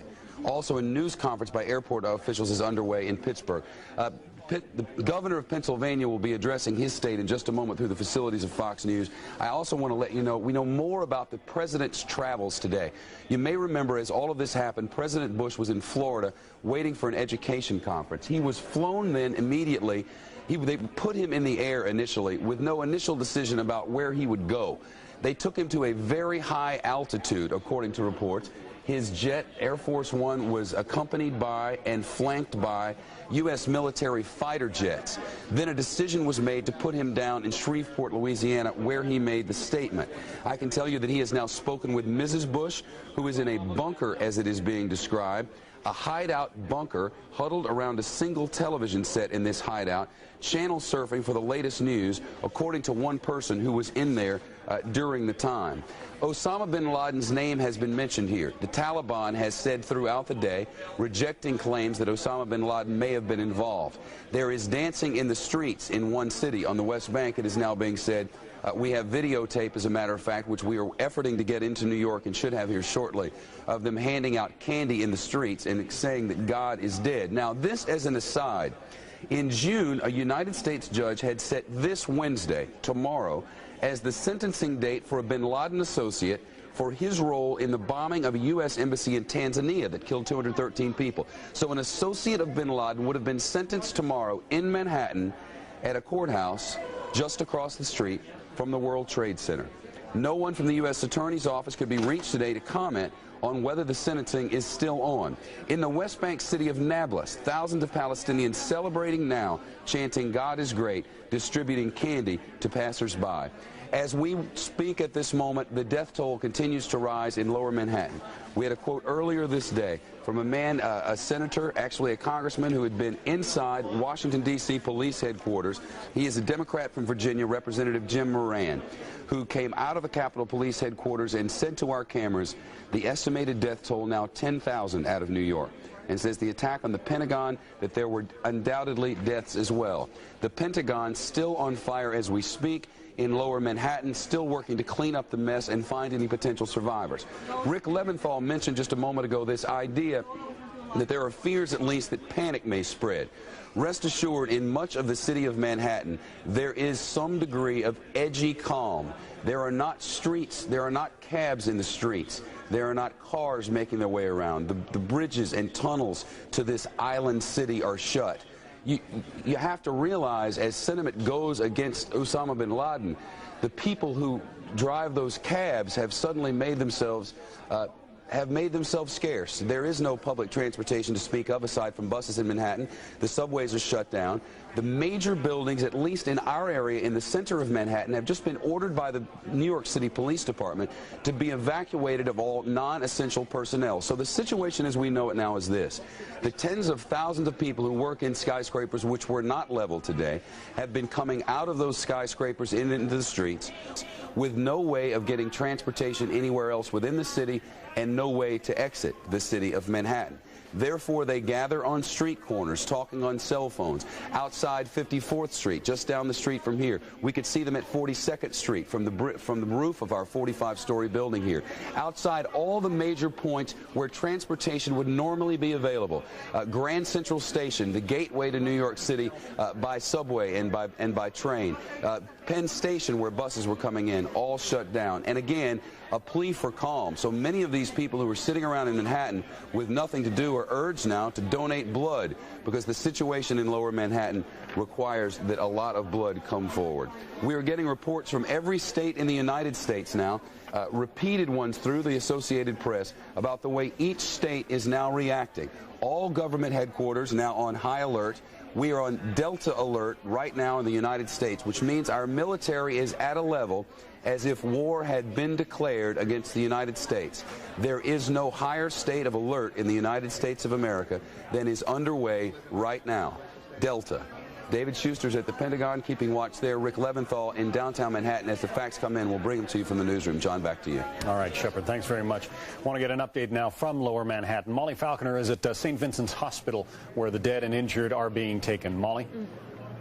It's a terrible scene here, John. Over 300 people have volunteered to go inside and give blood. Hundreds are coming in here to St. Vincent's Hospital, treating for everything from heart attacks to smoke inhalation to severe burns. And I'm here with Dr. Robert Lurch, who's been inside all day. Can you tell us what's been going on? Basically inside there's all types of injuries, from very minor injuries to very serious injuries. The hospital is very well organized. People are being triaged into the appropriate situations, whether it be a minor cut or an abrasion or asthma or heart attacks or stroke or whatever. Have you got what you need, and is there a sense of panic or is it calm? No, I think everything is basically under control. There's every imaginable specialist in there. People are just waiting to do whatever they can, and things are very well taken care of at this point. Okay. Is there anything you can tell us about what patients can do? Can people volunteer? Can they come here to ask about loved ones? It's obviously a scene that's been in chaos. Unfortunately, at this point, I don't think really anybody knows anything. Okay. At this point, people are just being taken care of, and as far as in a global sense, how many people are hurt, how many people no one has a clue. Okay. Thank you very much. We'll let you go back to your work. Okay. Family members can call St. Vincent's Hospital. Press conference is going to go on around 3 o'clock today, and a list is being compiled and released. Nothing is formal yet. All is in chaos. We'll keep a watch on it here. Back to you. Molly Falconer, thanks very much. The mayor of the city of New York, Rudy Giuliani, is on the phone with us now. Mr. Mayor, do we have any idea yet the number of casualties? We don't know the number of casualties. We know it's going to be a large number of people that were seriously injured and that died. And there's no way at this point of knowing or even focusing on that. The effort right now is to save as many people as possible. And we have thousands of emergency workers doing that right now. And we have, from the police department, the fire department, the emergency services, the governor has alerted and put on standby the National Guard, and they should be able to relieve us later this afternoon. I believe that's going to be a number like 1,500, 1,700 National Guard. And we also have the urban search and rescue teams, 3 of them, that are coming to New York to help assist our police department and our fire department. So that's really the focus right now has to be. I hate to how many people can we rescue? Right. I hate to wonder how many of your people, how many police and firefighters were there around the base of the Twin Towers when they began collapsing. I am very worried about them, and saw some of them rush in and go in, and was with them. We were in a building that was trapped for a while, so when we left, I could see that there were going to. There's no question there are going to be significant casualties to our emergency personnel. It's terrible. What do you say to the residents of New York City right now? Clearly, Manhattan has been locked down. The transportation in and out is shut off. First of all, anyone in southern Manhattan should just head north. Just get beyond Canal Street, even further north. Not only is it safer because the smoke condition is still very bad, but it will help us in the emergency efforts if we clear out southern Manhattan, Canal Street south. Everyone should just leave and walk out and walk north, and therefore we'll be able to get the hundreds and hundreds of ambulances that we have to get in and then take people to emergency hospitals out as fast as possible so we can save as many lives as possible. To the rest of the people in the city of New York, and just pray. And things are safe and things are secure right now, and let's keep hoping and praying that the casualties are kept to the smallest number possible. We've put out the appeal, Mr. Mayor, for blood donations from people nationwide, but what else can people do to be helpful? Anyone that has emergency techniques or emergency expertise can volunteer. Volunteer at the local hospitals. Volunteer to give blood. We're gonna need blood. We have over 170 hospitals in the city of New York. We're going to utilize virtually every single one of them, and the hospitals in the surrounding areas. So anyone that believes that they can donate blood, I'll give you at least one location: 153 East 53rd Street. That's 66th in Amsterdam. The Red Cross actually is at 66th in Amsterdam, so people can volunteer there, or they can go to 153 East 53rd Street and give blood. That would help a great deal. The hospitals are going to need blood. If people have medical backgrounds and they volunteer at the hospitals, that would help, particularly later this afternoon, when the people working there. I was just on the phone with St. Vincent's Hospital. That's under obviously great stress because they're right there. They're the closest hospital. But every hospital is going to need help.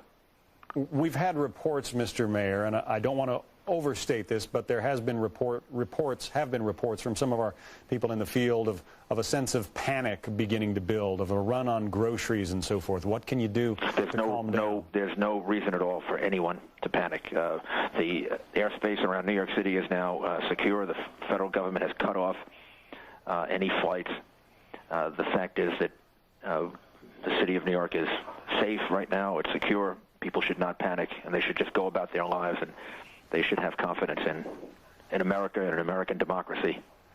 We're going to overcome this, and we're going to prevail.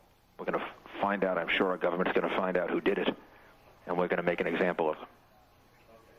You know, of course, there was the mayoral primary and other primaries here in the city of New York. Those have been, we understand, canceled. Yes, Governor Pataki and I decided about 2 hours ago that it did not make sense today to have an election going on. Among other things, we needed the police personnel that are used during the primary to focus on this rescue effort and assisting each other. Where were you when this terrible episode began? Well, when I first was notified, I was in Midtown Manhattan, and I rushed down and saw a good deal of it with my own eyes. Saw the damage that was done to the World Trade Center. Saw people jumping from the top of the building. And then we were in 75 Barclay Street, where we set up a temporary command post, and then we were hit by the debris from the collapse of the Trade Center, and were trapped in the building for a short while, then had to evacuate. 75 Barclay Street, is that your command center? That actually was a ground floor area right next to it. We were using a ground floor area as a temporary command center so that we could be close to where the rescue efforts were taking place. And as we were setting up, and we were on the phone talking to the governor and the White House, and the building collapsed, and we had to evacuate through the basement. It was pretty dicey for a while. From your long years of experience at the Justice Department, you are not only familiar with trying to govern Manhattan, but also familiar with the operation of terrorist cells. What do you say to the people who inflicted this terrible attack on America? I have no doubt that we're going to find out who's responsible for this, and that we're going to make an example out of him. And I believe that ultimately the strength of American democracy will prevail. We have to have confidence in ourselves now, and we have to have a sense that our government, a government of democracy and laws, is the future of this world, not this kind of horrible, awful, inhumane way of acting. And I'm sure we'll find out who's responsible for it and make an example out of them. Rudy Giuliani, the mayor of New York City, joining us live by telephone. Thanks very much. Thank you. We know you have much to do today. It'll be a sleepless night and mostly a sleepless week for you, I'm sure, but thank you for taking the time to be with us. Once again, the mayor's words there. If you have medical specialties, if you can in some way contribute to the rescue effort, you're asked to report to your hospital. To be able to do that, ordinary citizens can donate blood at any hospital in the New York area or any of the blood centers that are already established. But please stay away from Lower Manhattan if at all possible. We're joined now by Marine Colonel Oliver North, former Marine Colonel Ollie North, who can give us some of his perspective. Ollie, a lot of people, Newt Gingrich among them, are saying that this is the 21st century Pearl Harbor. Do you agree? Oh, it's far worse than Pearl Harbor, John. What we've got is a vicious attack on the United States. Interestingly enough, I was on my way back here from Detroit on what may well have been one of the last flights to get off the ground before all U.S. air travel was grounded. Our flight was due to land at National Airport, Reagan National. We were diverted to Dulles. I got a cab driver who was from, of all places, Afghanistan. Paid him heavily. Fox will pick up the tab for that. To get me back here into town. Several remarkable things, John. In spite of the attack here on Washington, remarkable calm as people were courteous but moving quickly to get out of the area. The attack on the Pentagon had activated all of the local law enforcement emergency rescue, to include the Fairfax fire and rescue experts, who are now, I'm told, being prepared to go to New York to assist in any recoveries that can be made up there. As you know, there are experts that worked on the first World Trade bombing and, of course, Oklahoma City. I'm also told that the attack that may have been aimed not at Camp David but at the National Military Command Center, Fort Detrick, Maryland, the attack that apparently brought down a plane near Somerset, Pennsylvania. And finally, there is talk already here in Washington of postponing or indeed canceling the International Monetary Fund and World Bank conference here at the end of the month, which was scheduled for Washington and which the city was girding for. In fact, went through an emergency drill last week, which may well have helped some of the response here at this end. No doubt that this is the worst attack against the United States that we've ever experienced. My sense is, John, that there's going to be a call not to treat this as a crime, but to call it what it is, a war, and it may be a call for the Congress to do just exactly that, to make a declaration of war. Ollie North, thank you. Stay with us if you would, please. Let's get some thoughts on that from another man who knows more than a thing or two about declarations of war. Al Haig, the former general and also former Secretary of State. Is it time to be talking about that? Is it time to declare some kind of a war here, Mr. Secretary? Well, the terrorists have declared war on us for a number of years now. We simply haven't treated it as a war. I'm sure this very shocking and horrible day will certainly energize that kind of thinking, and I would be for it, certainly. We should declare war on terrorism, and we should take all the actions necessary to stamp it out. And that means working with our allies in close harmony, but also not to be hogtied by moral equivalence arguments which have seemed to dominate our response up till now. So what kinds of arguments can you see coming out of some kind of a strike against terrorist facilities? Well, I don't have to draw any pictures there. We've seen it for a number of years. We saw it even dominate our decision to let Saddam Hussein survive the Gulf War, for which we should be very, very have second thoughts on that today. But we also know that bin Laden has made it very clear that this is a war against the United States and Israel, and we should take action accordingly. We haven't done that. And those who are giving them harbor and sanctuary we should talk to in very forceful terms and take action if that's necessary. But for now, we Americans should avoid panic, We should stay united. We should shut up on what I call the recriminations of politically motivated operatives here in Washington, unite behind our elected president, and get on with the task of giving all the resources we can, our prayers, our physical resources, to the victims of this horrible attack and this act of war. Al Haig, thank you. Stay with us if you would. You mentioned the president, and we want to replay for you now what the president had to say around 12:30 today. The president was taken from Florida to Shreveport, Louisiana, where he made this statement. Let's listen to what Mr. Bush said. Freedom itself was attacked this morning by a faceless coward, and freedom will be defended.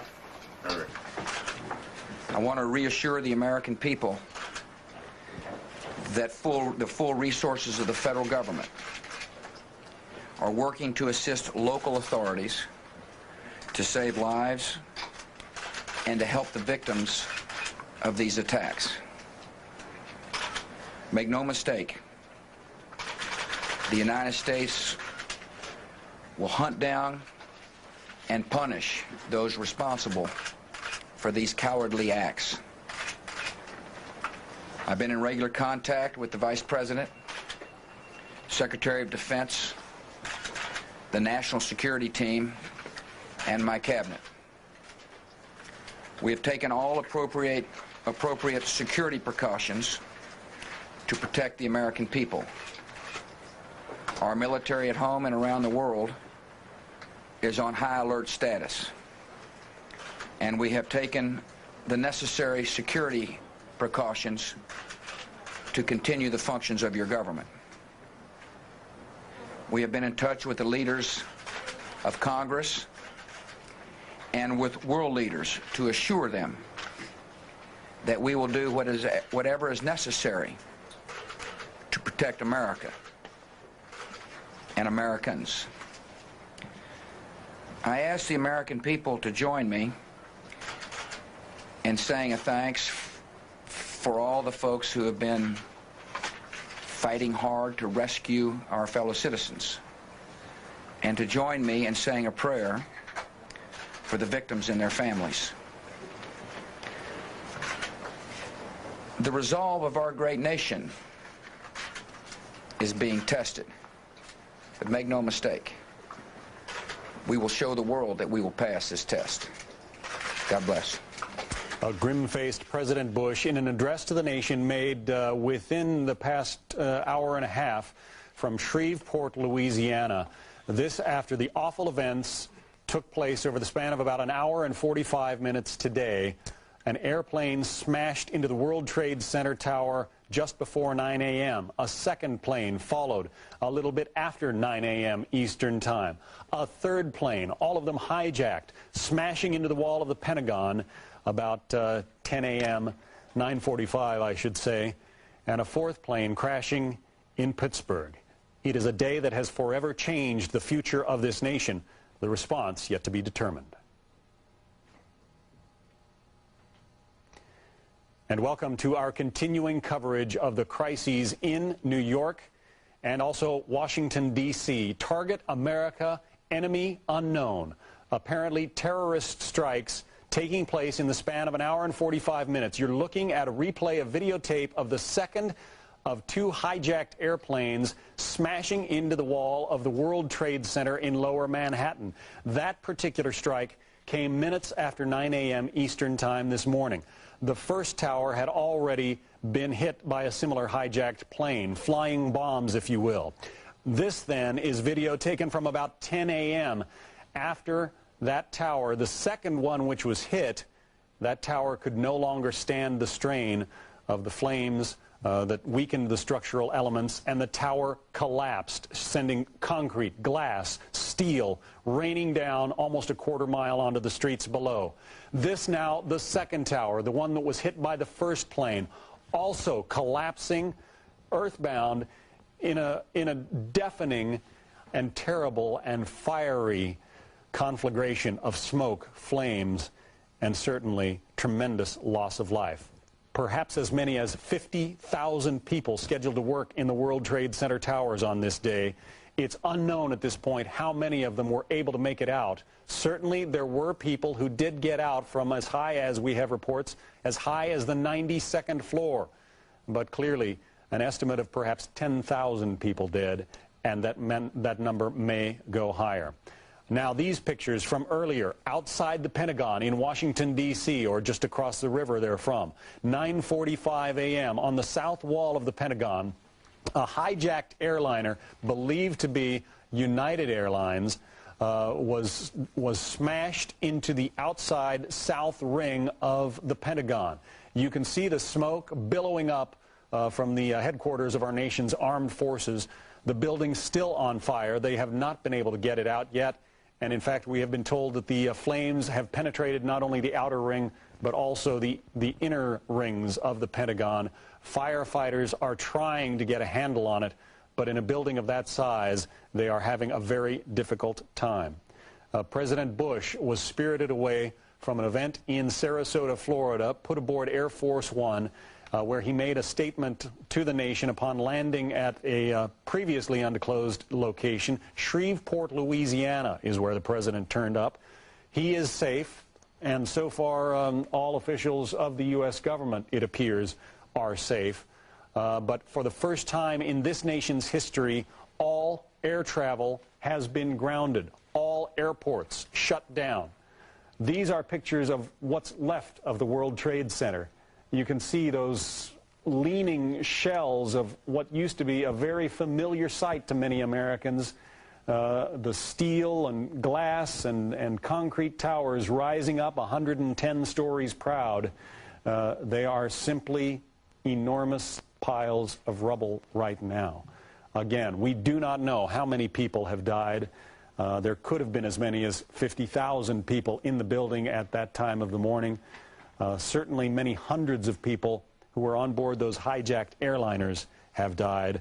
One of them, American Airlines Flight 11, it was scheduled to fly from Boston to LAX, 92 people on board. Also American Airlines Flight 77, bound from Washington to Los Angeles Airport, 64 people on board. A couple of United Airlines planes also apparently taken by force by these suicide hijackers bent on causing the maximum amount of destruction possible, and they have done that, inflicting damage on New York City and on Washington, D.C., that even in the worst terrorist scenarios, nobody could have imagined. I want to bring into the discussion now my co-anchor Linda Vester and also Neil Cavuto, who is with us. The stock markets throughout the nation are shut down. The NASDAQ and the New York Stock Exchange never opened today. The world financial markets really in turmoil. Yeah, you're right. I mean, to jump on that, I think it's important to keep in mind, besides the carnage that you outlined, John, and I know Linda will shortly, this is the financial capital of the United States, folks. This is the financial capital of the world, and that is as important and symbolic as the choice of airlines that these guys decided to hit, United and American. When you can bring to a halt all trading in the wealthiest country on the planet, you have also done a service to your cause, even though a clear calamity to ours. The New York Stock Exchange shut down today. It was supposed to open late. It decided not to open at all. The NASDAQ was shut down today. But here's what's interesting about the World Trade Center. It is actually a complex of buildings way beyond the two gigantic towers that John pointed out that collapsed today. It houses some of the most pedigree firms and financial names on the planet. Morgan Stanley Dean Witter has essentially been demolished today. Offices that are housed there are now gone from there. They occupied the upper tier floors in the so-called One World Trade Center that was hit by that second plane. We should also point out that the New York Mercantile Exchange was essentially destroyed today. That is where much of the world's oil and energy and metals trading is done. Why is that important? Because if you can stop that or disrupt that, you can cause those prices to dramatically rise. And that is exactly what's happened. Some of the fallout from this goes way beyond beyond the smoke and fire as you're seeing there on that screen. Oil prices rocketing today, up to $32 a barrel, a better than $6 advance. We're also seeing stock markets across the world falling on this, on concerns that the safe haven of the world is in considerable disarray. Linda. We want to take you now to Washington, D.C. You now know that the U.S. military has been placed on high alert status. That is U.S. military personnel in the United States and all around the world. There is also, just to give you more information, amid this fire at the Pentagon, apparently from this plane crash earlier this morning, there is a full air cap around all of Washington, D.C. We thought we take it to Tony Snow, who is monitoring things in Washington. He has more new information. Tony? Thanks, Linda. Well, the Pentagon, Craig Quigley, the Rear Admiral, who's a well-known public affairs officer, has given an off-camera briefing to some of our reporters. He said the Defense Secretary Donald Rumsfeld was, in fact, in the Pentagon at the time of the explosion, and furthermore, tried to make his way within the building to the site of the explosion. He went outside for a bit of time to try to assist with some of the wounded, then was ushered back in, and he's now at the National Military Command Center, which obviously is serving as a hub of not only gathering and providing information, but also trying to formulate a follow-up strategy to today's acts of terrorism around the country. And here's Craig Quigley. The defense can impose around the world. They are imposed on a local basis, because what may be true here in Washington could be very different in San Diego or some other location. Here in Washington, D.C., we are at threat condition Delta. That is the highest condition that we can go to. That is the absolutely appropriate thing to do given the events of this morning. What seems to have happened is that we had an aircraft intentionally fly into the Pentagon. For those of you with cameras, you can see the spot behind me. There were intense fires following the aircraft's impact into the building. Arlington Search and Rescue personnel are just now, and it's about almost 2 o'clock, just now gaining access to portions of the building where the plane hit because the fires were too intense. The fires are still burning in the Pentagon, at least in that vicinity. We have a variety, too many to even mention, of local first responders, fire departments, police departments, you name it, that have rushed to the aid of the Pentagon here and the people. Each of the military departments is working to set up an 800 toll-free number where family members can call to find out the status of their loved ones. As soon as we have those phone numbers, we will give them to you. I would ask for your help, please, in getting those numbers out as far and wide and quickly as possible so that we can alleviate some of the concern for individuals who have loved ones that work in the Pentagon. I don't have a feel for the extent of damage to the building, but it was significant. And again, fires are still burning, at least in several places in the building. That's about what I know. I'll try to answer some of your questions, but you're going to have a lot more questions than I have. How did the aircraft start the individual right here? Explain what happened to you personally at the time of the impact. What did you see and hear and feel, if anything? How did you respond? What were you trained to do in that situation? Well, despite the size of the Pentagon building, many in the building felt a thud and heard kind of a muffled explosion. And it was, at that point, the Defense Protective Service, the fire department, others took off for action to the impact point in the building. The building was very quickly evacuated. People were sent as far away from the building as possible. Many people were sent home. And again, with a request, please call your loved ones right away to let them know you're okay. People were, again, sent as far away from the building as possible. We didn't know what might happen next, and the fire was burning very fiercely at that point in time. What happened? Go ahead. No, I sense no panic. People were moving very quickly for the exits to the building, but it was all very controlled. Do you know what the investigation? Is the FBI handling this, or are there any military agencies? I'm sorry, say that again. Is the FBI handling this exclusively, or is there any military organizations that are helping with the investigation? Well, I'm sure the FBI will probably have the lead on this as any domestic sort of circumstance. We will assist wherever. All right, that is Admiral Craig Quigley. We want to take you now to a spokesman for the Washington, D.C. police. Let's listen into what he has to say. Intelligence reports from a variety of federal agencies. Once all that information has been received, the House and Senate leadership will make a determination as how they would like to proceed from this point forward. No, we do not have a plane to approach the Capitol today. I'm sorry? Are they going in session tonight? Are they going to be in session tomorrow? That decision will be handled by the House and Senate leadership. We'll have that later on this afternoon. As soon as I have word, the leadership will either issue that statement themselves or they'll issue a statement through me. Can they be in session anywhere but the Capitol building? Can they conduct business somewhere else at an off-site location? I don't anticipate that to happen. Who just got into the chopper that landed on the Capitol grounds? That's an area that deals with direct security, national security issues. I'm sorry, I can't disclose that information. What I can tell you is we have taken. All right, so we have apparently lost, at least temporarily, our connection to Washington, D.C. But look here, live pictures once again. These from just across the Potomac River of the Pentagon, still on fire, a fire burning out of control after a hijacked airliner, we believe this one to have been a United Airlines flight, smashed into the Pentagon around 9:45 this morning. That was only the capper to what had already been a horrific morning. Just before 9 a.m. Eastern Time, another hijacked airliner smashed into one of the towers of the World Trade Center. A second plane, also hijacked, smashed into the second tower shortly thereafter. You're about to see video of the 9:10 approximately crash. That suicide bomber smashing into that World Trade Center tower. It was not long before that tower collapsed. The other one followed soon thereafter. The loss of life so far catastrophic, estimated at 10,000, but that number could go much higher. Shepard Smith is joining us now from the Fox Newsroom. Shepard? John, we're getting a great deal of information. I want to get pass along the good news now, as it appears to be that the Department of Defense was very lucky today. This from our David Schuster, who is still there, who reports that it appears the jetliner crash at the Pentagon could have been much worse.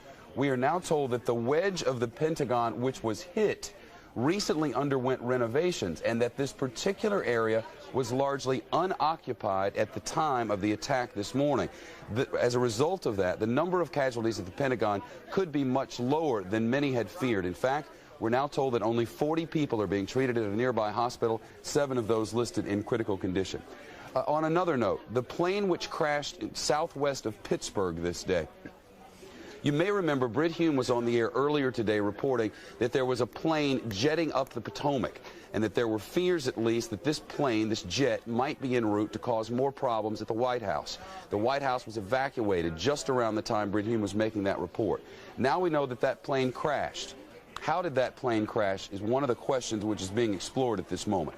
There was a cell phone call, which, according to the Associated Press and confirmed through the military, that was placed from this particular jet at just before it crashed outside of Pittsburgh. And according to reports, there were 45 people on board this thing. It was 80 miles southwest of Pittsburgh. And at 9:58 this morning Eastern Time, a passenger on board this plane who claimed to be locked inside a bathroom began screaming on the phone to emergency dispatchers that, in fact, the plane had been hijacked and he was hiding out in a bathroom trying to get help for this plane.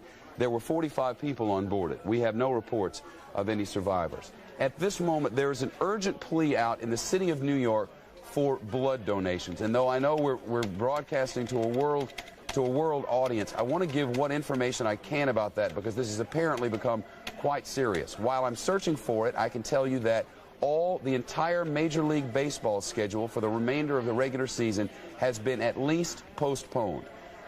The Emmy Awards, which were scheduled for Sunday night in Los Angeles, have also been postponed. This plea for blood donations in New York City has reached what some are calling critical mass now. There are blood donation centers set up across Manhattan and other boroughs of the city as well, as emergency workers continue to try to pull survivors, for whatever number of them there are, from the scene which you're seeing on your screen right now. So many people running for cover. The lens of that covered in dust as the largest building in the city of New York came crumbling to its knees as thousands of people waited around that building. There was chaos around this building at the moment. The police department of Manhattan, the fire department there, this had just happened. A jet had plowed into the World Trade Center. By the thousands they were piling out of there. People were jumping out of buildings, out of the windows from 30 stories up. People were screaming, running away to radio reporters saying, "I just saw people jumping from 30, 40 stories in the sky." And all of a sudden, as the police and fire departments work to maintain control, after this has happened, the tower collapsed, and all of those rescue personnel and people trying to flee this scene were left underneath all of that rubble. The carnage in Manhattan has just begun. The rescue effort is well underway, and we have multiple reports of people coming from their apartment buildings, having just seen what you're witnessing right now, one of the two towers of the World Trade Center collapsing in lower Manhattan, and residents of this city going out and taking the shirts off their back, applying tourniquets to people's arms, and trying to save as many people as possible.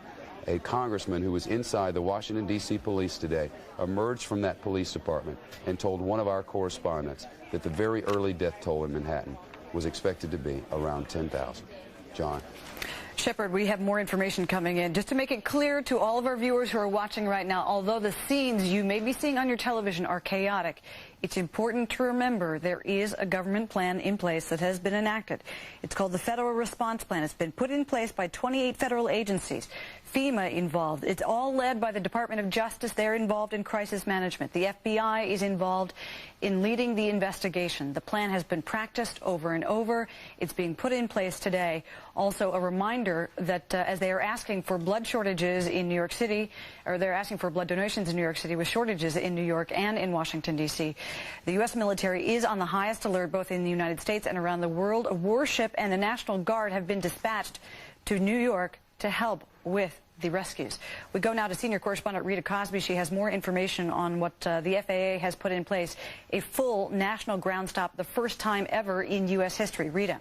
That's right. That ground stop went in place about 9 a.m. Eastern time several hours ago. And some good news from the FAA. They said that they had about 40 to 50 domestic flights that were in the air.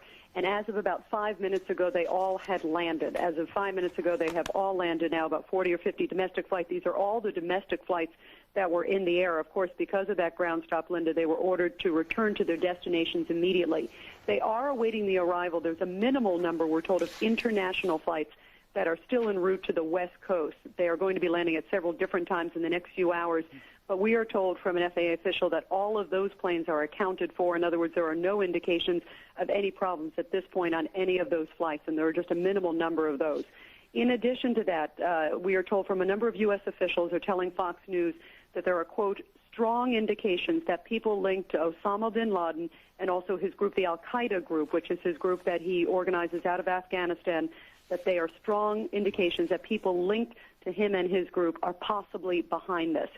They say that for a number of reasons. They say that they have the training in place, they have the capabilities in place, the resources in place. Also, an intelligence official telling me that they do have information that bin Laden is in Afghanistan and that there was some movement of his troops in recent weeks, in the last week and a half specifically. They're also looking at the possible connection that in the last few days there is a Northern Alliance figure in Afghanistan who was fighting against the Taliban and was very much against Osama bin Laden, and he had been assassinated in recent days. And soon after that, bin Laden's followers put out a word saying that we're going to attack all enemies of bin Laden. In addition to this, on June 20th of this year, bin Laden and his followers released a videotape in which bin Laden was saying, quote, "It is time to penetrate America and Israel and hit them where it hurts the most." In this, there was no specific warning of an attack, and again, intelligence sources are telling me that they had no idea that this attack was going to happen, but they were certainly getting some hints that there may be something on U.S. soil based on this message that he put out just June 20th of this year. And also, they said on some of the Islamic chat rooms, there's been a heightened amount of activity. There's always been sort of continual threats against the U.S. on these chat rooms. but a heightened amount of activity, particularly in the last week and a half.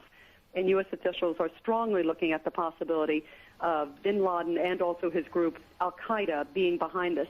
The other thing they point out that it was just about a year or so ago, and I remember this when I was covering all the Millennium attacks, the possible Millennium attacks that were basically thwarted all over the world, that one of the things that they were looking at was Osama bin Laden with an Algerian group, and remember he has tentacles all over the world, that they were planning to hijack a number of planes. That was over a year ago, right around the time of the Millennium.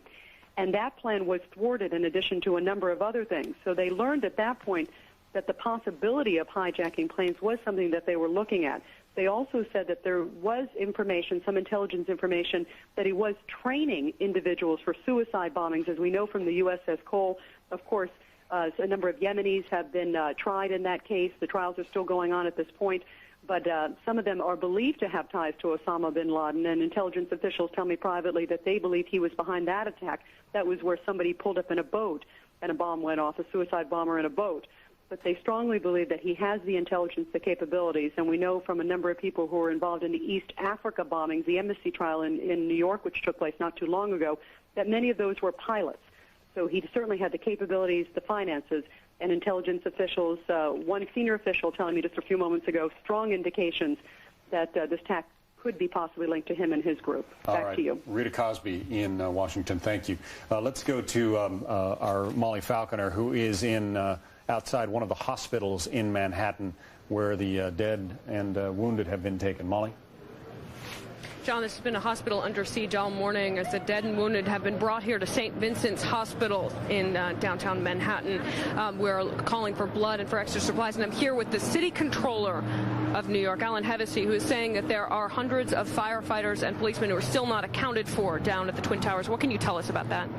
Well, what I've been told by police officials is that when the first plane hit the first tower, the emergency services, EMS, the firefighters, and the police officers rushed to the scene. Yeah. Then the second plane hit and caused enormous damage, and then the tower collapsed.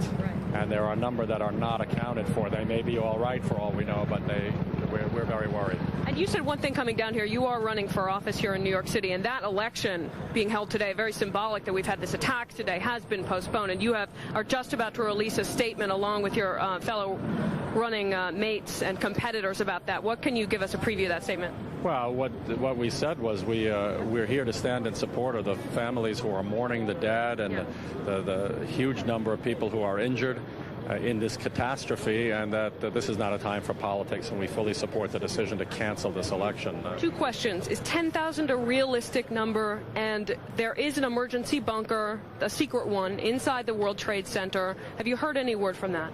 Well, we haven't heard anything from the command center. That's which is the headquarters for our emergency services. Again, that doesn't mean that they're not okay, but we haven't heard. Okay. But secondly, there are 50,000 people who work in the World Trade Center. This was at 8:45 in the morning.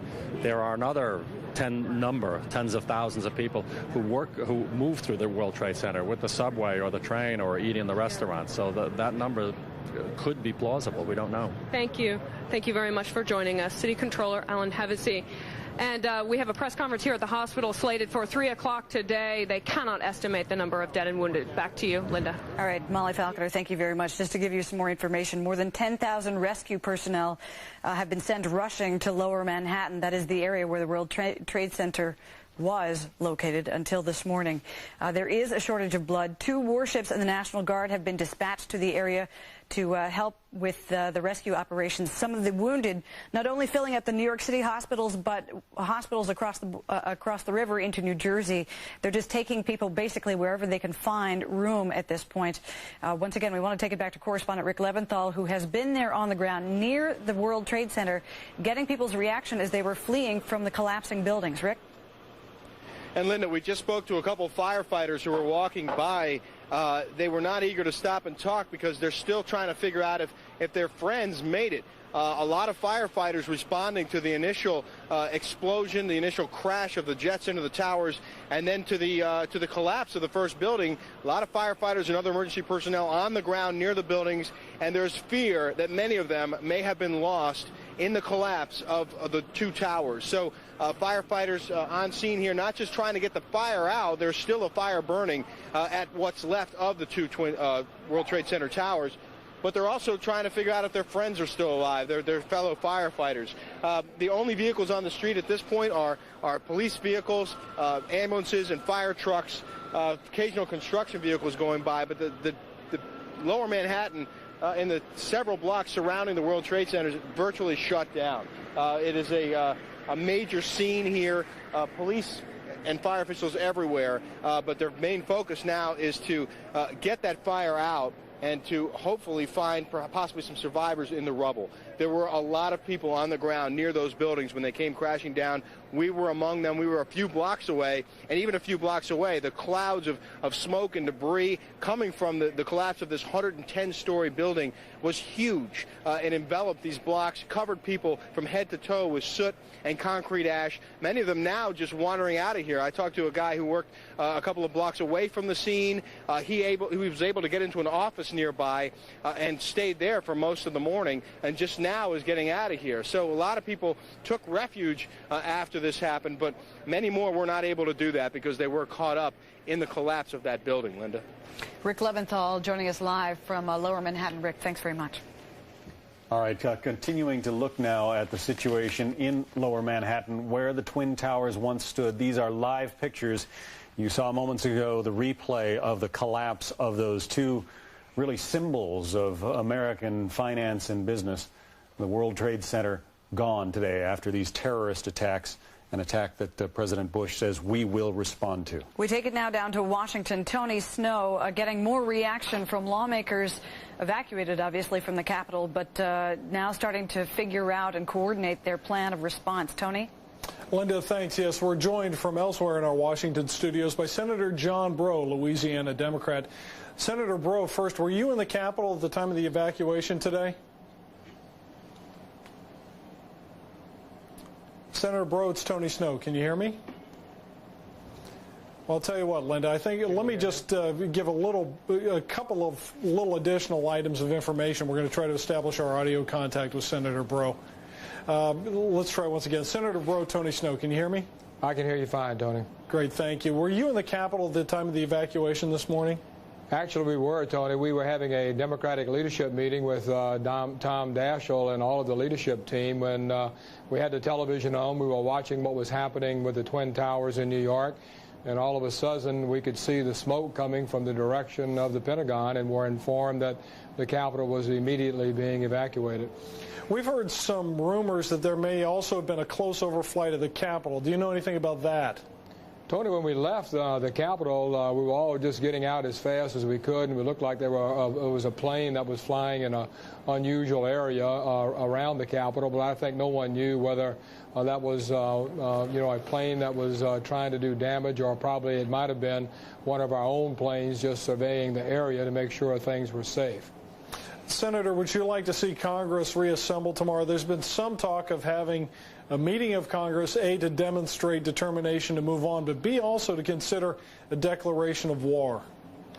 Well, one of the problems is who do you declare war against? I think that obviously, everyone, Republican, Democrat, Independent alike, is very determined to get to the bottom of this at the same time while we're worried about victims and their families and the rescue mission that is on the way. But I think you're going to see a very strong bipartisan agreement that we have to pursue all possible actions against the responsible parties. Is the difficult job right now, unlike December the 7th, 1941, and Pearl Harbor. We knew who the responsible party was then. I think there's still a great degree of uncertainty as to who those parties are today. We want to strike back. The question is, who do we strike back at? Senator, also, there's been a lot of debate about budgets and surpluses. All that going to be set aside right now, and people, at least in the Capitol in the short run, focusing on national defense and security? Tony, I think you're going to see the country coming together, the political leaders in both parties coming together like we haven't seen in a long time. One thing America does in a time of crisis is to stand together, to work together, to look for solutions to these very serious problems. I think you're going to see a lot less bickering and trying to unite to find out who caused this and take every action humanly possible to see to it that it never happens again. Senator, if you could stand by. We're joined on the phone now by Sandy Berger, who was the national security advisor from President Clinton and is well-versed in especially the ways of Osama bin Laden. Mr. Berger, first, your reaction. Does this at least have the feel to you of an Osama bin Laden operation? Well, it's a massive and coordinated attack on the United States of a kind that we have not seen before, a major escalation of a terrorist assault on the United States. It's a sophisticated operation that obviously involved dozens of people in the United States, penetrating the United States, I think we've got to be careful not to leap to conclusions, but certainly bin Laden and al-Qaeda would be a suspect. Would it be your sense or expectations that it would be likely that there would be more attacks? Or is there any way to figure that out at this juncture? I think we're in uncharted waters, Tony, and we've not seen anything like this before. An attack in the United States of this magnitude, involving suicide bombers, involving commercial aircraft. This is, again, a major escalation.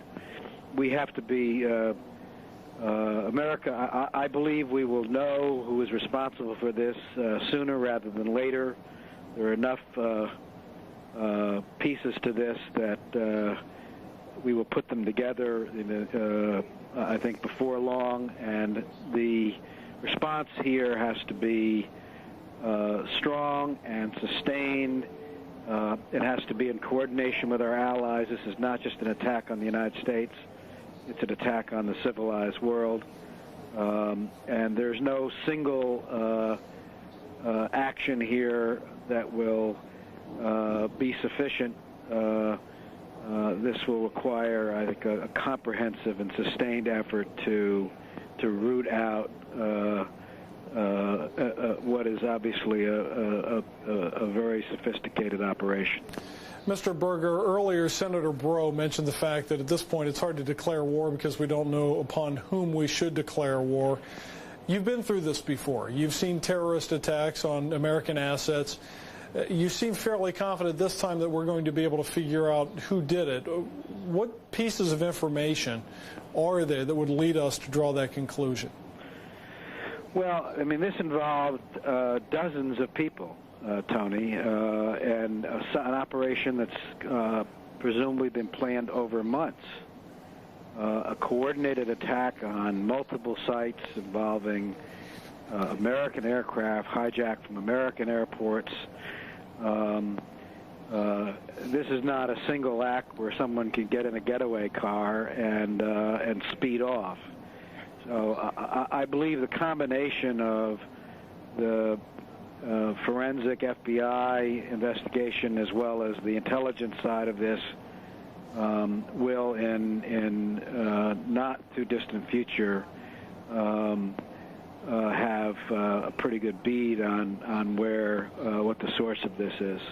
Sandy Berger, former National Security Advisor for President Clinton, Senator John Breaux, thanks both for joining us. Now let's toss it back to our colleagues in New York. All right, Tony Snow in Washington, thank you. We are trying to keep an eye not only on the situation at the Pentagon, but also in lower Manhattan. The pictures you're seeing now came around 10 o'clock this morning Eastern Time when the Twin Towers, the World Trade Center, the symbol of American capitalism to many, came tumbling down one after the other. This after they were struck by two hijacked planes. Our Julia Raleigh, a Fox News producer, is on the phone with us now from lower Manhattan. Julia, do they have a handle on the situation there yet? There's a lot of people who are standing around, John, who are kind of watching what's going on. There are people trying to fight the fires, but we're standing here just looking at flames and smoke billowing everywhere. The wind will start to blow, and the dust, it's about 6 inches thick where we're standing, will just start to swirl up in these dust devil-type storms and blow everything everywhere and around. From right where I'm standing, it doesn't look like it. The buildings that you're talking about are not just the remnants of the Trade Center itself. You're talking about other buildings nearby. So the other towers of the World Trade Center, so Tower 1 and 2 are gone. And it appears, for the moment, so is our connection with Julia Raleigh, our field producer, reporting live from Lower Manhattan. Yes, the World Trade Center, once the world's tallest building, certainly the tallest in Manhattan, crumbled today. There is very little of it left except a pile of rubble. And as you can imagine, all right, we have now a link with Mayor Giuliani, the mayor of New York City. Let's listen in. That, we're all undergoing right now is something that we've had nightmares about, but probably thought wouldn't happen. My heart goes out to all of the innocent victims of this horrible and vicious act of terrorism, acts of terrorism. And our focus now has to be on saving as many lives as possible. We have hundreds of police officers and firefighters who are engaging in rescue efforts in Lower Manhattan. I want to thank Governor Pataki for the incredible cooperation and coordination, and including deploying the National Guard that will be available to relieve our police officers and firefighters and emergency workers in the next couple of hours. The governor and I just spoke to the President of the United States. The coordination with the federal government from the time of the first attack has been excellent, including closing off the airspace around Manhattan and doing everything that can possibly be done in the face of this barbaric act to make the city secure. And we will strive now very hard to save as many people as possible and to send a message that the city of New York and the United States of America is much stronger than any group of barbaric terrorists, that our democracy, that our rule of law, that our strength and our willingness to defend ourselves will ultimately prevail. And I'd ask the people of New York City to do everything that they can to cooperate, not to be frightened, to go about their lives as normal. Everything is safe right now in the city, and the people who are doing the relief effort need all the help they can get. And then, Governor, thank you very much for your assistance and your help and your support. Thank you. Thank you, Mayor, for your leadership through this crisis. This is a vicious attack upon New York. It's an attack upon America. It's an attack upon the whole concept of freedom and our way of life. And we cannot let these attacks succeed. The first step has to be to make sure we do everything in our power to protect the people and to save the lives of those whose lives are still at risk and to help those who have been injured. And I want to commend the mayor, and I want to thank my colleagues from Connecticut, New Jersey, Pennsylvania, and the federal government have all offered and made ready support to help us deal with this ongoing crisis. The people of New York are not only the freest and most diverse people in the world, we're also, I believe, the most capable of rising to meet the challenges of this type of attack. And right now we want New Yorkers to remain calm, to go about their business, to appreciate the fact that everything to provide for their safety is being done, to appreciate that everything that can be done to provide for the health and the needs of the people who are still at risk is being done, and that we will continue to work to make sure that we get through this as strongly and quickly as possible. I want to thank the federal administration. Secretary Thompson has been on the phone with me a number of times, as well as the President, for what they are offering and prepared to do. And we're just confident that, well, this is a horrible attack and one that is despicable and really unthinkable in its magnitude. We will get through this, and we will continue to have a great and free country, state, and society. Do we know the number of casualties at this point, sir? I don't think we really want to speculate about that. The number of casualties will be more than any of us can bear ultimately, and I don't think we want to speculate on the number of casualties. The effort now has to be to save as many people as possible. And I don't think we will know the answer to that until sometime tomorrow or the next day. Were there large numbers of firefighters? There are a large number of firefighters and police officers who are in harm's way.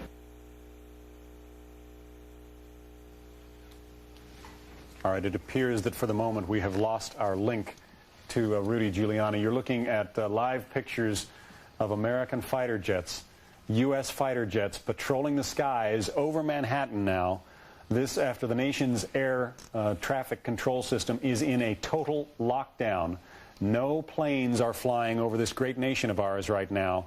thanks to the actions of some terrorists and hijackers who commandeered the cockpits of 4 airplanes today and used them as flying bombs to take the lives of American people. Let's listen in while we are trying to reestablish our audio link to this news conference involving the governor of New York there, George Pataki, on the left, and Mayor Rudy Giuliani of New York City on the right, the soon-to-be outgoing mayor. Today was supposed to be an election day, at least a primary runoff day in Manhattan for those who would succeed the mayor. That has been canceled. Major League Baseball has canceled all games for tonight across the country. Games to be played this weekend by the NFL and other sporting venues still up in the air.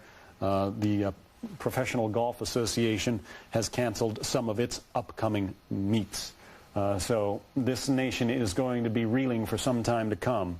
But as the mayor said, it's a time for all of us to be together, to unite, and to try to fight this evil and this cowardice that has inflicted this kind of pain and damage on American citizens. All national monuments have been closed down in Washington, D.C. and elsewhere. The borders between the United States and Canada, also the U.S. and Mexico, have been shut down. All employees at the nuclear laboratories in New Mexico, they too have been sent home. It's a coordinated response plan led by the Department of Justice. It's been practiced before. It is in place. We go now to Tony Snow in Washington with new information. Tony? Thanks. Our Jim Angle is reporting that one of the reasons we don't know the whereabouts of the president is nobody has decided where he is going to end his day. There is a dispute going on at this moment between the Secret Service and the president's political advisors. The Secret Service wants the president to go to the NORAD facility out in the west, that is, of course, as you know, in the mountains, completely secure, completely invulnerable to any kind of attack. On the other hand, political advisors saying that it would make the president look like, quote, a weenie, have urged that he return to Washington, get back to the White House, possibly address the nation from the White House, and try to conduct business from there. The Secret Service counters that it doesn't matter that the president is back at the White House. They cannot absolutely guarantee security if a plane takes off from someplace other than the United States and heads toward our shores. We're going to have no choice but to blow it out of the air. So that's the debate that is going on. In addition, just to give you another sense of what has been going on at the Pentagon, the death toll there may be much lower. In fact, there may not be a death toll. The casualty toll there may be much lower than originally feared, for the simple reason that the part of the Pentagon that was struck today by an airliner was in fact undergoing renovation, and as a consequence, not all the offices there were occupied. Our James Rosen earlier had passed on a report, interestingly enough, that a couple of the offices in that portion of the Pentagon, portions that were struck, were offices that trying to deal with counterterrorism. One is called the Office of Homeland Defense. It's a newly created office that was slated to get a big budget increase, even though Secretary of Defense Donald Rumsfeld has been talking about reducing expenditures. And also there was an office for special operations and low-intensity conflict. That is shorthand, again, for dealing with small wars with terrorists around the world. And that's the latest from Washington. Back to New York. Tony Snow in Washington. Tony, thank you. With more information coming in about the disaster response in New York City, we take you back to New York City Mayor Rudy Giuliani and New York Governor George Pataki in the midst of their news conference. Let's listen. I don't think anything went through my mind other than making sure that we all remained calm and found an exit and just tried to figure out the most intelligent thing to do. Probably the same thing that went through the minds of 10,000 other New Yorkers who I could see on the streets, and I really have to commend them. If you really want to know what New Yorkers are all about, you just watch the way in which they handle themselves. They didn't panic. They moved deliberately. They moved swiftly. But they didn't hurt each other. They helped each other.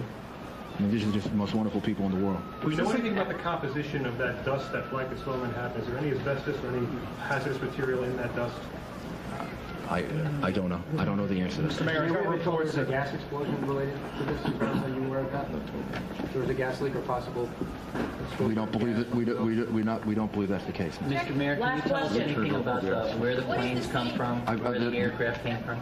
Bill Diamond reminds me that we've turned off the gas in the city buildings, just to be certain. Can you tell us as a precaution where these aircraft came from? There was a report they may have been hijacked in Boston.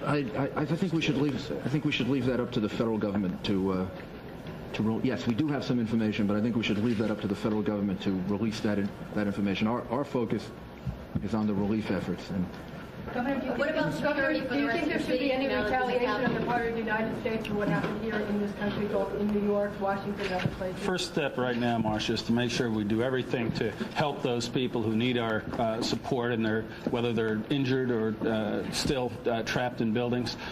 The second thing is to make sure at the same time we're providing the maximum security against possible additional incidents. But clearly, this is an attack upon America. It's an attack upon our freedom and our way of life, and we must retaliate and go after those who perpetuated this heinous crime against the people of America. Mayor, this is compared to Pearl Harbor. Do you consider this to be an act of war? This has been compared. I'll do both. This has been compared to Pearl Harbor. Do you consider this to be an act of war? This is a vicious, unprovoked, horrible attack on innocent men, women, and children. It's one of the most heinous acts, certainly in world history. And as the governor said, and I said to the president, we fully and completely support him in any action that he has to take in order to make an example out of the people who are responsible for this. Is it an act of war in your mind? I don't know that I want to use those words. I think the president is the one that has to respond, and I think what he has to know is that all of us in New York support him, and support him completely in the efforts that he's going to have to make over the next couple of days, week, and to make a point that people can't do this. You can't attack innocent men, women, and children. And ultimately, I'm totally confident that American democracy and the American rule of law will prevail. And the people of New York are going to help to demonstrate that over the next couple of days.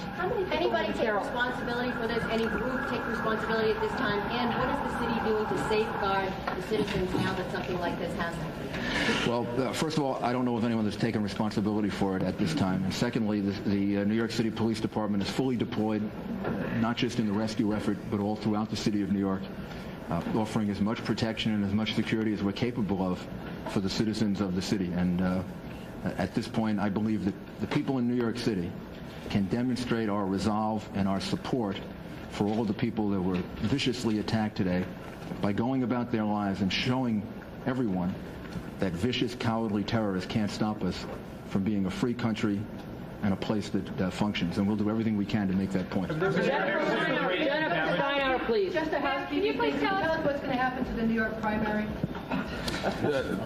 This morning, I issued an order suspending the primary across the state. There will be no primary today, and we'll reschedule it once we get through this. Jennifer, Can you please. please walk us through the municipal services right now? What's going on with the subway, and the schools, the courts?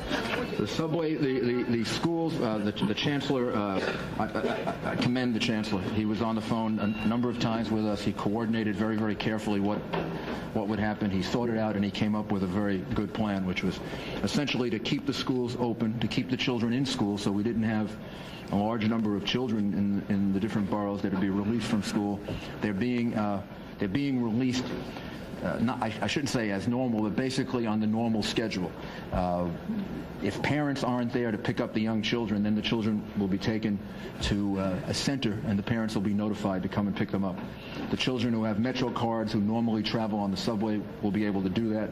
The subways are functioning in 4 of the 5 boroughs, and can we get an update, Joe, on how the subway's doing in Manhattan? All the lettered lines are working. And in Manhattan? In Manhattan lines, all the lettered lines. All the lettered lines are working, including in Manhattan. And throughout the rest of the city, public transportation is normal. So the children should be able to return from school in the normal fashion. And if any children don't have parents to pick them up, then we'll hold them, let the parents know, and then the parents can come and pick them up. Mr. Mayor, you mentioned you were on Barclay Street. What's the radius of damage that's been affected? How many other side streets around the world? I don't think we know yet. The whole area of Lower Manhattan has been very much affected by it. How many police and fire are involved? Like how many all NYPD off-duty officers that they come in, or like all NYPD and FDNY officers are on duty now, and we're going to need all of them.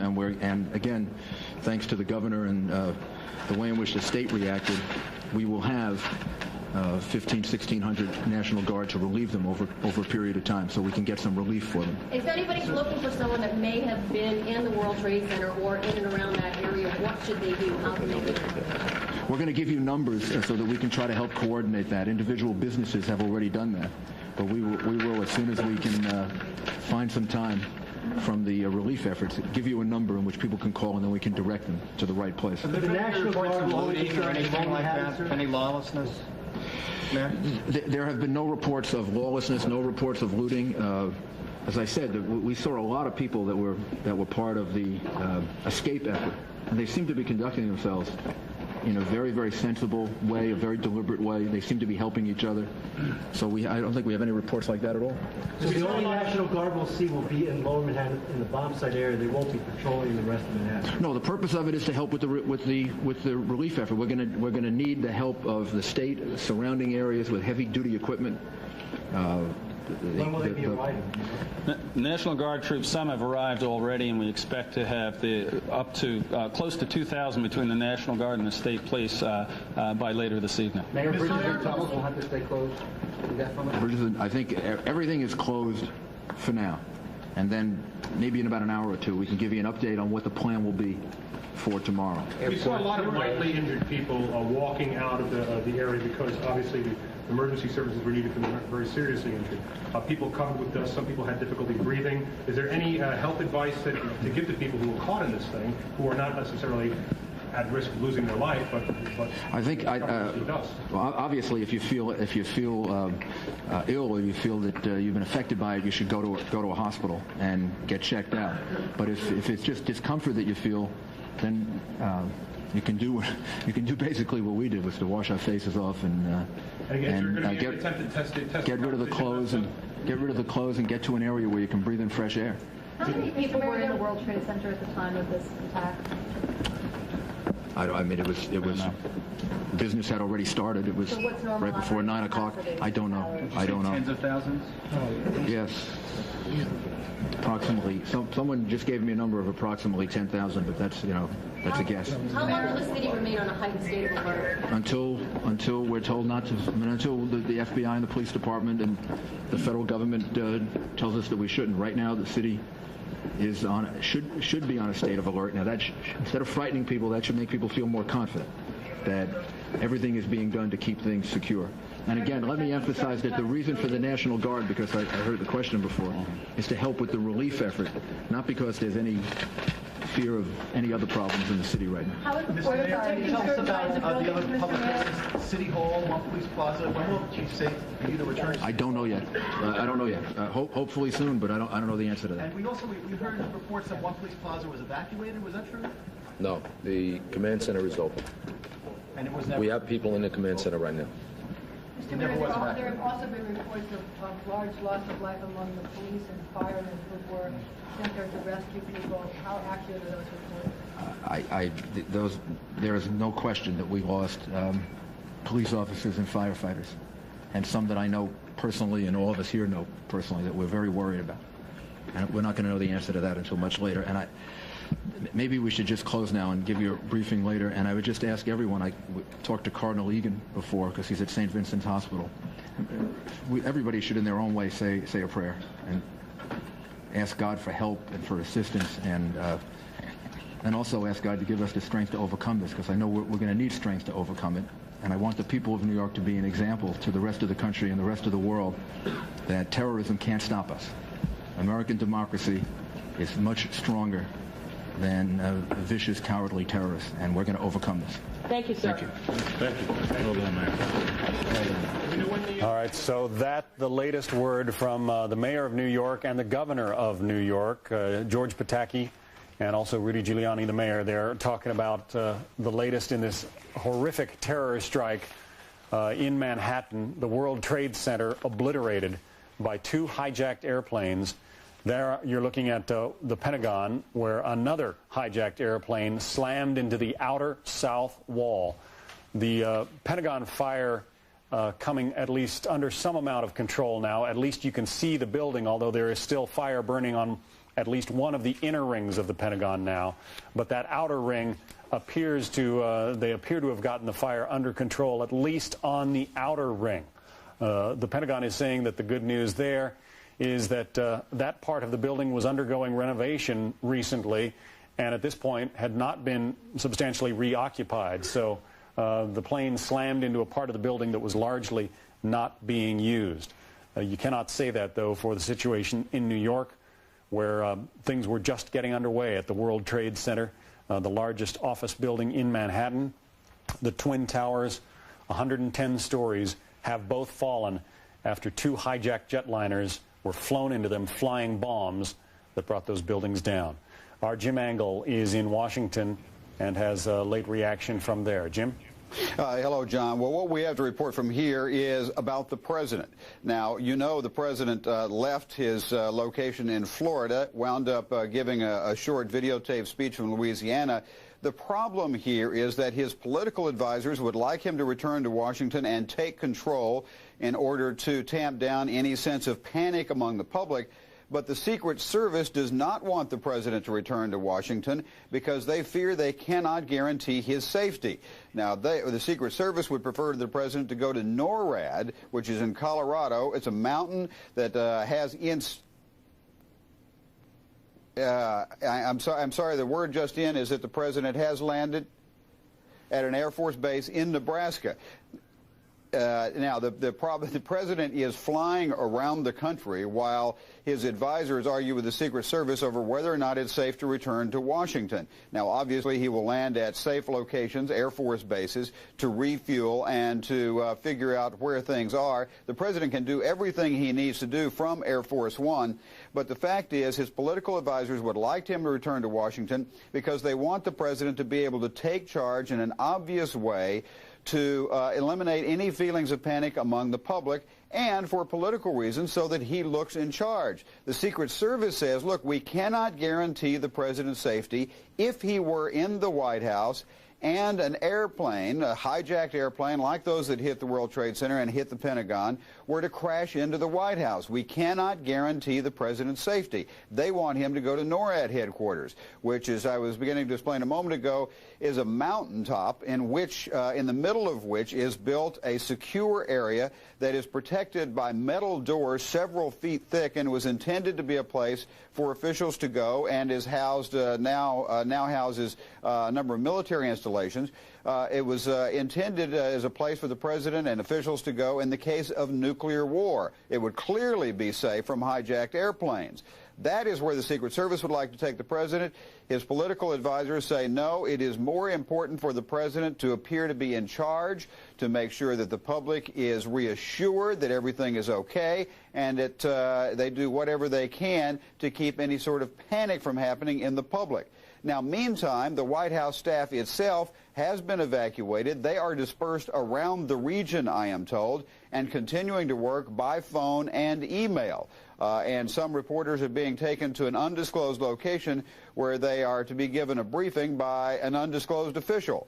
So, as you can see, there are great concerns about going back to the White House, either for the president or for his staff. John? All right. Jim Angle reporting from Washington. Thank you. Yeah, that NORAD facility in Colorado Springs is quite literally a mountain that has been hollowed out inside. Yes, perhaps the safest place for the president to go in a situation like this, but you can see why his political advisors, Linda, want to make sure that the president is seen front and center, not giving in to the terrorists who, after all, want to terrify America. We are continuing to keep an eye. This is the situation that you saw earlier at the Pentagon. A number of injuries there after a hijacked jetliner slammed into the outer wall.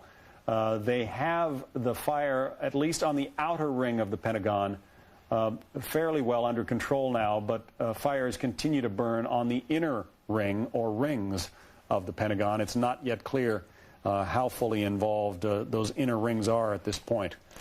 Clarifying once again that the president is at Offutt Air Force Base in Nebraska right now. There are armed guards patrolling the White House, outside the White House. As you know, the Capitol has been totally evacuated. It was earlier this morning that armed guards, actually the Capitol Police, actually physically went into the Capitol and grabbed leaders of Congress to remove them, to take them to a place of safety. So as it stands, government leaders are all in safe places as of this hour.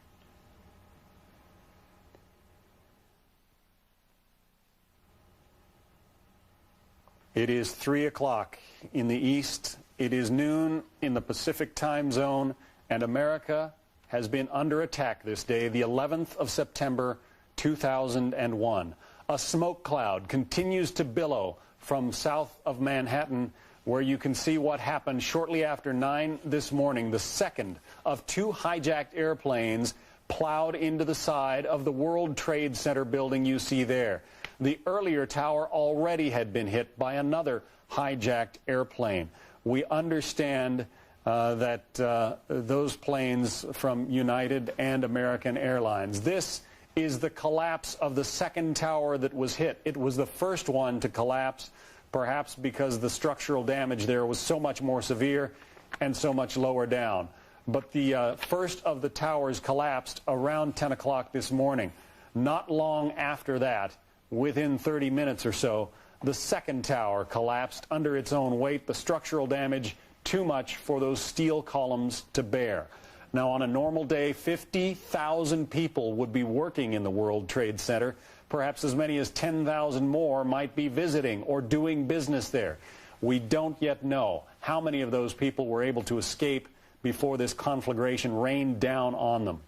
Again, taking you just south of New York, this is the Pentagon. About 9:45 this morning, about 30 minutes after the second attack in New York, a hijacked jetliner smashed into the south wall of the Pentagon, blowing a 100 to 150-foot hole into the side of the building and setting a fire that continues to burn at this hour.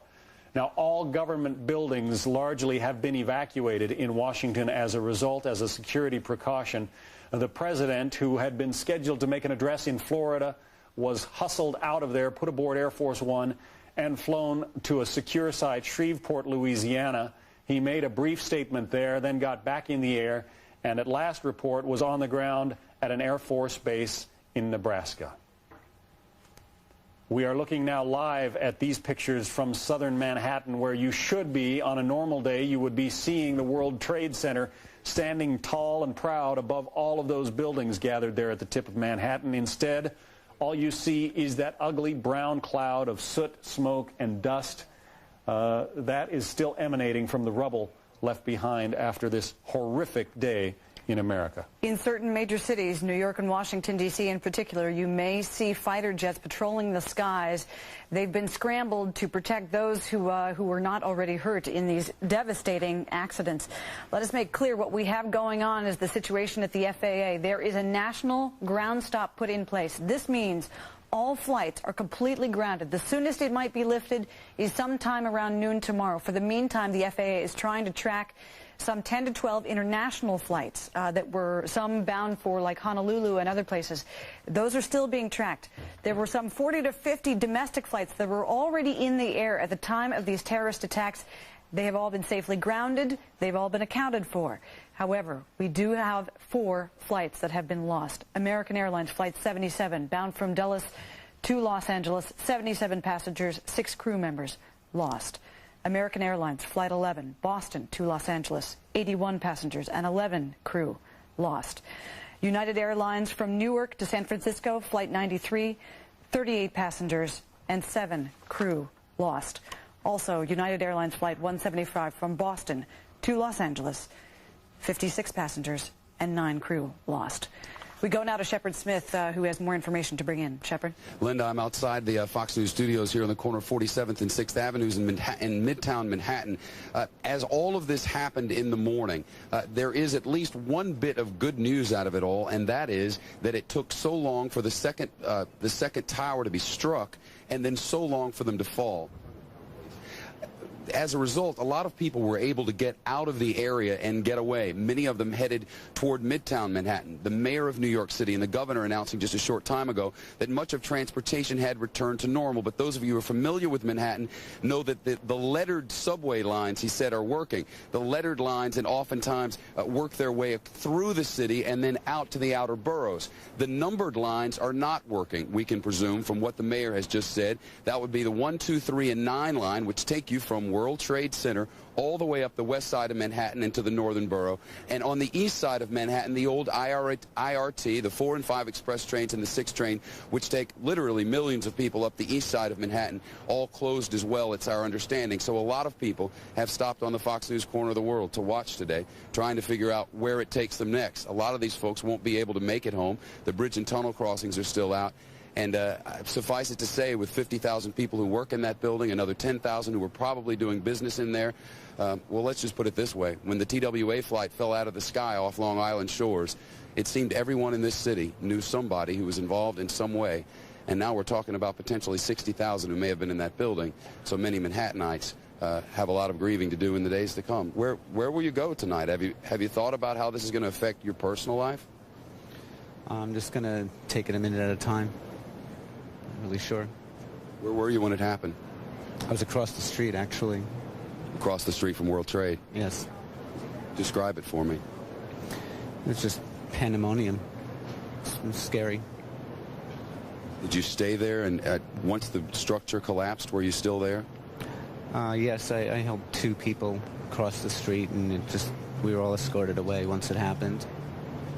It's my understanding from talking to some of our correspondents and some of my friends, actually, who were down there at the time, that one of the amazing things to see was this group of people who lived and worked in other buildings who weren't affected, who were running out, taking off their clothes and making tourniquets and cleaning people off and calming people down, that it was really a remarkable sight. Did you witness that sort of thing? Yeah, that's exactly what happened. People were helping everyone, and I escorted two women from one side of the road to the other as the paramedics were arriving, and there was a lot of hurt people and a lot of panic. Having covered so many tragedies in this country, from the Oklahoma City bombing to hurricanes and others, there's a cycle that we as people go through. There's this initial shock, and there's hurt, and there's fear, and there's wonder, and there's trying to figure out who to blame and where to put your feelings. That all transitions when the pictures of people dancing in the streets overseas are shown on television, and people become angry. Have you thought about how difficult it may become to keep this place from getting really weird? You know what I mean? I know what you're saying, but I really haven't stopped to think about that aspect of it. Certainly, it's a day that all of our lives have changed. To stand on the roof of this building and look south and not see those two towers there, realize how many people were in there at the time, and all that is going on at this minute. That building is still in flames. What microwave trucks and satellite trucks were up close enough to show you at the bottom were no longer accessible once the tower came tumbling down. There are no live pictures out of that area. But there's an enormous evacuation and rescue effort that's underway.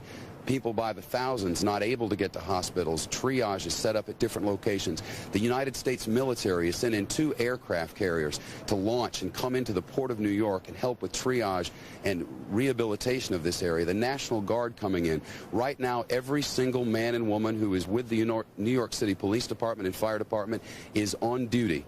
A man and a woman cannot work 24 hours a day indefinitely, so the federal government sending in reinforcements to help pick New York City up. Inch by inch. A long and difficult day and night ahead, Linda and John. And the hope is that people will just remain calm and help a neighbor. Shepard Smith, thanks very much. Shepard Smith outside our building here at the corner of 47th and 6th Avenue in Midtown Manhattan. Again, you're looking at pictures from earlier downtown after this horrific event unfolded. The World Trade Center there on fire. At that point, it was still standing. As we speak, it is not. Both towers collapsed in a cascade of smoke and dust, and doubtless a tremendous loss of human life. Tony Snow has an update now for us from Washington. Tony?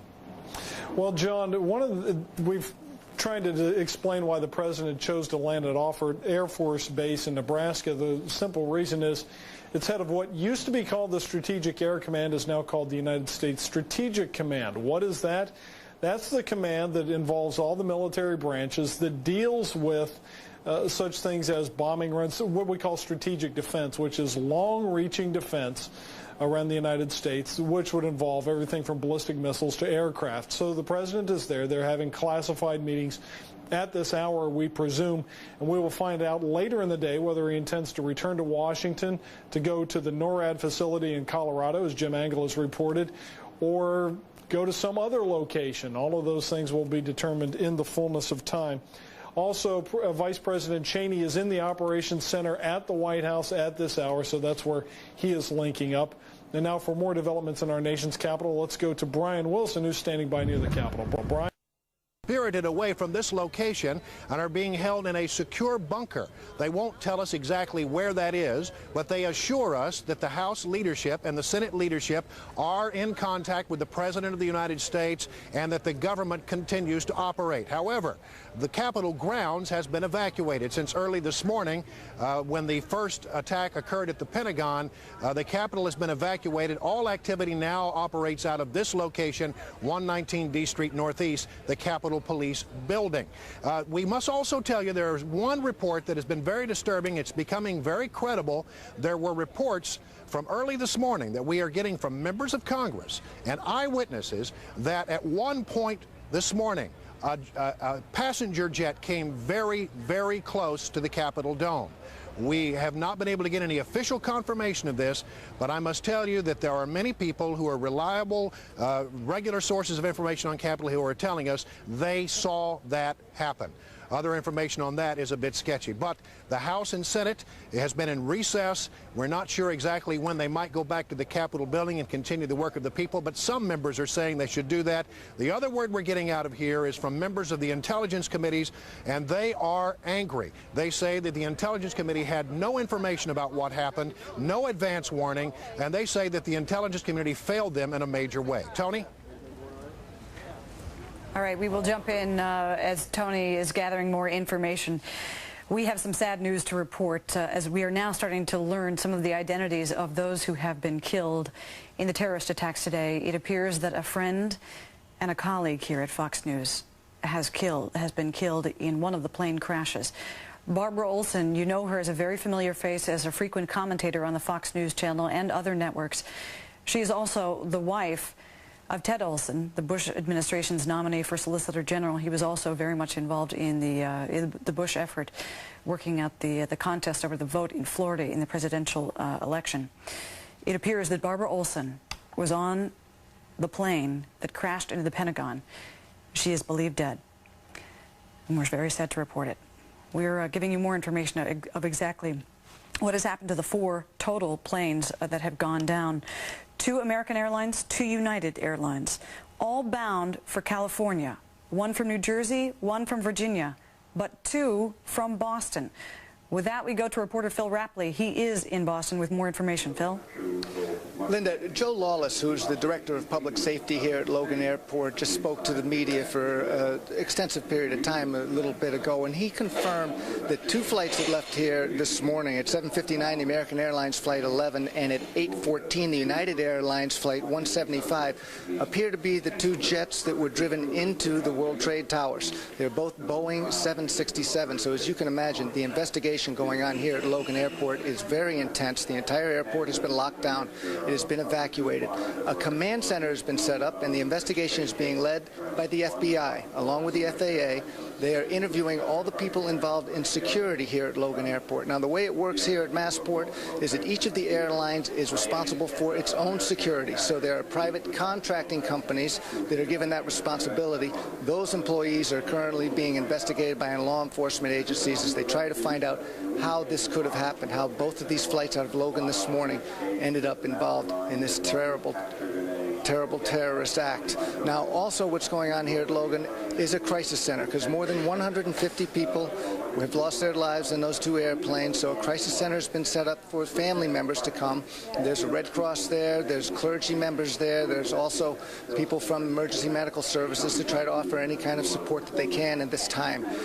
Any passengers that were at Logan Airport have been taken off of the grounds. They will be put up by Massport until this airport is reopened again. That will not happen until the Federal Aviation Authority gives it the okay. But meanwhile, Joseph Lawless says that the security here is as high a security as any airport in the country, that Logan Airport is as safe as any airport in the country.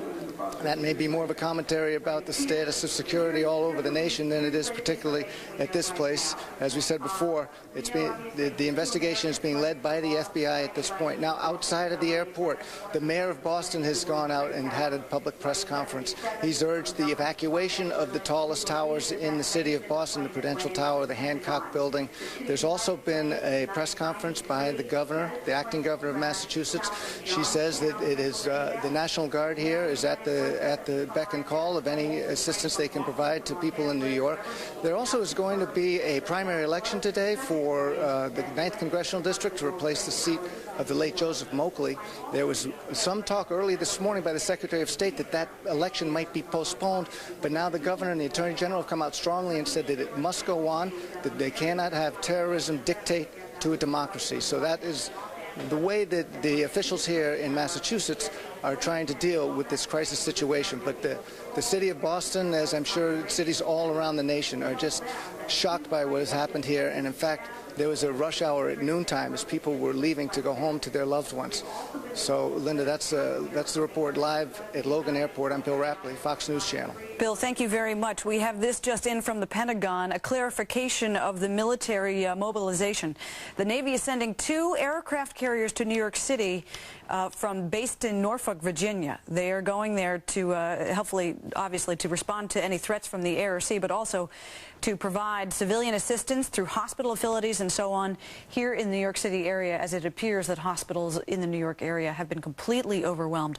Also, at the same time, the Navy is sending amphibious ships with Marines on board to Washington, D.C. The carriers sent to New York City should arrive here by sometime tomorrow afternoon. Bill made the point in that report that all of these flights, curiously, were bound for Los Angeles. What might be the significance? But possibly only this. If you're trying to fly cross country and if you're trying to fly from east to west, you're going to be fighting the headwinds, and going that distance, you're going to be taking the maximum amount of fuel on board possible. So if you are hoping to hijack a flying bomb, as these terrorists apparently were, you want as much fuel as possible to cause as much damage as possible when you bring these planes into their intended targets. And that may have been why all of these planes were bound for the West Coast. 45 people on board Flight 93 from Newark, New Jersey, United Airlines Flight 93. That plane went down apparently in a fairly wooded area about 80 miles southeast of Pittsburgh. Those people have lost their lives, but it could have been much worse. Again, our Brian Wilson reported credible reports of a plane passing very, very near the dome of the U.S. Capitol today. Whether or not it is that United Flight 93 from Newark to San Francisco is yet to be determined, but that is certainly a possibility. Somebody called from a cell phone who said he was a passenger on board that plane. He had locked himself in the restroom. He said it was not a hoax. They were being hijacked.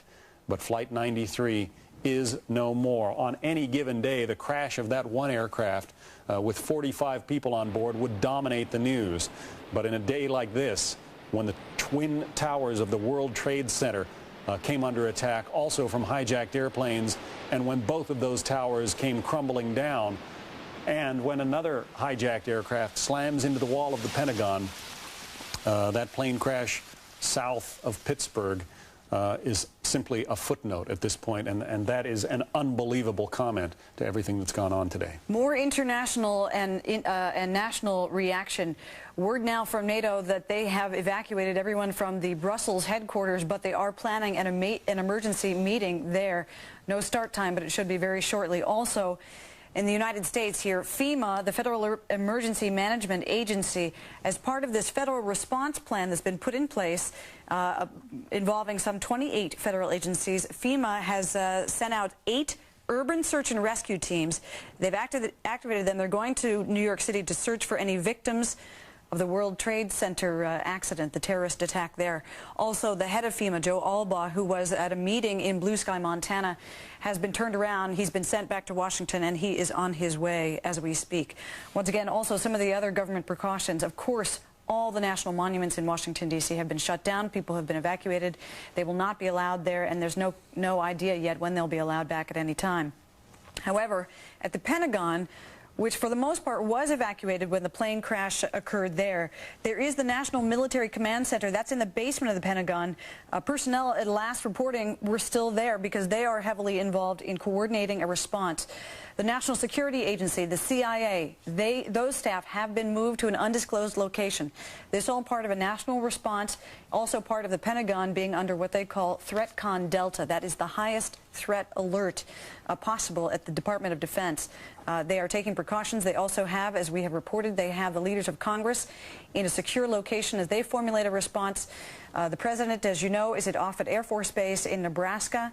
The vice president is safe. His wife is safe. Also, First Lady Laura Bush. They are safe, but they are being held in locations that the Secret Service at this hour is not disclosing. 2,400 people were killed in the attack on Pearl Harbor back in 1941.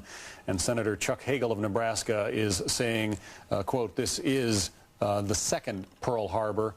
Newt Gingrich was on Fox News Channel earlier today saying very much the same thing. There is a tremendous amount of pressure on our nation's military leaders to come up with some kind of a target for a military response. However, as you can understand, until you know who brought about this kind of devastation, it's really too early to be talking about a military response. You're looking at live pictures. This is still what's going on in downtown Manhattan. This is the view from north to south, looking toward the spot, looking actually toward the Statue of Liberty and the spot there on the right of your screen where the Twin Towers of the World Trade Center stood. And that until about 10 o'clock Eastern time this morning. About 5 hours ago, they crumbled. This after they became the targets of some madmen with a grudge against America. Let's go to Rick Leventhal, who was there when all of this unfolded. Rick, it's good to see you still with us. Thanks, John. We did have some frightening moments out here earlier this morning. I was in my office before 9 a.m. when I got the page that a plane had hit the World Trade Center, and I couldn't believe it. I thought there must have been some mistake, and sure enough, turned on the television, saw the video, jumped in a subway to come down here to Lower Manhattan. The train stopped. I had to get out of Canal Street, which isn't too far away, but a lot of people had to get out way before then, and they stopped train service. And you know, as I was walking down here towards where the World Trade Center is located, the Twin Towers were still standing, and there were people on every single street corner just staring up like they would be tourists. But these are locals, these are residents who were standing there staring at these two towers that were on fire with holes in the sides of the buildings. One of the most recognizable attractions in the world, the World Trade Center is. And it was a smoking hulk of wreckage, and again, people just staring at it. I can't believe that this is happening. So we get closer and closer, and with my press ID, I was able to get a block further west and basically 1 block to the north of the World Trade Center towers. When police said you cannot go any further, they stopped us there, and this is before the two buildings collapsed, and it was chaotic. There was police and rescue personnel all over the place, still trying to figure out what was going on. That's when we were hearing that there was a second plane that had hit the second tower, and everyone was trying to respond to that disaster, and people were swarming towards the buildings to try and rescue the people who were in the buildings. We then moved, our satellite truck parked a couple blocks further south of us here on Church Street, which basically runs right into the front of the World Trade Center buildings. You can't see it now because of all the smoke that's still in the street from where the buildings are burning, but we were there in the street virtually around the corner from the first tower when it collapsed.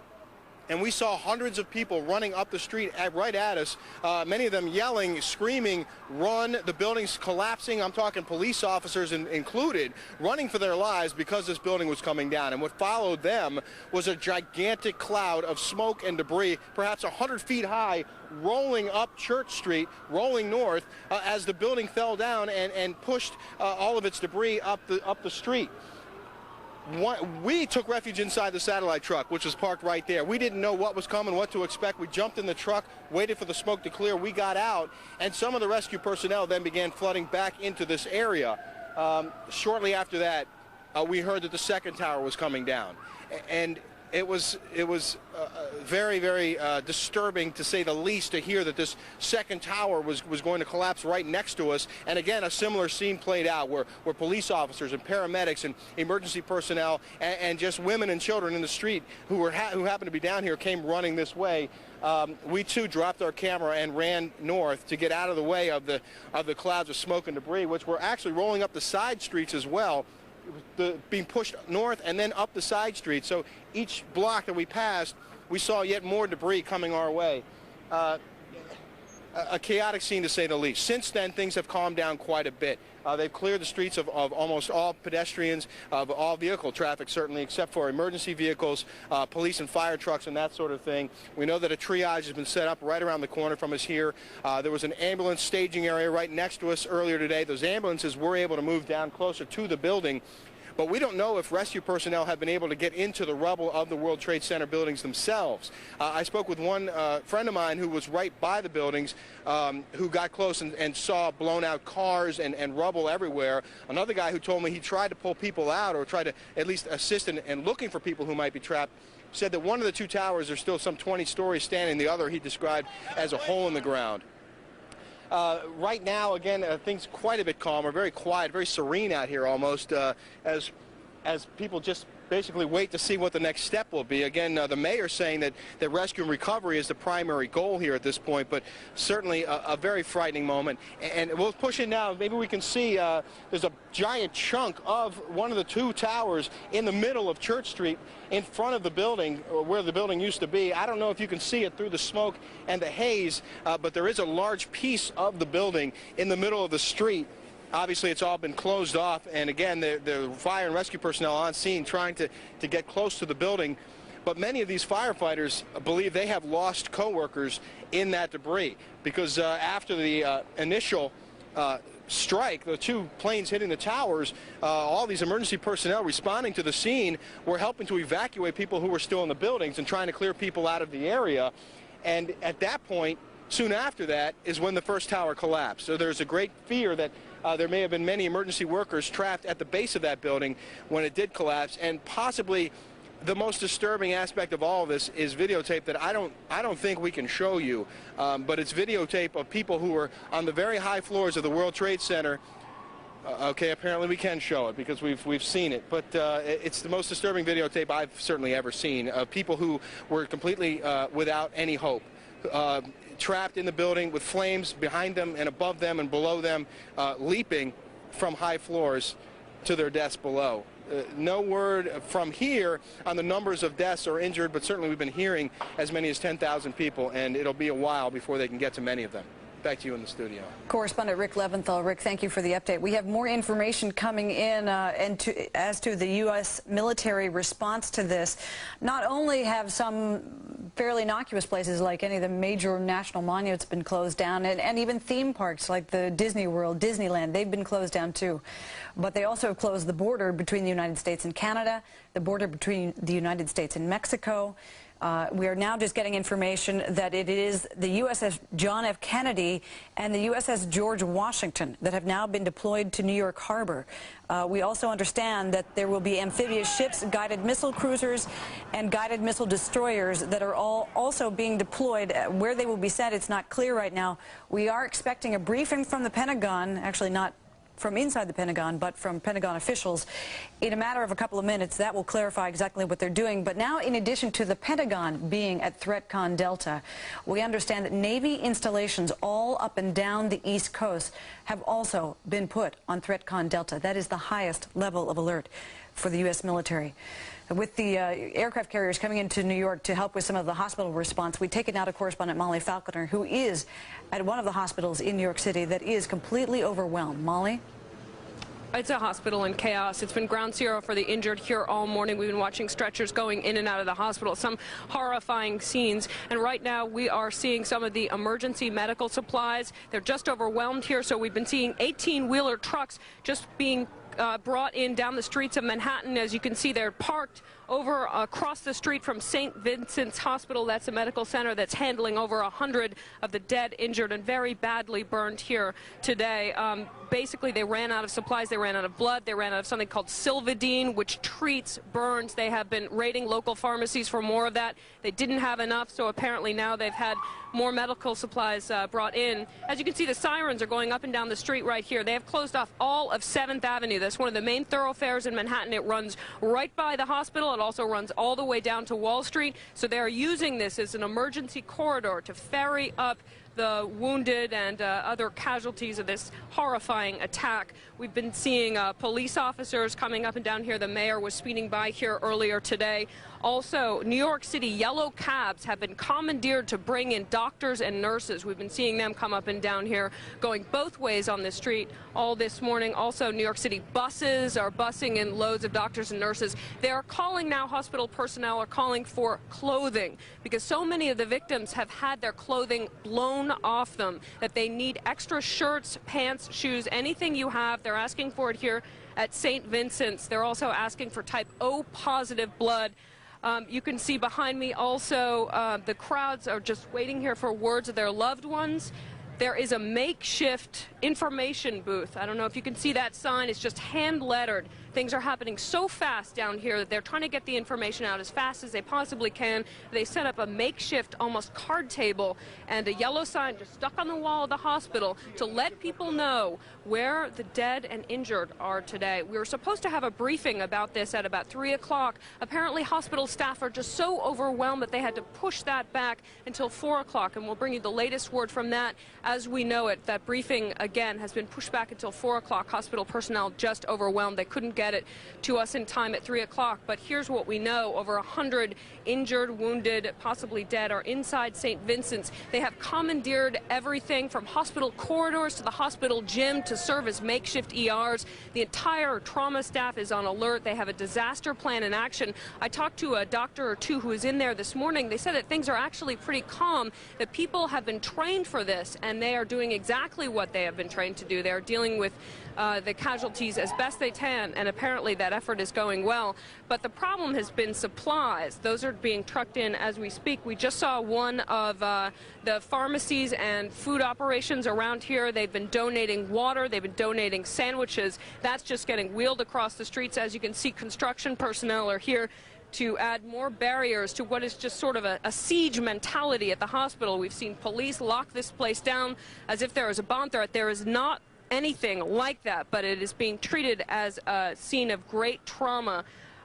Also, we should tell you that Cardinal Egan was here and may still be here. He is the Archbishop of New York. He has been offering prayers for all of the dead and wounded who have been streaming in and out of this hospital. He has been on scene along with other chaplains and spiritual leaders, as well as city leaders. We talked to the city controller, Alan Hevesy, earlier, who was talking about how there was hundreds of firefighters and policemen who started running towards one of the towers right after one of the disasters, and then they were not heard of again. He was down here to donate blood, but we are also hearing about the fate of those firemen and police officers who ran towards one of the towers in a rescue effort. And as you can hear, the dead and wounded keep coming in. There's more NYPD personnel streaming down this closed-off 7th Avenue.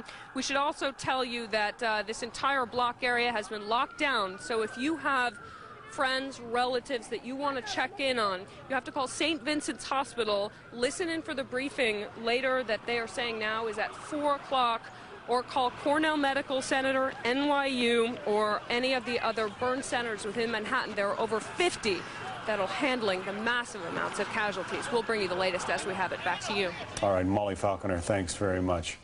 Want to bring you the latest bird's eye view of what's going on, at least in Manhattan, from our Dari Alexander, who is on the roof of our building here in Midtown. Dari? Hello. You know, I just have to stop for a second and tell you, I was downstairs earlier. I was raised in New York. I am a New Yorker. I have to tell you that this is absolutely devastating. Devastating to New Yorkers to see the two tallest buildings that were tourist sites go down, to be hit by planes, not by accident, and then to see them crumble.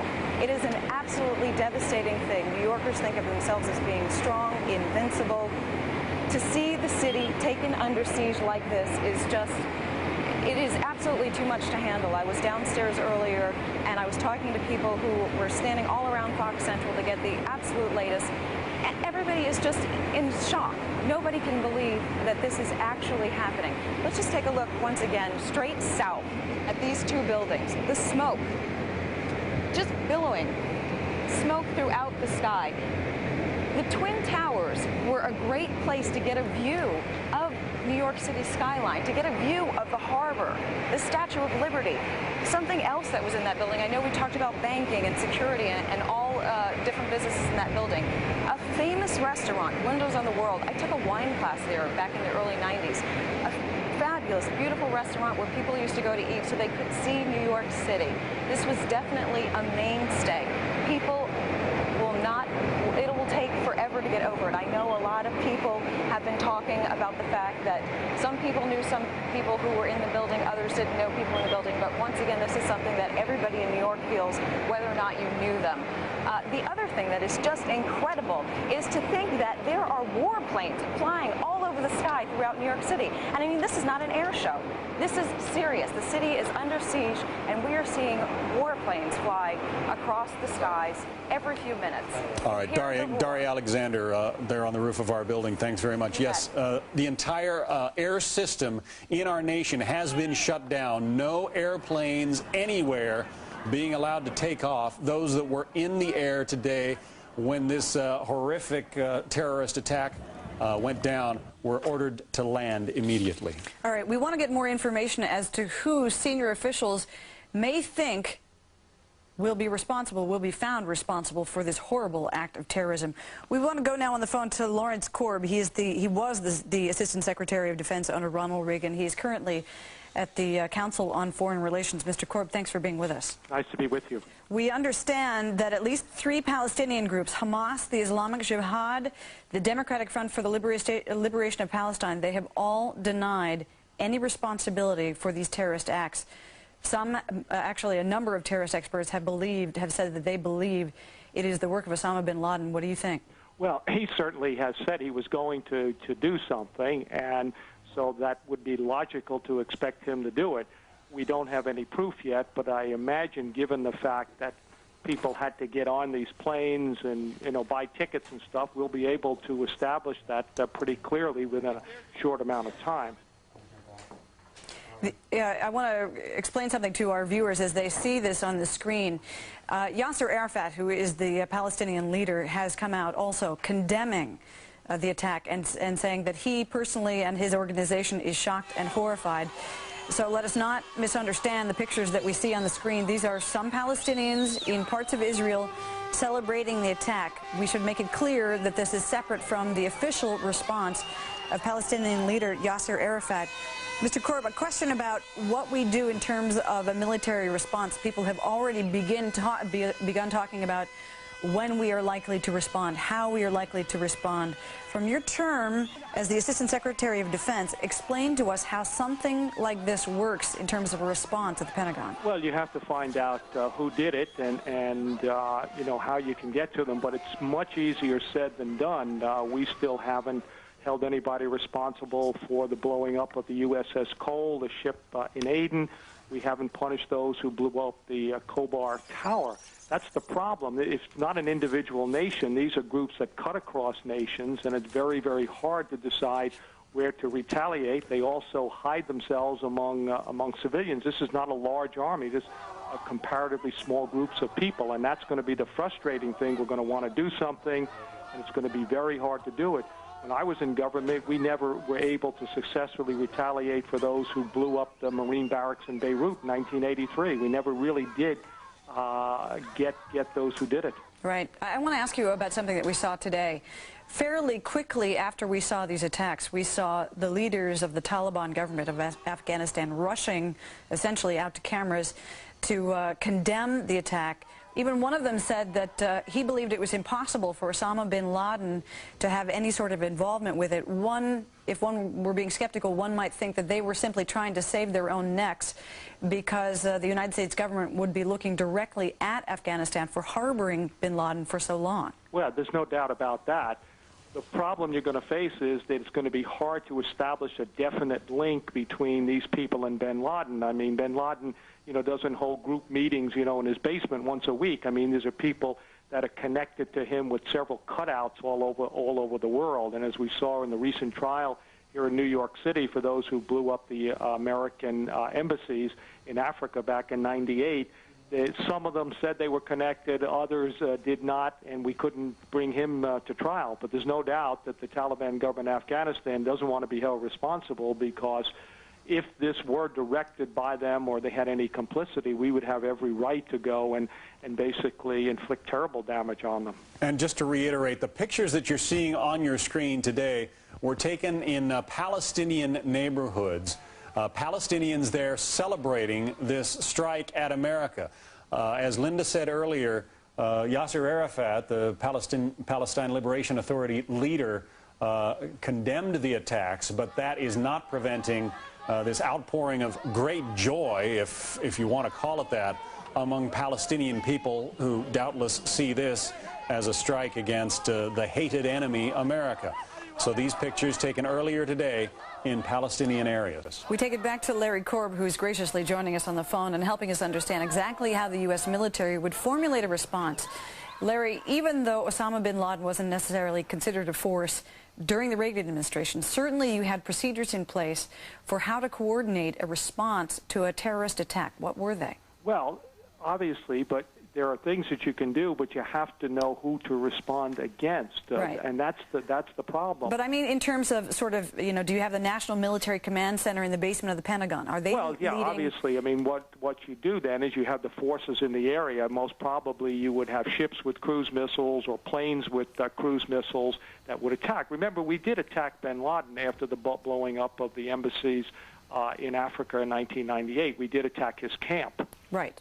So, yes, I mean, we have forces all around the world. We have bombers that can fly from the United States that attack any place in the world. So that's probably what we would do if we found the people. But that's the problem you have in this new era, that these groups don't belong to any one nation, and there's no real central headquarters that you can hit. Also, you generally, as I understand it, you, meaning the Pentagon, I mean leaders at the Pentagon, have a list of response targets already prepared before an attack ever occurs against the United States. There's already a list that you deploy when given the go-ahead by the White House, correct? Well, that's right. I mean, you have a number. I mean, we have very good intelligence. Our technical intelligence is terrific. We know where these people are, and if we can make a link, yes, then we can go ahead and go after them. The problem is making that link, because the United States stands for decency in the world, and, innocent until you're proven guilty. So it's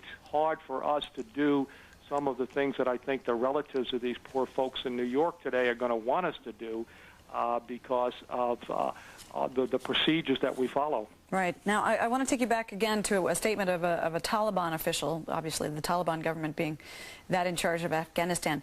He said, quote, bin Laden does not have the facilities to orchestrate such a major assault within the United States. Some other terrorism experts are saying that he may be the only person who has the kind of organization to orchestrate this kind of attack. Where do you stand? Yeah, I think he's the only one. And remember, we're not talking, I mean, he didn't buy missiles or anything like that. What they basically did was hijack 4 airplanes. Right. And he certainly has the wherewithal to do that. Now, the ultimate go-ahead for any sort of strike, when it comes, if it is determined fairly clearly that we have figured out who is responsible for this, how does the chain of command work? I mean, who gives the go-ahead, and where does it have to sort of, does it originate from the top, from the commander-in-chief, the president? Right. Only the president can order military action, and then he sends the order to the Secretary of Defense, who transmits it to the field commander. But only the president has that authority under our Constitution. Now, when you say he transmits it to the field commander, does he speak to Donald Rumsfeld? Yeah, the president. And then it goes to the Joint Chiefs, or how exactly does it go down the... Normally what the president would do is he would sign the order or direct the Secretary of Defense to execute whatever the contingency plan would be. The Secretary of Defense would sign the order, and the chairman of the Joint Chiefs of Staff would transmit it through military channels to the Commander-in-Chief of the Pacific, to the Commander-in-Chief of our Atlantic forces, or whoever is the area commander. The Commander-in-Chief of the Central Command, for example, would have responsibility for that area. That was General Schwarzkopf's job during the Gulf War. He was the commander of the Central Command. Mr. Corbett's John Scott, with just a general question. I mean, what are our options? We lobbed some cruise missiles at Osama bin Laden years ago. That didn't seem to have much of an effect. What kinds of operations, just in broad strokes, can we consider here? Well, I think you have to stop these before these people get into the country, get onto your planes, or get these weapons, and it has to be done by the international community. As powerful as we are, the United States cannot do this by itself, because without working with the rest of the world, we can't get these people. And that's the frustrating thing. You saw what happened when we sent the FBI to Aden to investigate what happened with the coal. We didn't get the cooperation. Unfortunately, the world has to deal with this, and the United States needs to take the lead in getting the world to establish guidelines about dealing with these terrorists. Because if they can do it here, they can do it any place. Let's say we can trace the perpetrators of this to some country somewhere in the world. Would you suggest to the president, if you were still advising him, would you suggest some kind of an armed invasion to go in and get whoever's responsible? Yeah, I would suggest going in and getting them and working through the local authorities if you could. I mean, because a lot of our friends around the world will be more than happy to help us. And so if the person is in country X, you work with the law enforcement and armed forces there to get them out and bring them to justice. Larry Korb, we thank you very much, of the Council on Foreign Relations, former Assistant Secretary of Defense under the Reagan administration. Nice to be with you. Thank you once again. We take it now to correspondent Rick Leventhal. Perhaps the heroes of this day will be those who have been performing rescue on those who are trapped inside. Rick Leventhal is with one of those individuals right now. Rick? Countless rescues performed by Bill Quick here with the New York City Fire Department. I know you were on vacation and this happens. Take us through what your first call, and what you did after that. I drove in. I live in Long Beach. I drove in my car. I could see the smoke coming from the World Trade Center. I have a radio in my car. I can hear everything that's going on. Just mayhem. First plane hit. Second plane hit. The first time I got there, I ran up to the building, and a police officer said, "I got people trapped down in the subway." So I went into the subway, went downstairs, got people up. People are bleeding, screaming, crying. And I just said, just come upstairs, go to your left, just keep going to your left. Just find the ambulance, go to your left, go to your left. Within 2 to 3 minutes after that, the first collapse happened of the building. I don't know which building it was. It came down. I was outside. I ran behind a pillar. I got down on the floor. I covered in my coat. I didn't have a mask at the time. I covered my coat, and I was trying to survive. And it was total pitch black for like 10 to 15 minutes. There was an EMT next to me. He says, he goes, "I think I'm burnt." So I looked at him. I said, "No, you're not burnt. You're just covered with soot, hot soot and everything like that." After that, he went on his way. I went and got a mask. I went back in the building, and I went searching for more people, and we found out that there was nobody else left down the subway. And I'm here to update you all on the activities of the federal government in response to this morning's attacks on our country. As you heard from President Bush a short time ago, the federal government is acting to help local communities with search and rescue and emergency management operations, to take all appropriate precautions to protect our citizens, and to identify those responsible for these despicable attacks on the American people.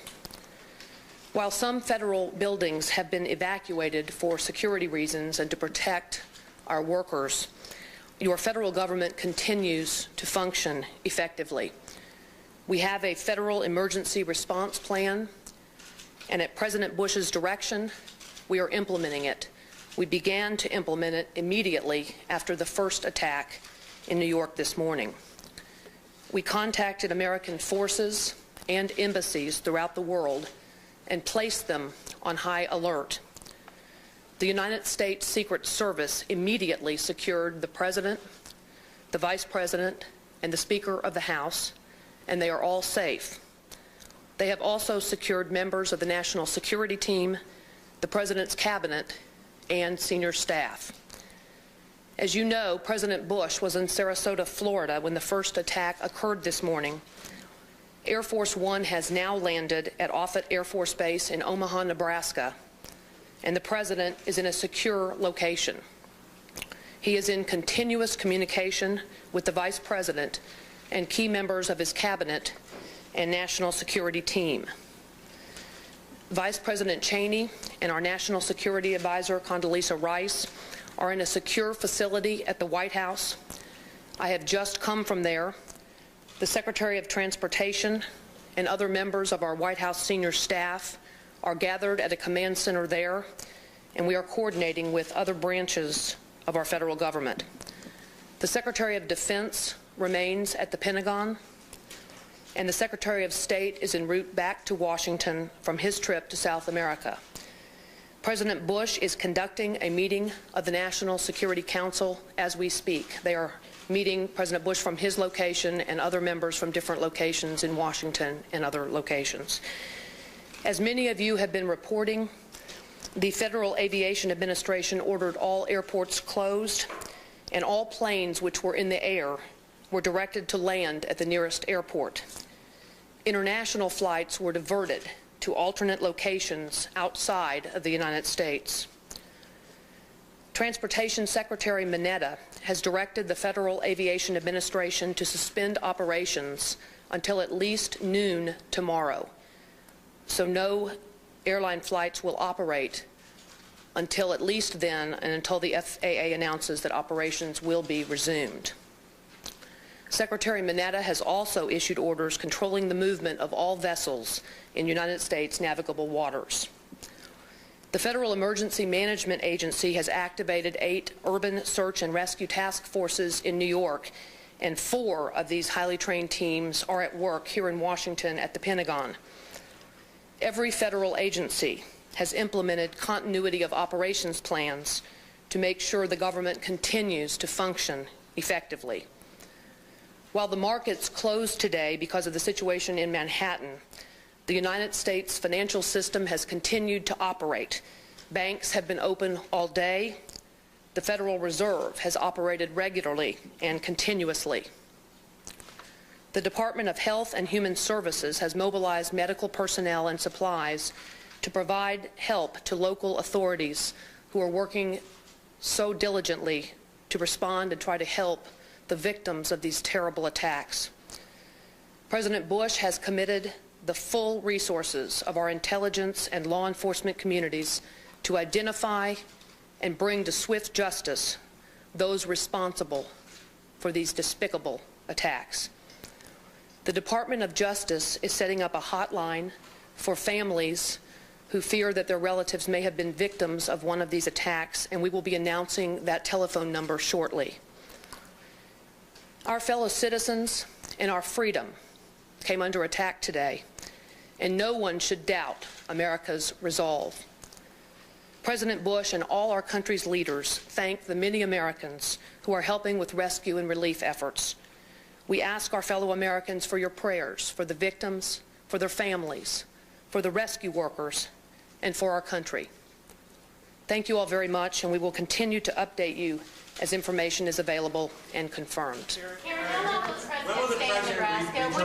So Karen Hughes apparently taking no questions. Karen Hughes, the senior advisor to the president, giving us an update on the status of some of the most senior people in Washington. The president is most recently landed at Offutt Air Force Base in Nebraska. She said the president is at a secure location, but she did not necessarily suggest that he is on the base itself. One believes he probably still is.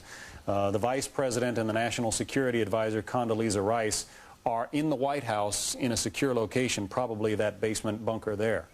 It is not very often that this nation is brought to a standstill, but on today, it has happened. Many people here in New York City, in Washington, D.C., all over the country, staring at their televisions unable to believe what they are seeing happening before them. You see it here on the corner of 48th Street and 6th Avenue in New York City outside the Fox News Channel headquarters. We have seen this site in many locations. People just simply in shock at what they're seeing. Who could have thought that an attack of this magnitude would happen in the United States of America? We have had officials planning for such an attack for some time, but many ordinary citizens thought that something like this could never actually happen. So much security in place, so many times that defense officials and others have war-gamed this out and planned for an attack. But on this day, it has happened. No one able to figure out why, particularly September 11th, the year 2001. One person has mentioned that it was supposed to be tomorrow that an associate of Osama bin Laden was due to be sentenced in New York. And others have mentioned that they believe Osama bin Laden is perhaps the only terrorist with the kind of organization who could plan something this massive and this deadly. The United States government not confirming anything of the kind. The Afghan government, which has been accused of for some years of harboring Osama bin Laden, rushing to say that they have no knowledge of this and they condemn it. However, they have for years not given Osama bin Laden up to the United States, despite repeated requests from Washington. They are also saying that they do not believe Osama bin Laden is capable of this. There may be many in Washington who believe otherwise at this hour. We're waiting for more briefings to come in.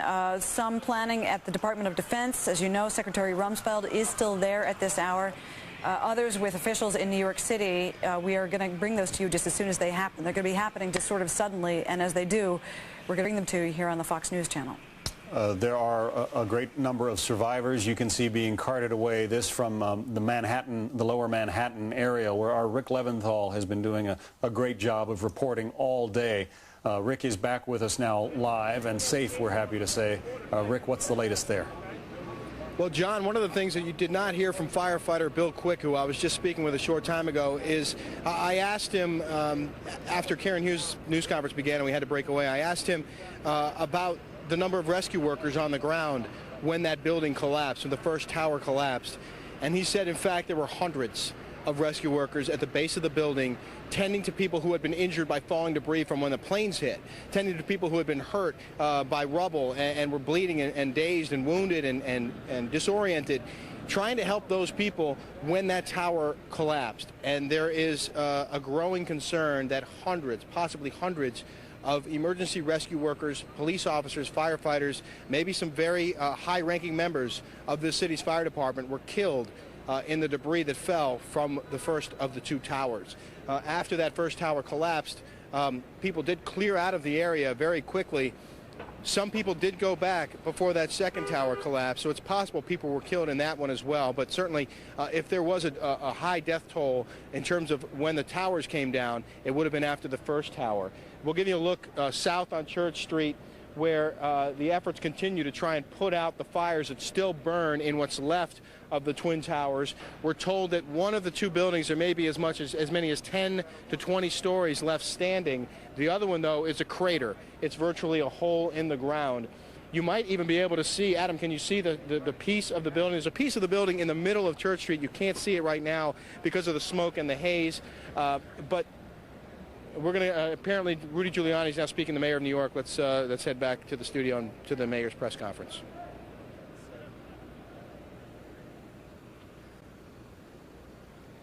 Do we have the mayor?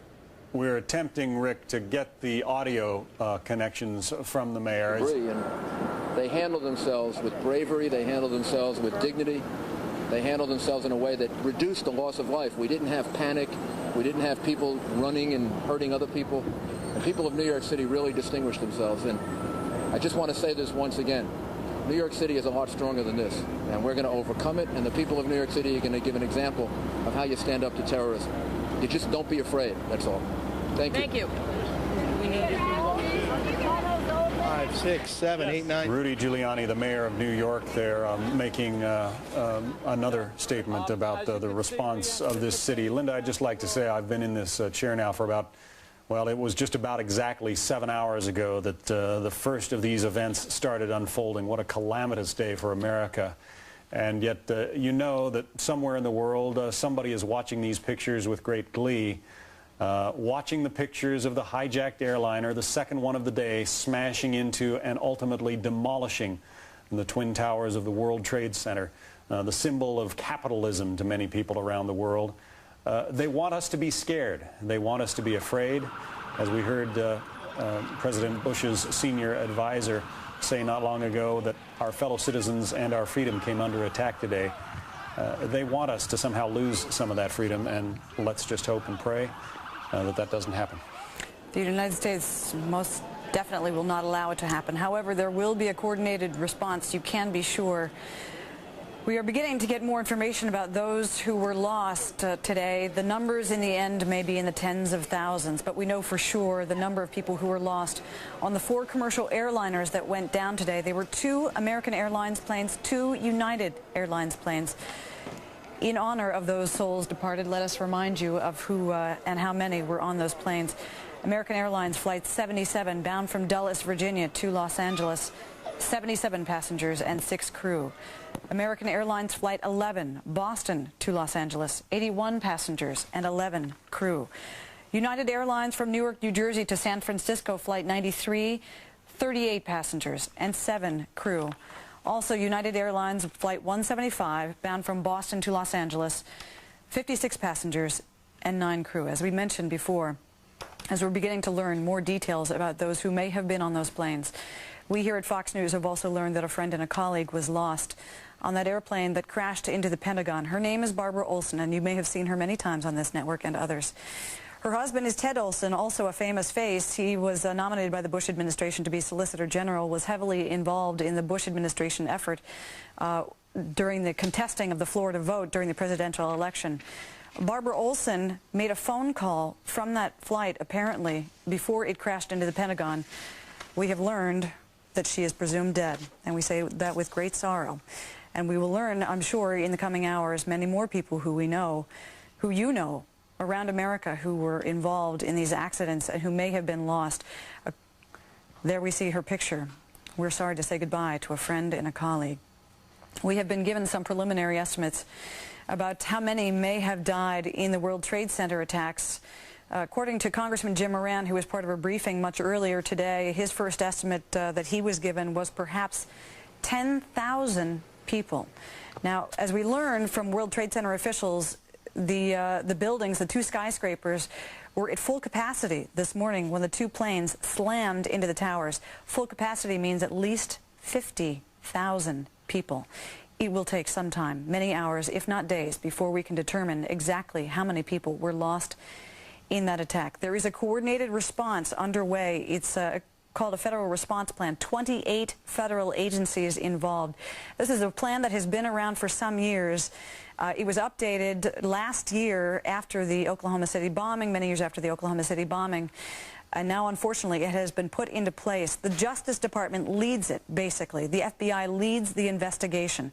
But as you can imagine, all federal agencies, all personnel involved with the federal agencies have all been called in for help. Federal Emergency Response Agency, FEMA, actively involved. They have now activated 8 urban search and response teams in New York City to search through the rubble that you have seen of the collapse of these towers on your screen.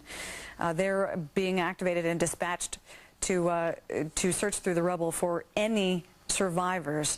The hospitals in New York City have been completely overwhelmed by the wounded. In fact, some of the wounded have now been evacuated across the river to New Jersey. Also, the hospitals in Connecticut on complete standby. The Pentagon is at the highest level of alert. It's something called ThreatCon Delta. Usually it's at ThreatCon Normal, but today was escalated to ThreatCon Delta as the Secretary of Defense continues to operate from that building, trying to coordinate what, if any, military response will be necessary. We do know a little more clarification from the Pentagon. Originally, we had been told that 2 aircraft carriers had been dispatched from Norfolk to come to the New York harbor.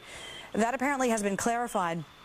Those aircraft carriers have been sent out of their base for their own protection, but they are not being sent to the New York harbor. Other ships are being sent to the New York harbor. They have not been identified as of yet, but preliminarily we have been told that they are being sent here to help not only with protection, but also to help with a massive rescue response to the wounded. We bring in with me my colleague, John Gibson, who's going to be joining us for the next several hours in our coverage. John. Amazing job you and John Scott have done. This is a national disaster and a national tragedy, and I think the country now moved forward on 2 levels immediately, or 3. The huge rescue effort that's going to go on down at the World Trade Center. As many as 10,000, an estimate. 50,000 people were in the building at the time those planes hit it. No one knows exactly how many people may have survived the collapse of those buildings or lie there dead, as well as the hundreds of fire workers and police workers who were at the base of the building. Our own Dan Cohen was there as 2 of them.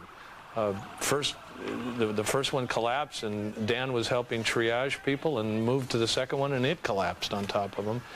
And as Linda mentioned just a while ago, perhaps the first face on this national tragedy is Barbara Olson, 46 years old, who's appeared on this network many times in various political discussions. The tragedy of Barbara Olson's death is going to be repeated over and over and over in the next few days as more faces, as we look at this plane hitting the trade tower this morning. As more faces are placed with the statistics. In addition, there is a question, as Linda was talking with Larry Korb earlier, how did this happen and who do we blame? Certainly one of the areas that somebody's got to look at is who's flying these planes? Does anybody really think an American pilot was at the yoke flying them into the trade towers? Or was someone trained to fly heavy jets and fly them into the World Trade Center? And if they were trained, who trained them? In what countries? And are those countries to blame for training people to fly these planes to then carry out these attacks on the United States? Certainly there are many countries in the Middle East who don't like us, who fly heavy jets, who have to train people. Iran does. Syria does. Iraq does. All of them are potential candidates for who trained these pilots. We're going now to a NATO press conference on the effects of this attack. This would probably be going on at The Hague? Actually, this is in Brussels. They have actually evacuated the building there, but the leaders are standing by. They just finished a meeting. Let's listen. A defence and security organisation, which remains alert, and I can assure you remains resolute and determined as well. Laurent Zecchini, Le Monde. Lord Robertson, I'd like to repeat one of the questions. The fact that the Pentagon, the headquarters of the American defense, has been hit, do you consider it as a sort of an act of war or not? Well, I'm not in a position to make decisions about what is an act of war. An act of unspeakable violence took place today. And this is a moment where people are reflecting on the nature of that tragedy and standing firm against that kind of violence and with the people who have suffered from it. What happens thereafter about it will be a matter for alliance consultation, but I don't think that it would be right or proper to jump to any judgments this evening. I'll take 2 more questions. Gentleman in the back, please. Secretary General, do you consider Article 5 to be in application also for terrorist attack or only for state attack? Well, that is a matter that was considered and deliberated upon at the Washington summit 2 years ago, and you will be able to get from your files what the communique of that summit meeting said on this specific issue. But I'm not willing to go into any of these areas this evening. This will be the last question, please. Angus Roxburgh, BBC News. Do you have any initial thoughts about who might lie behind these acts of terrorism? The Americans don't know, we don't know. But the clear message to whoever it was is that they will have left a trail behind them. And they can be assured that they will be found. And the international community, the whole international community, will be united in condemning what they've done and making sure that they're not in a position to do it again. Thank you very much. It will be all. The message from NATO, obviously, that they are all standing strong and together with the United States, trying to figure out exactly what has happened. It's very early on, obviously. They can't coordinate any sort of NATO response until they figure out with some fair degree of clarity who is responsible for this, but nevertheless, NATO, they're saying it stands with the United States, even as they have evacuated their own personnel from the NATO headquarters in Brussels. We have with us on the phone former Secretary of State Lawrence Eagleburger. He served in the Bush administration. He's actually with us from Charlotte, North Carolina, Charlottesville, Virginia. I'm sorry about that. Mr. Eagleburger, we thank you very much for being with us. Your first thoughts as to who might be capable of coordinating this massive terrorist attack? Well, you have to start out with the normal conventional wisdom, which is Osama bin Laden. The point being, I think it's now very clear that this took tremendous planning. It was, in its own way, brilliantly done. The timing was perfect. They did everything very, very professionally. It took money, it took training, it took time, and you have to ask yourself who is capable of that, and you start out with Osama bin Laden. We may never know for sure. What we do know is that terrorism in its starkest form has attacked this country now, and I do think it is as close to an act of war as you can get in this sort of a situation. Mr. Eagleburger, if you would stand by for just one moment. We have just gotten the first footage of that commercial airline crash in Pennsylvania. It was just about 80 miles from Pittsburgh, Pennsylvania. The first reports were that this is the plane that was part of the coordinated attack. This plane was supposed to be commandeered toward Camp David. Camp David, of course, being the retreat of the President of the United States. It never made it there. It crashed in Pennsylvania, 80 miles from Pittsburgh. However, there was a significant loss of life there. Back to you, Mr. Eagleburger. We thank you once again for being with us. Who is going in for the briefing? Of course, Mrs. Clinton, as the former First Lady, does in fact have her own Secret Service contingent. She doesn't normally have that detail with her at the Capitol, or at least it is very, very nondescript and discreet, because she wants to appear like the rest of her colleagues, to be little more than just an average U.S. senator, if there can be such a thing. But as you see, more and more lawmakers streaming in for this very important briefing, perhaps for them the first definitive information as to exactly what's going on. And yet earlier, when some of them came out to talk to us, it was very clear that the information that they're getting is very spotty. Obviously, the investigation is still only in its first few hours, and the most critical information sure to go to the President and the administration. Lawmakers waiting for any insight, any information.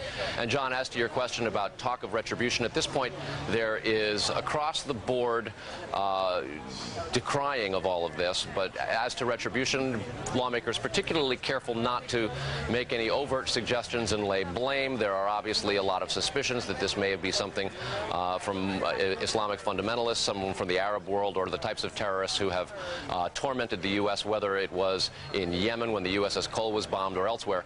But they're also cautious to say it's still very early, and that type of speculation could prove unwarranted, notwithstanding all the signals that they are very suspicious that that's in fact where the blame may lie. Carl Cameron live on Capitol Hill. Carl, thank you very much. The first plane hit the first World Trade Center tower shortly before 9 a.m. More than 7 hours later, there are still flames.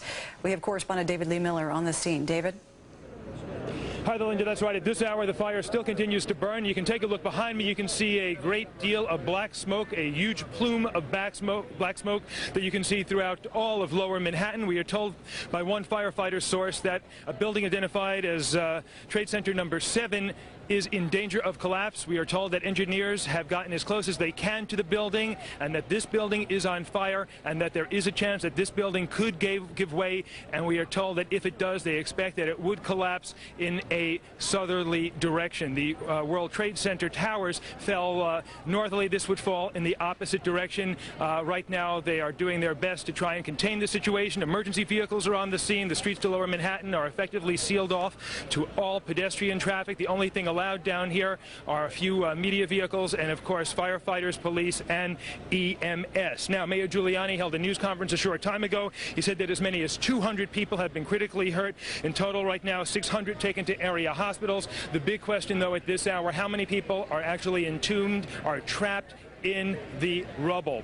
Now, we believe that a great many of those who are trapped are some of the emergency workers themselves. I was here shortly after 9 o'clock this morning. Police and fire were racing to the scene, and that, of course, soon thereafter is when the buildings themselves began to give way. I was a few blocks away. One of the buildings collapsed. I ran, as did a number of the police and fire who were in the nearby streets, but a great many officers, New York's finest and New York's bravest, were trapped inside. A number of people fled thinking that they were not going to get out of here alive. Now, if you take a look at the streets in Lower Manhattan, they are littered now with women's shoes, and that's because so many people here fled the scene. Women fled the scene. They discarded their high heels, and they just wanted out of here as fast as they could.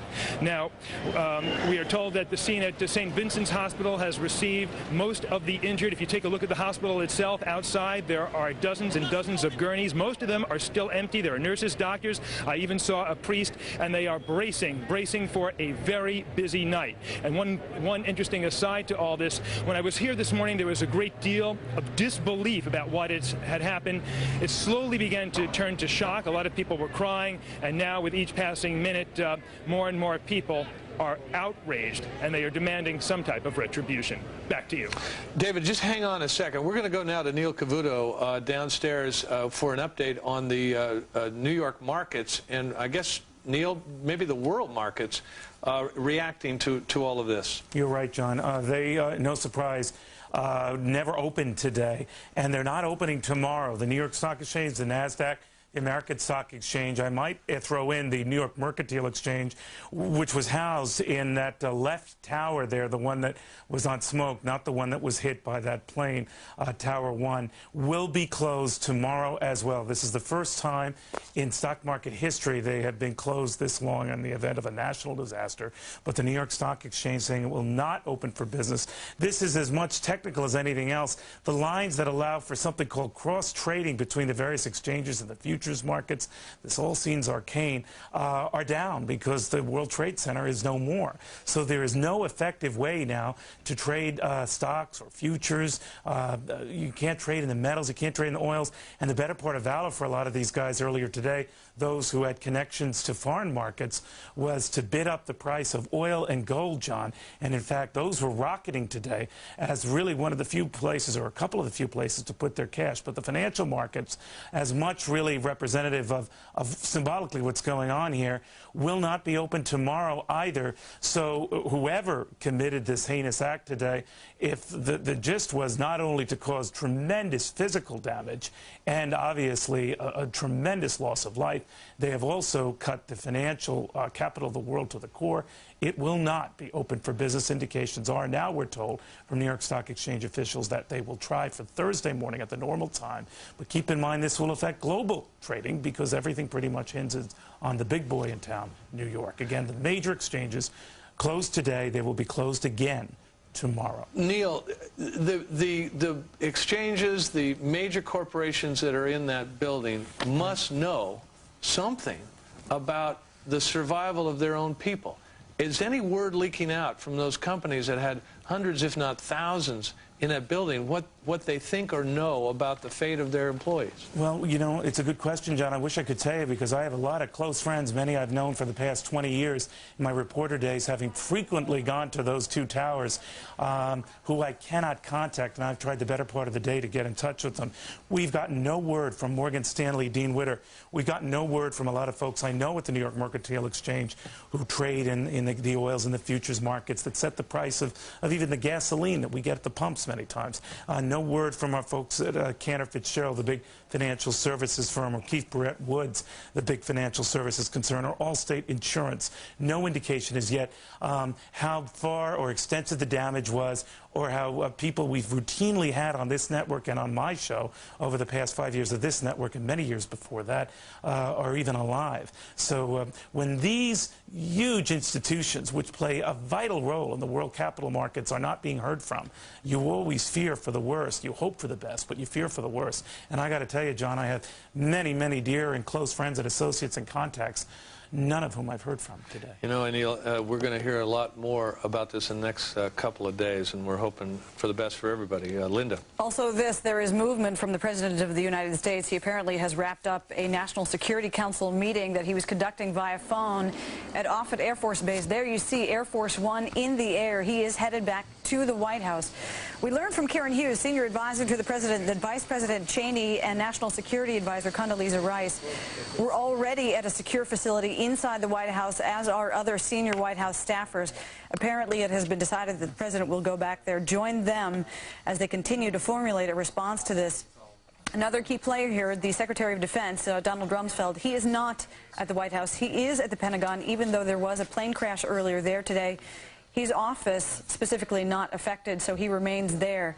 But again, after finishing up a National Security Council meeting via secure phone at Offutt Air Force Base in Omaha, Nebraska, the President now is en route back to Washington, D.C., presumably headed toward the White House to that secure facility where Vice President Cheney and National Security Advisor Condoleezza Rice are already waiting. Linda, joining us now, Senator James Inhofe of Oklahoma, who is on the Senate Armed Services Committee. Senator, thanks very much for joining us. We evidently didn't know this was coming. Does that mean we won't be able to find out who did it? Well, for one thing, I hope there's a wake-up call here, John, because, you know, ever since in the last 10 years of the decimation of our military, along with that is the intelligence budget. So we don't have the intelligence that we need. And I think that that's going to be a response to this tragedy, is that we're going to start rebuilding both our defense system and our intelligence. You got to keep in mind that anyone who would fly an airplane into the World Trade Center would also deploy a missile at the United States.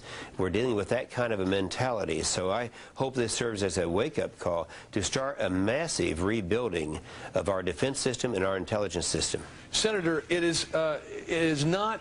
Earlier we heard from the chief representative of the Palestinian Authority in the United States. He said they didn't have anything to do with it. Maybe you could say, well, gee, it would be kind of tough for the Palestinians to learn how to fly a 757. But it's pretty easy to identify what countries could train people to fly a 757, to fly it into the World Trade Center after it had been hijacked.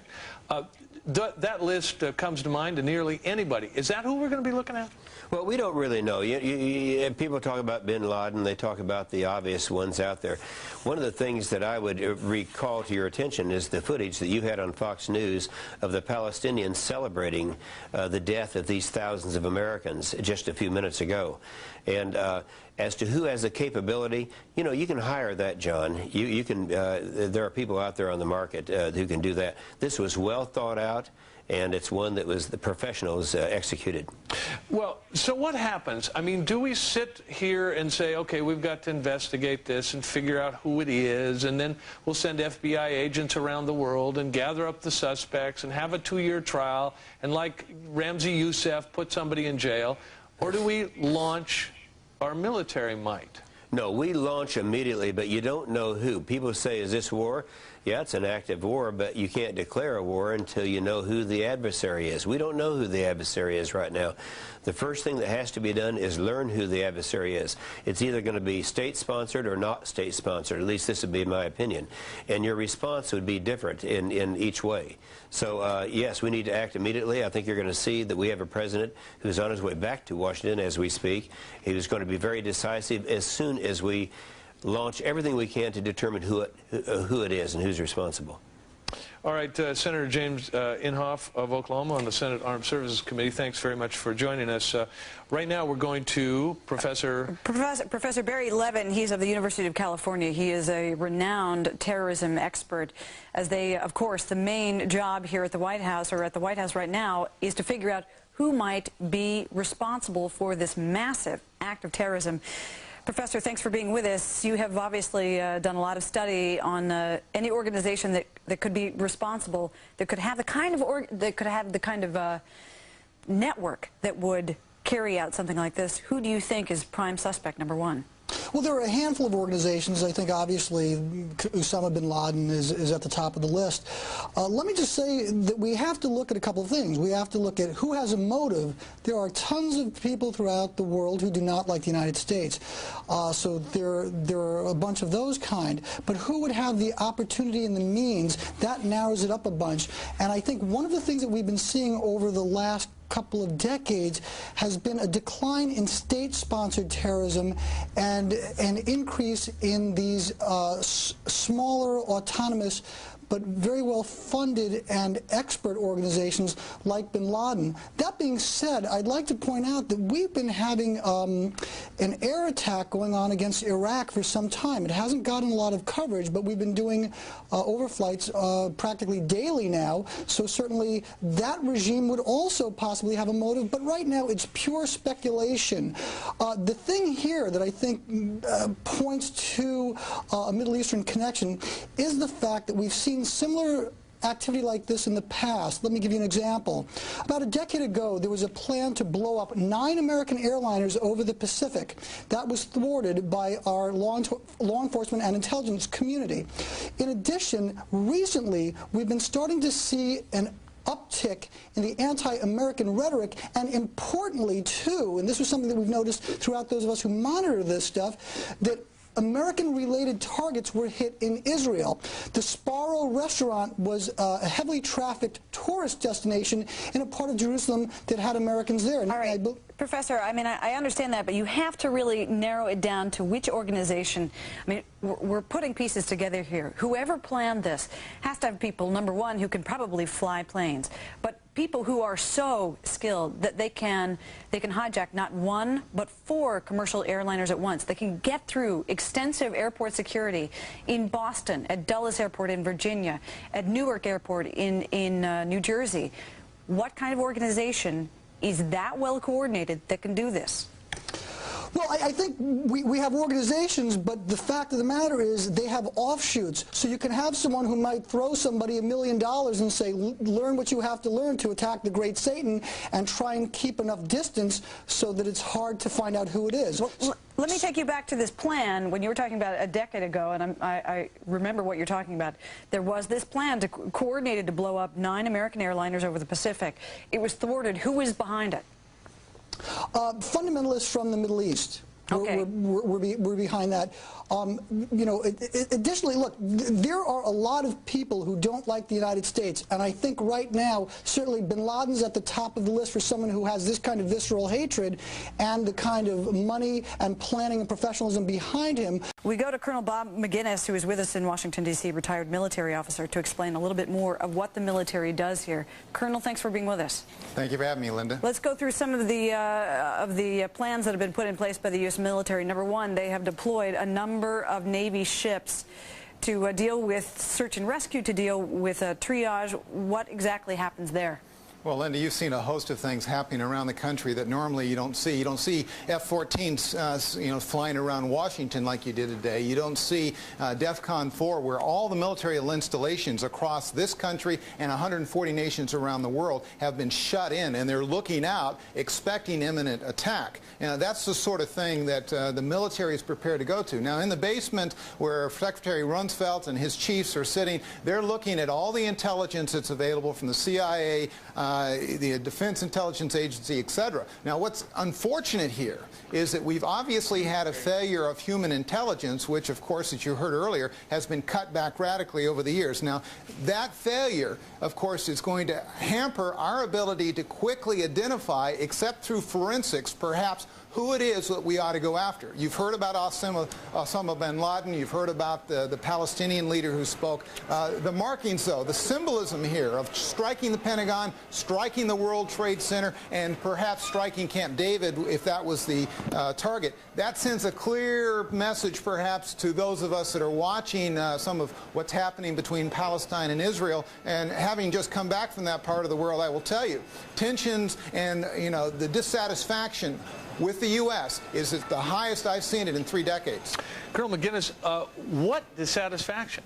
I mean, what is it that everyone is so ticked off at the U.S. about? Is it the Israeli-Palestinian problem or something deeper, wider, farther more widespread. Well, John, that's part of it. Clearly, we give over $3 billion to Israel every year. The Israelis have been using our modern weapons to kill Palestinian leaders, and ostensibly they've been going after even some of those that are connected to Palestinian or Hamas leaders in Palestine. Now, the other part is, of course, there's dissatisfaction, even according to polls and leaders in Europe, about the whole issue of national missile defense, about but you're not saying that dissatisfaction about missile defense would lead to someone from northern Europe to hijack planes and attack us, are you? John, all the markings are that this is a fundamental Islamist circumstance where you have hundreds of Islamic groups, and many of which are very radical, but as some previous guests have indicated,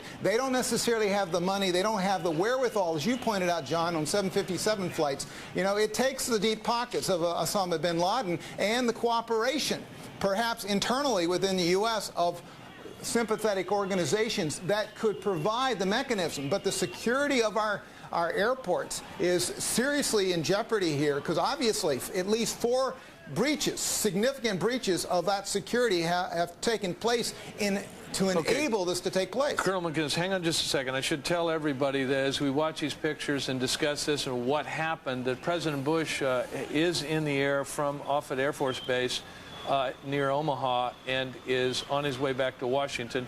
And he will address the nation tonight. We do not have an exact time, but when the president is back on the ground in Washington, he is going to address the nation about today's 4 terrible terrorist attacks, 3 of which actually struck the targets that they were intended. One of them, the hijacking that wound up in a crash in Pennsylvania, evidently did not get the intended target, although we're not certain what that target might have been. Maybe Camp David, maybe the Capitol, maybe the White House itself.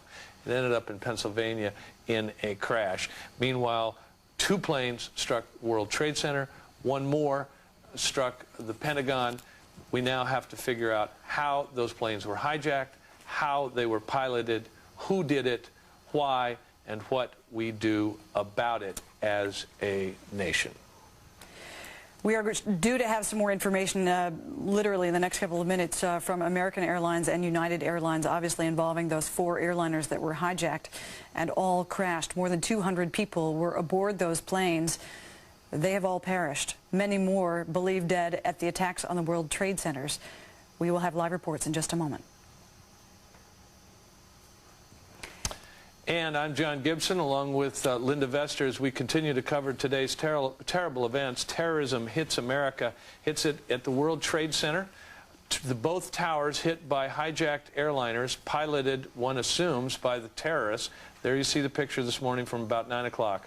A 757 hitting one of the World Trade Center towers. Both of those trade centers later collapsed. Also, 1 more hijacked airplane struck the Pentagon, and 1 more hijacked evidently did not hit its target and ended up crashing in Pennsylvania. It was thought perhaps it was headed towards Camp David, the presidential retreat in the mountains of Maryland. The President of the United States is in the air. He is on his way back to Washington, due to arrive at the White House to join his Vice President, his National Security Advisor, and other top staffers who are in a secure facility inside the White House. He will coordinate with the Secretary of Defense, who is currently in the basement of the Pentagon. We go now to senior correspondent Rita Cosby. She has more late-breaking information from Washington. Rita? Linda, Fox News has learned that American Airlines, which had 2 of its planes hijacked today, was just fined only 2 months ago for $99,000 from the FAA for failing to apply appropriate security measures on 6 of his flights. Now, this is significant because 2 of those flights departed from Boston's Logan Airport. Today, 2 flights that were hijacked left from Boston's Logan Airport. One was an American Airlines flight. Another was a United Airlines flight. Now, in the screening, FAA special agents determined last year that American Airlines transported unaccompanied luggage. Also, they failed to check passenger IDs. Remember, unaccompanied luggage is when they were supposed to associate a bag with a particular passenger. They said that they did not not do appropriate checks to make sure that bags were associated with a particular passenger. They also failed to ask proper security questions. This is obviously significant because a lot of focus is already on the FAA and also particular airports and airlines as to how these individuals may have gotten on board these planes. The other thing that's significant, we're told that the ground stop, of course, all the planes are now grounded domestically in the United States. They're all on the ground at this point. Several of them, international flights, are still flying to the West Coast. We're told just a handful are still in the air, but there's no word that there are any problems on board those flights. But the ground stop will be in effect until noon Eastern time tomorrow at the earliest. It will not be lifted before that. And after that happens, they are saying, the FAA, that there will be indeed many extra security measures in place.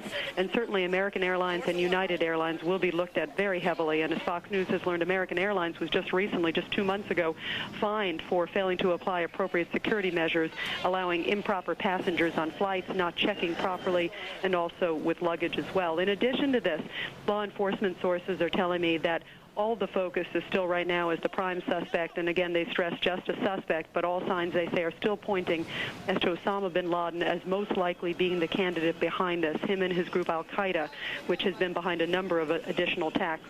They are saying that this group, and particularly Osama as the mastermind, are really the only ones that seem to have the specificity, the sophistication, also the coordination to carry out this type of attack. Law enforcement sources are saying no one has claimed responsibility, which is typical of the case when bin Laden's group has been involved in all the prior attacks that they believe he's been responsible for. He has never claimed responsibility. So I believe they're seeing a pattern of sophistication. And they do know that he was training pilots, was training suicide pilots in addition to other types of suicide bombers.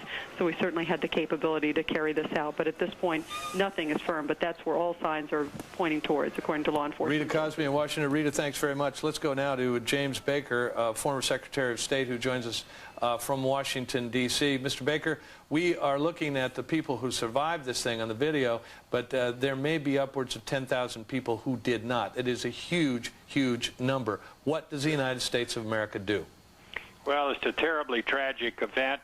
In my view, it moves us into probably another era, one that we've feared for some time would get here as far as our vulnerability to terrorism is concerned. And some of the things that we're going to have to do is to beef up particularly our human intelligence capabilities so that we're able to penetrate these groups.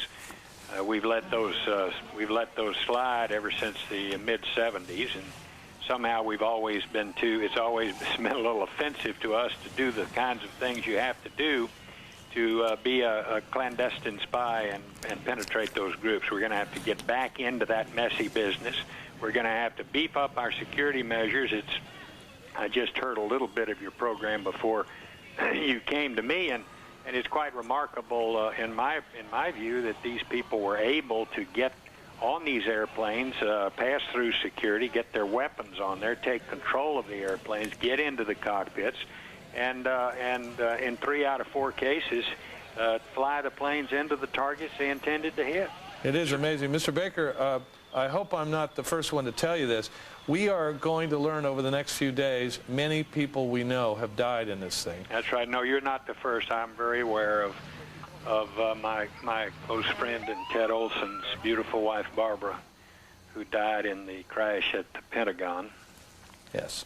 And that's very, very sad to me because she was not only a friend and colleague, she was someone with whom I spent a very intense 37 days down in Florida this year. Yes. Look, we have had other terrorism incidents strike the United States, and you know, some big numbers of people, dozens, many dozens, hundreds, but this may turn out to be a few thousand. Well, I think well, in my opinion, it will. We don't know that yet. We've had, of course, we've had other strikes at U.S. interests here recently that created a lot of casualties. The bombing of our embassies in Kenya and Tanzania, the bombing of the Khobar barracks in Saudi Arabia. We've never had one like this on the soil of the United States, nor particularly one as massive as this.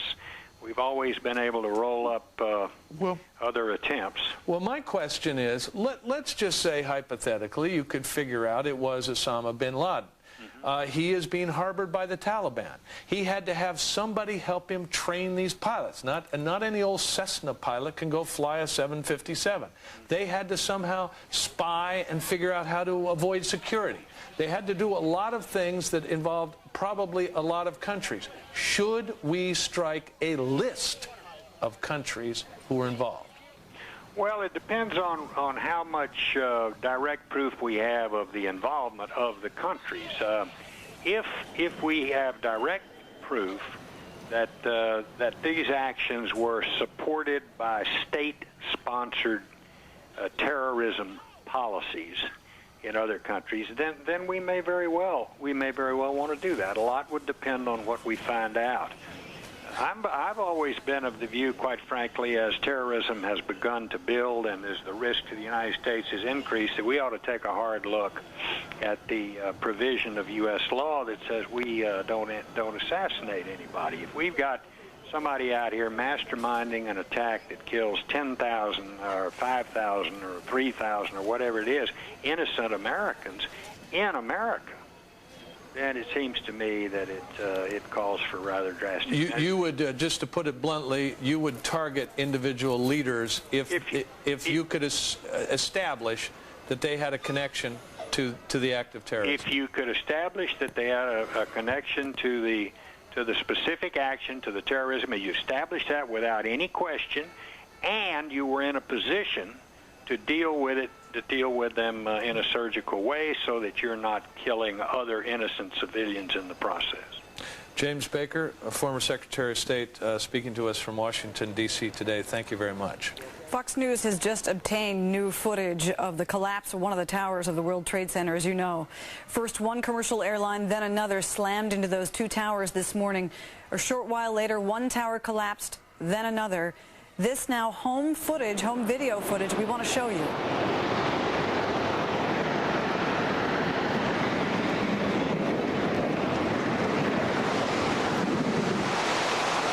I live. I hope I live. It's coming down on me. Here it comes. I'm getting behind a car. It's incredible. Okay, I'm gonna have to go find people who need help, because I don't think I'm one of them. You okay, sir? Okay. Can I just get a toot off your respirator? Yeah. Can I get a toot? Okay. I'm just getting a couple of clean breaths. That's good. Okay. Back to you.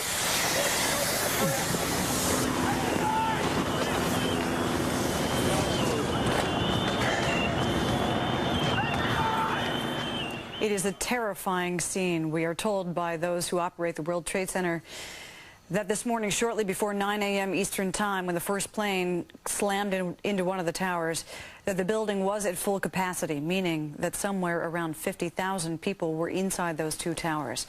We don't know a number yet of how many people were hurt. There you see the second plane slamming into the second tower. It did not take long for a chain reaction of events, including a massive fire inside each tower, to occur, and then one tower collapsed, then the other. Now we know that part of the World Trade Center complex, Building 7, is also on fire at this hour. It is in danger of collapse. We have a correspondent there. We will be checking with him. There is also a tremendous disaster all around Lower Manhattan. 10,000 or more emergency rescue personnel have been brought in. They've been called in. All taxi cabs in New York City have been commandeered to ferry rescue workers down to that area. At the same time, the Navy has dispatched a number of ships to New York Harbor to help with the rescue operation. Hospital emergency rooms around the city and beyond completely in chaos. We are going to go momentarily to a former ambassador to NATO, but before we go to Ambassador Robert Hunter, let me introduce on the phone Kelly Quill, who was an eyewitness to both Kelly Quayle. I'm sorry, Kelly. Coyle. Coyle. Kelly Coyle. You saw both planes hit both towers, and you saw both towers come down. Tell me about it. I went to work this morning. I worked for Solomon Smith Barney, and we're located at 7 World Trade, and I'm on the 43rd floor. And we were just sitting there today, and we saw the first plane hit the building. And at that point, I really did not know what was going on. It didn't look like an accident because it looked like it was a direct, that they were aiming it right at the World Trade Center. But then there seemed to be like explosions, so people didn't really know, and there was a lot of debris hitting the windows. People panicked, but they stayed put. And originally I thought that we stayed put for about 5 minutes, and then the second attack hit. But now I find out that it was actually 18 minutes, so it's funny, how time flies. Okay, now, Kelly, plane number 1 hits, plane number 2 hits, and then there's a lot of fire.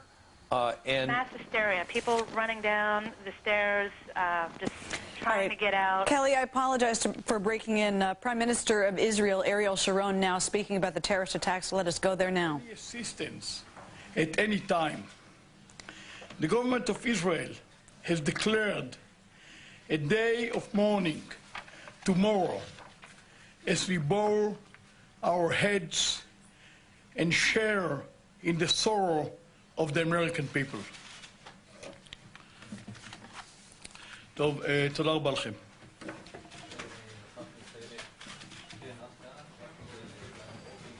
All right, it was very brief, but you got the essential message there from Israeli Prime Minister Ariel Sharon, basically saying it stands with the United States, and in a show of solidarity. Tomorrow, in the state of Israel, there will be a national day of mourning.